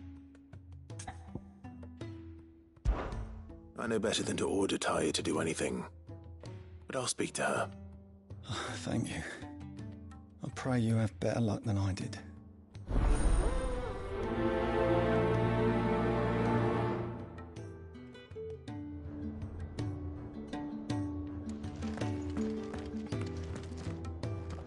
Well, Tyre, Rodriguez worried about you. And if what he says is true, then so am I. We all admire your dedication, but you do need to rest. I will, when it's time.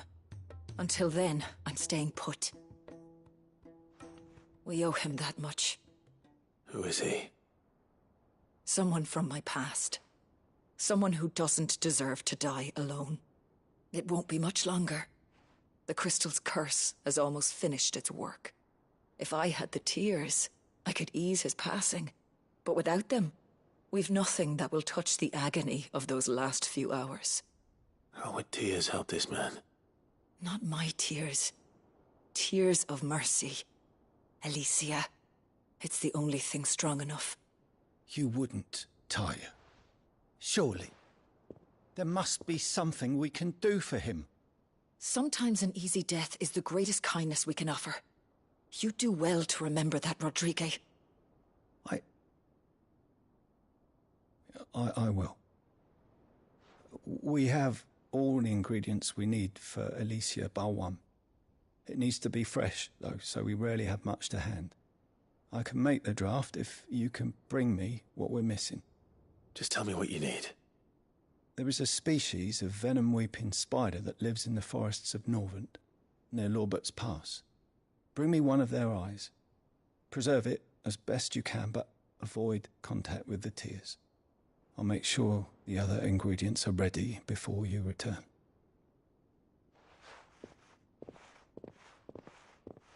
Thank you, Clive.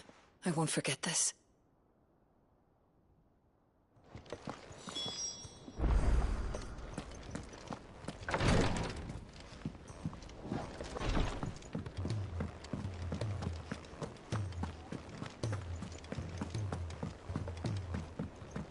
Cole said it was an army of Akashi. What will happen?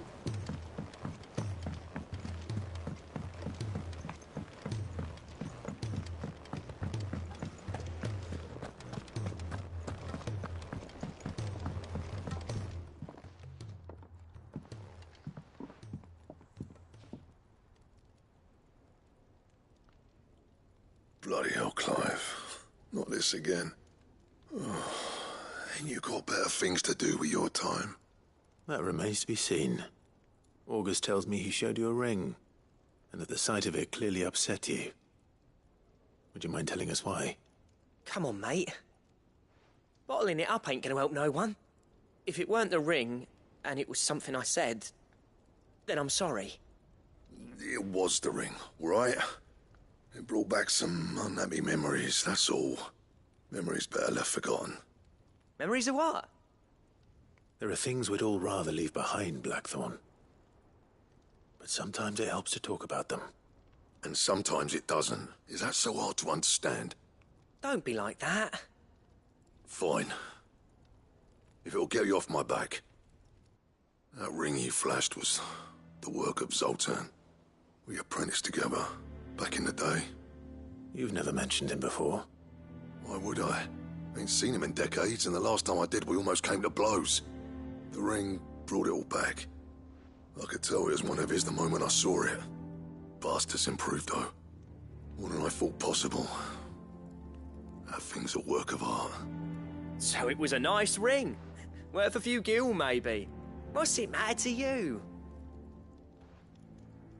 It matters because engraving metal's a nightmare, and I've got no bloody idea how he managed it.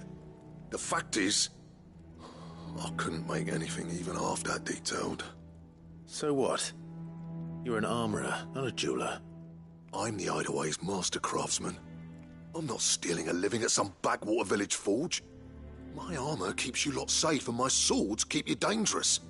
As far as I'm concerned, every swing of my hammer's another blow struck in the name of our cause. So I put my heart and soul into my work. Because the curse breakers deserve better than second best. And I refuse to be shown up by the likes of Zoltan. Very well. Why don't we go and pay him a visit? Learn his secret. I doubt he'd be too happy to see me. Then just this once. Make peace with being second best. Swallow your pride, and focus all your energies on the task at hand. Keeping the curse breakers armed and armored. Provided you can do that, you'll hear no complaints from me. But if you can't, and it's going to distract you, we need to do something about it. What'd you say, Blackthorn? You know he's right. And it's not like you'll be going alone. All right. Magic. So, where do you reckon old what's-his-name is then? Zoltan, was it? In Dravozd, my old village. He won't have left. He's the chief. Dravozd, eh? That rings a bell. Not far from Tabor, right? Just north of the fields of Carava. Got that, Clive? Meet us at Dravozd as soon as you can, yeah? And I'll make sure Blackthorn don't get cold feet. Good luck with that. I'll see you there.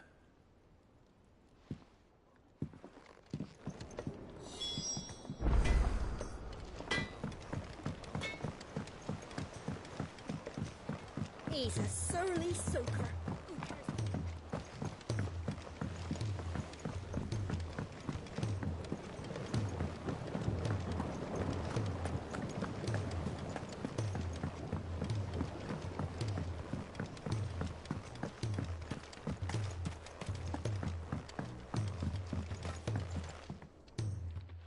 Sid, do you recall the flowers I had you bring back to the yard? Vaguely. Is something wrong? I'm afraid so. I was able to get most of the Morganbeards to take root, but they rarely flower. I fear the soil here does not agree with them. However, I believe I have a solution. I can't wait to hear it.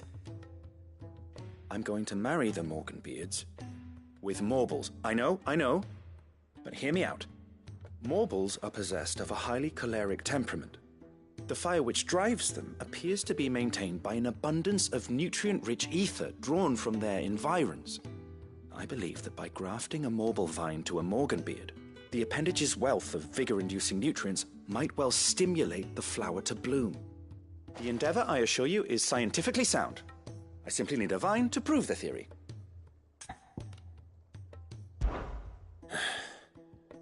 And all you need is a single vine from an ordinary Morble. That is correct. A single vine. As for the Morble, I fear ordinary may not suffice. But, as luck would have it, a most extraordinary specimen is rumored to haunt the swamps of Rosaria. Why, a notice concerning this very creature was only recently posted on the hunt board. How timely. Well, I shan't keep you any longer. I know you have much to do. As do I. Now, where did I put my watering can?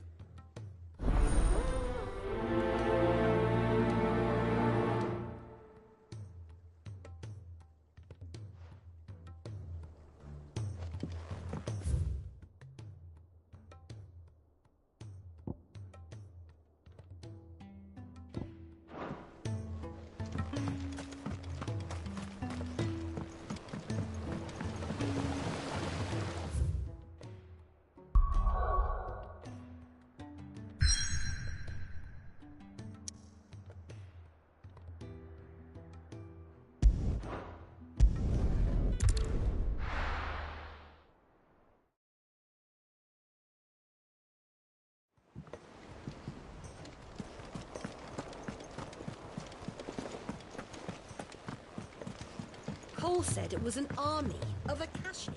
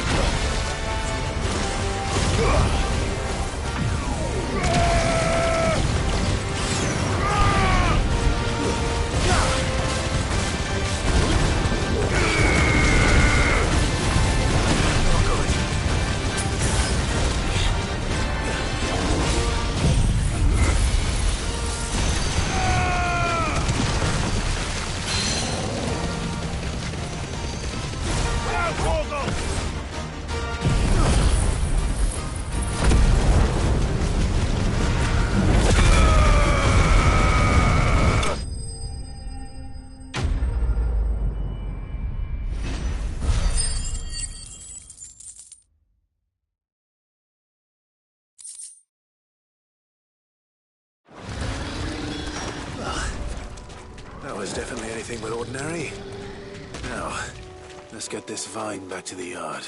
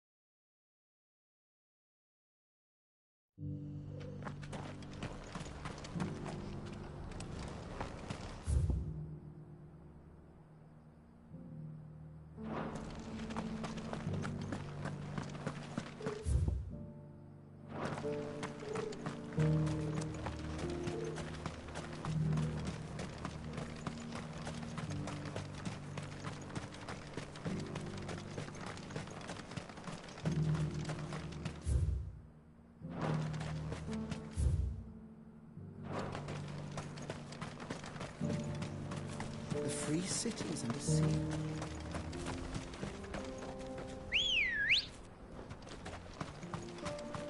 Ready, go?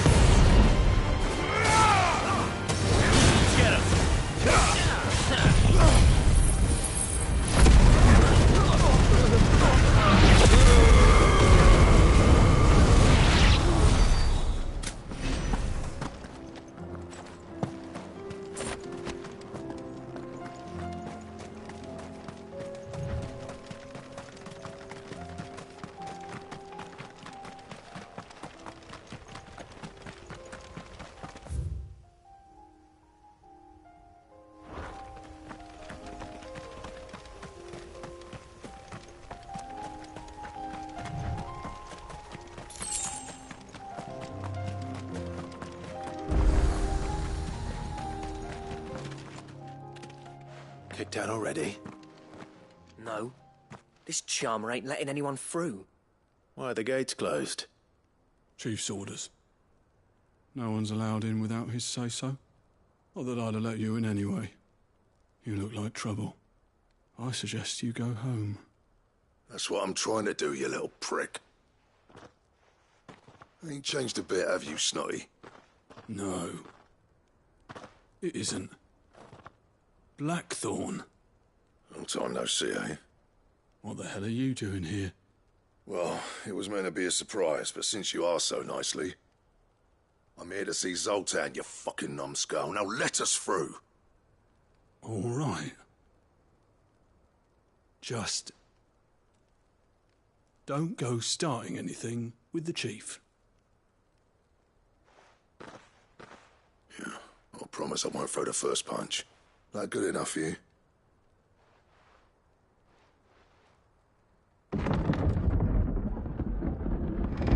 Go on then. Much obliged.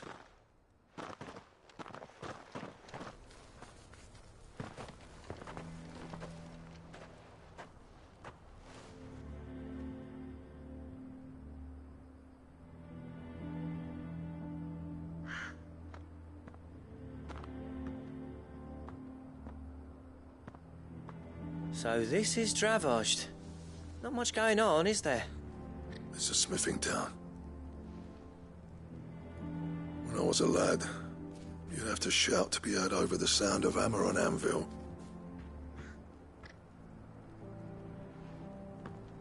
Clive, you're good with people.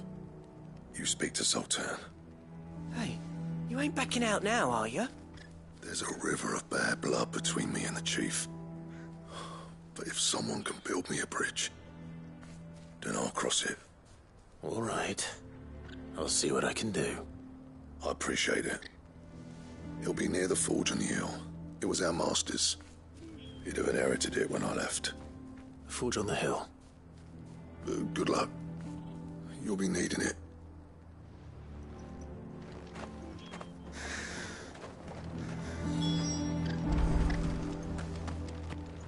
But if we can't fire the forges, how are we going to earn our keep?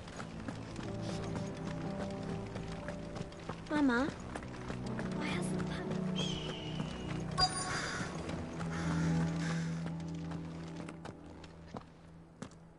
Hotter! Hotter, damn it! Those miserable flames wouldn't melt butter, let alone iron. Pardon the intrusion. I'm looking for the chief. That'd be me. It's a pleasure to meet you. I'll bet it is. Keep the gates closed, I tell him. Well done, Snotty. You're not welcome here. Get out. Before things turn nasty. Blackthorn's here. What did you say? He's traveled a long way to see you. Yes, has he? He's waiting. Down by the gates. Then I suggest you take him with you when you leave. Didn't you apprentice together? So what if we did? Fuck! We're getting nowhere. These bearers' flames are next to bloody useless. We're never going to be able to fire up the forges unless we can find some new crystals. I'm a busy man, as you can see, so do me a favor and piss off. Oh, and if you're struggling to find your way out, ask Blackthorn. That prick knows exactly where the exit is. He's not wanted here. And neither are you. All right. I'm going.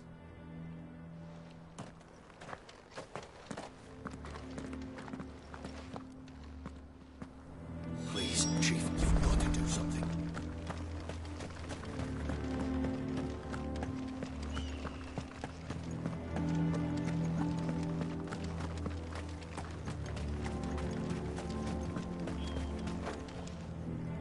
Let me guess. Zoltan told you to piss off. As a personal favor to him, yes.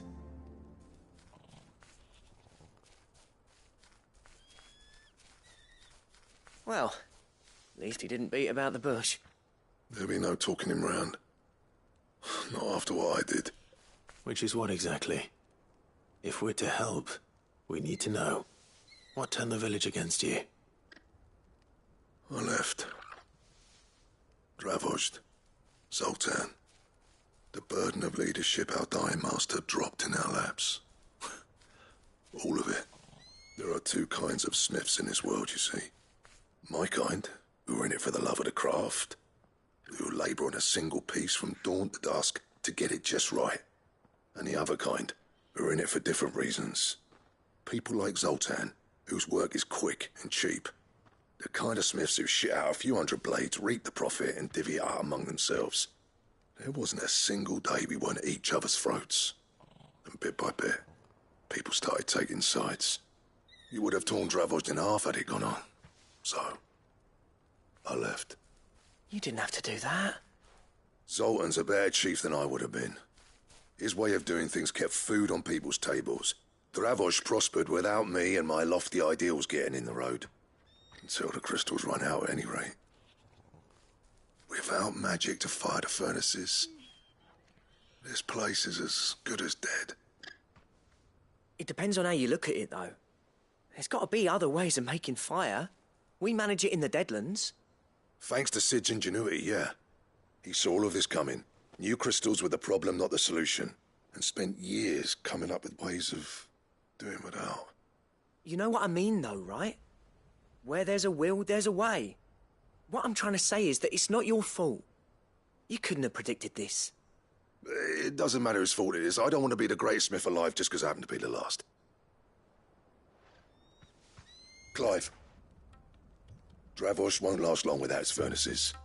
So, do you think it's time we shared Sid's bellows with the world? The way I see it, it's your decision to make. Hold on, Blackthorn. Sid made those things for us.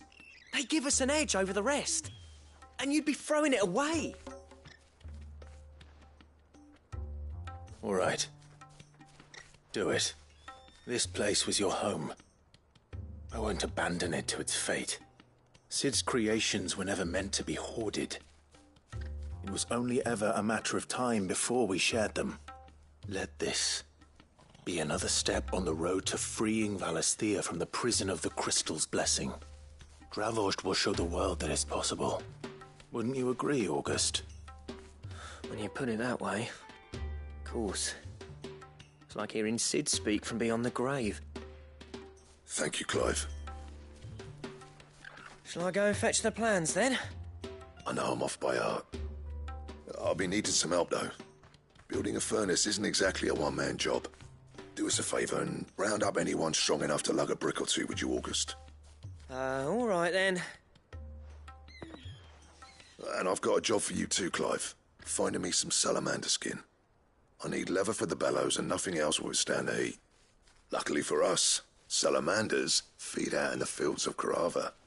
Time for a spot of hunting, then.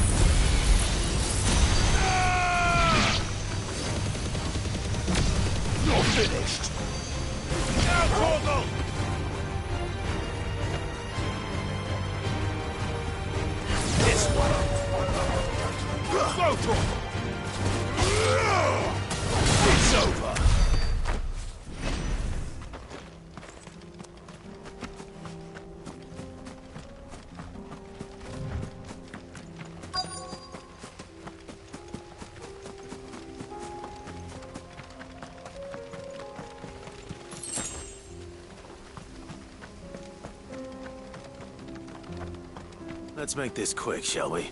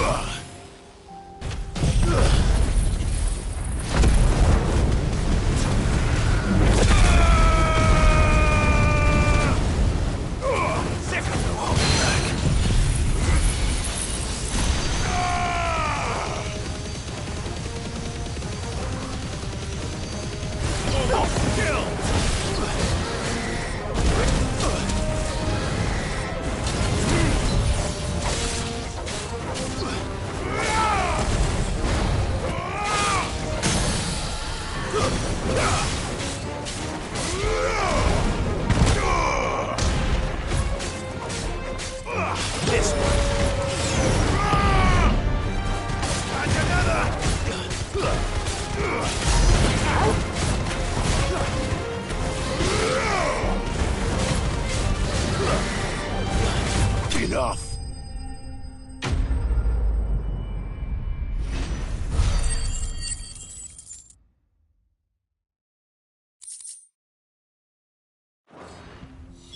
I dare say that will be enough for a decent set of bellows.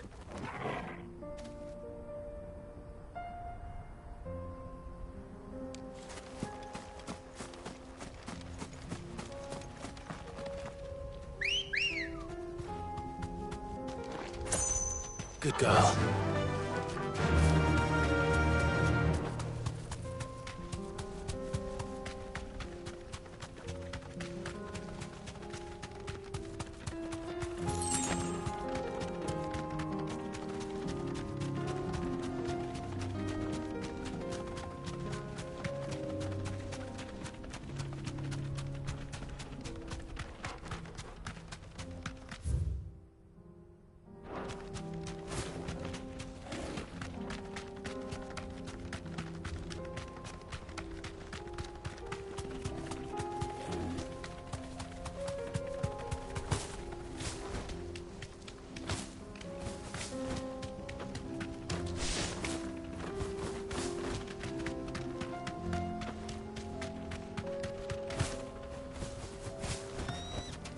No need to ride from here.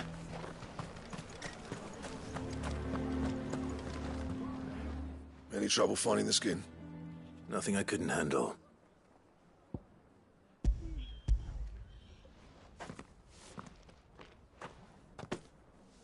There should be plenty. Right then, time to put these louds to work. If everyone pulls their weight, we'll be finished in no time.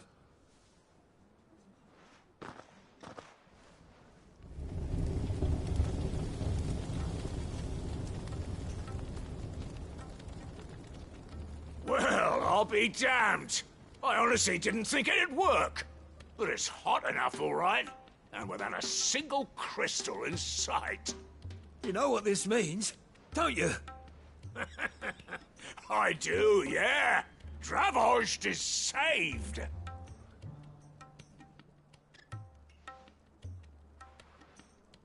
Sorry about earlier.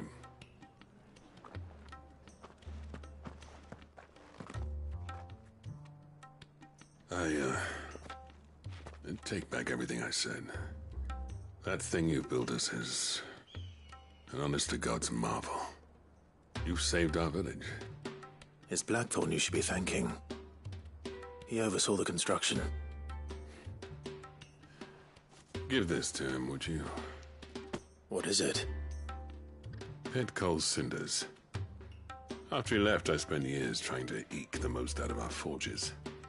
That there was my answer. Chuck it in the fire, and your forge will burn hotter for longer, which will do wonders for your steel. Our secret for yours. Only fair. I've always envied Blackthorn. Since the day I became chief, I spent every spare moment trying to match up to the bastard. No amount of sleepless nights at the Anvil will ever bridge that gap, though. He's a genius. Plain and simple. The man Dravost needed. But he took all his talent and left. Gifted and free. Is it any wonder I hate his guts? The cinders would mean more coming from you. I need to forgive him first. And that's not gonna happen.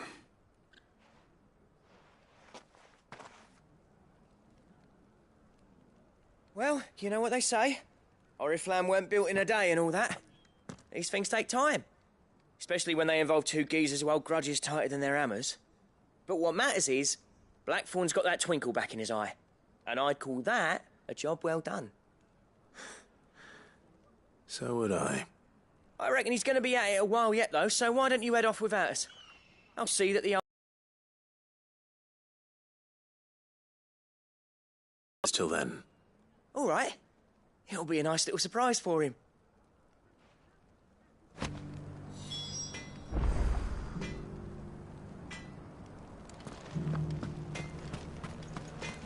These things are going to take some getting used to.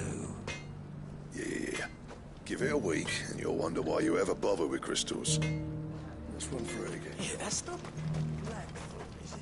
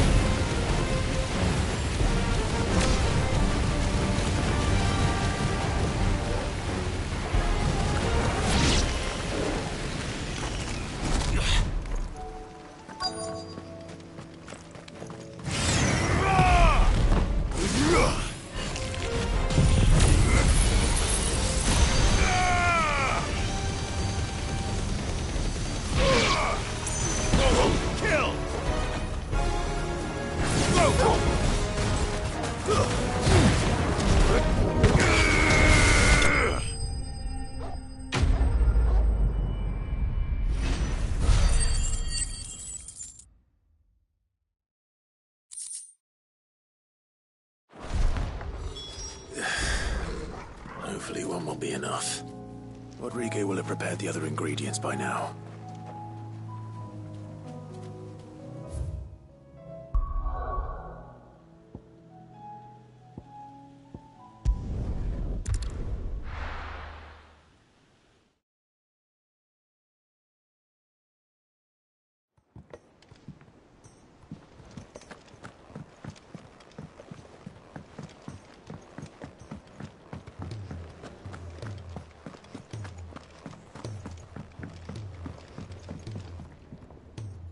Gentlemen, I see you both made it home in one piece.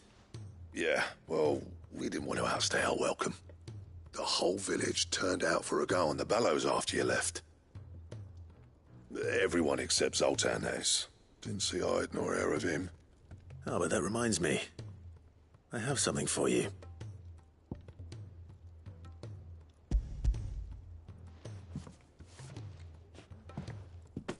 Pit Gold Cinder?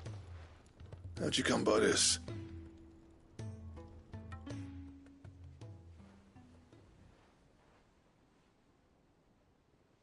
And you're sure he wanted me to have it? I'm sure. You didn't say so, but I think he wants to forgive you. Huh. Imagine that. Yeah. You know I could never leave this place, don't you? Every time you put on mail, you and the curse breakers are trusting me with your lives. There's no greater honor for a smith than that. I'm not about to go crawling back to Zoltan for forgiveness, but I will make good use of his cinder. And if that helps save even a single life, then he'll have my gratitude. What was it you said he called me? Huh? A genius? And he spent sleepless night trying to copy me, did he? Sounds like I better get to work. I've got a reputation to uphold. It's good to see you back on form, Blackthorn. I don't know how you pair put up with me sometimes, but I'm grateful all the same. Now, where was I? Oh yeah, about to put Zoltan back in his place.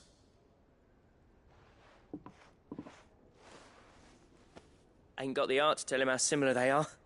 Stubborn bastards. A little healthy competition should be good for him. You're not wrong. Still, it's a shame him and Zoltan couldn't let bygones be bygones. No use grumbling about it now, though. Blackthorn's happy. Or as near to happy as he gets. And that's good enough for me.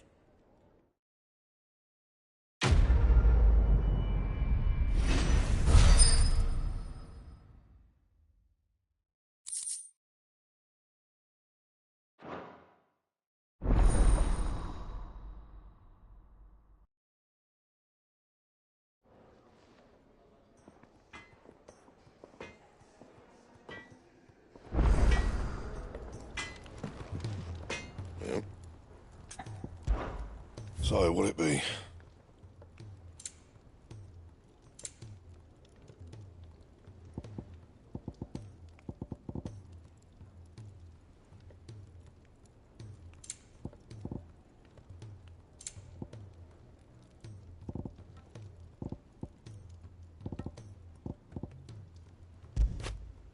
And?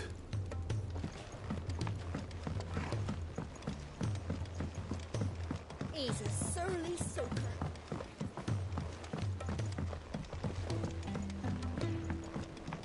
The realm's crops will be.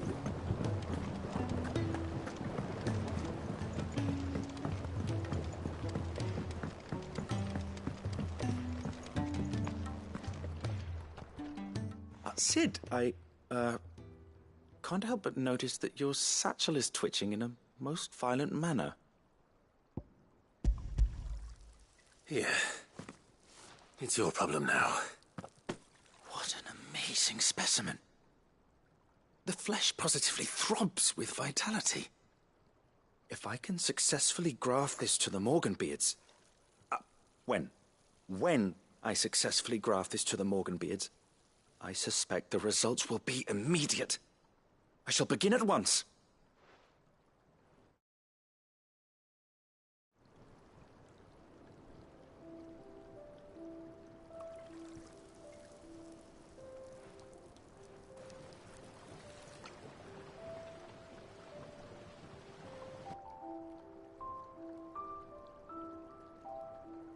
It It's just as I hoped. Witness how the Morganbeards have taken to the blighted soil. How they bloom with heretofore unseen vigor. Why, I dare say such a vine graft would yield similar results when applied to other specimens as well. I'm glad I could be of assistance. You've not only helped us, Sid, you've saved us. Do you recall the extract with which I provided you before? I took a moment to distill some more, but this time with the petals from the invigorated Morganbeards. And would you believe? Its potency has nearly doubled. You must accept this phial as thanks for your assistance. The rest, I shall give to Taya.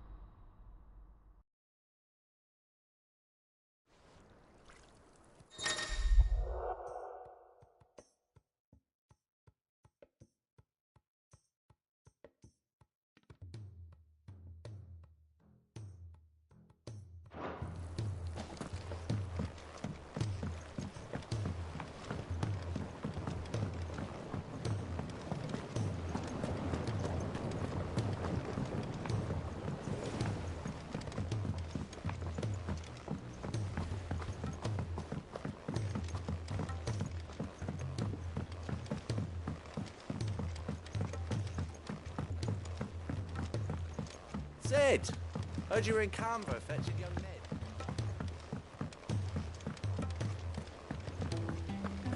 Miss Shirley, how can we let... If Amber and the Lazarus are gone.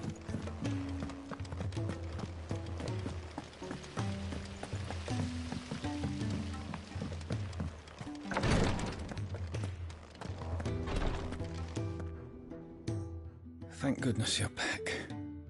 Taya looks like she's about to collapse. Is this what you needed?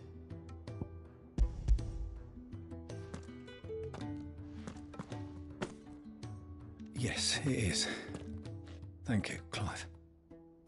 I'm loath to give a patient Alicia, but Taya's right. Sometimes it's all we can do. A single dose dulls even the most agonizing pain, and all other sensation with it. It may be a gentle way to die, but it is death nonetheless. I wish there was another way.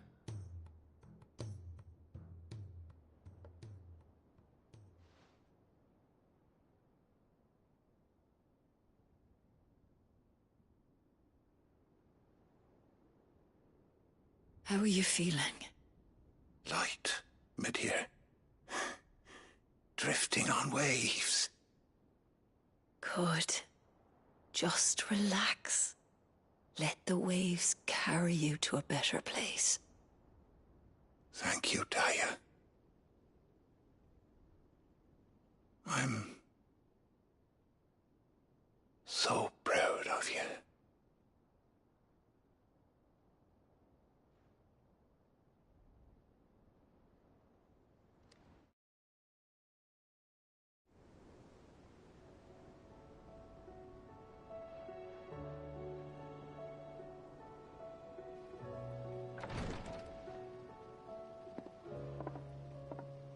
He's gone. Thank you, Rodrigue. And you, Clive? I'll see that he's properly laid to rest.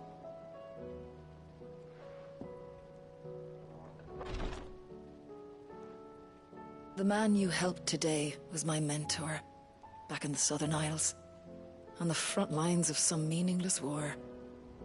I was still a child when they shipped me to their triage tents, to treat the wounded with my gift. But in such blighted lands, I was next to useless. Until he taught me the true physicker's art, that is... An art we would be lost without. Tears of mercy were his gift to the bearers of the world. A respite from the agony of the curse's end. And a kindness Sid would have approved of. You know as well as I what life is like for a bearer soldier. Marched from one battle to the next, never knowing which might be your last. A commander may care nothing for the bearer spent in his service. But my mentor's gift gave the dying one fleeting moment of tranquility before the end. I've no tears left, Clive. I've seen too many of my friends taken. Something needs to change. And we need to be the ones to change it. And we will. I promise. I hope so.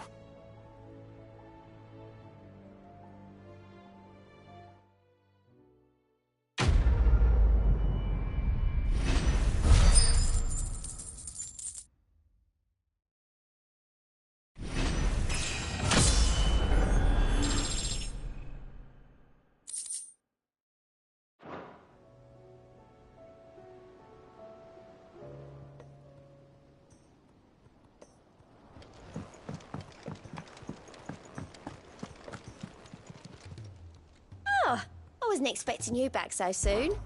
Your benefactors are a generous lot. All yours. Come again. I may have more for you.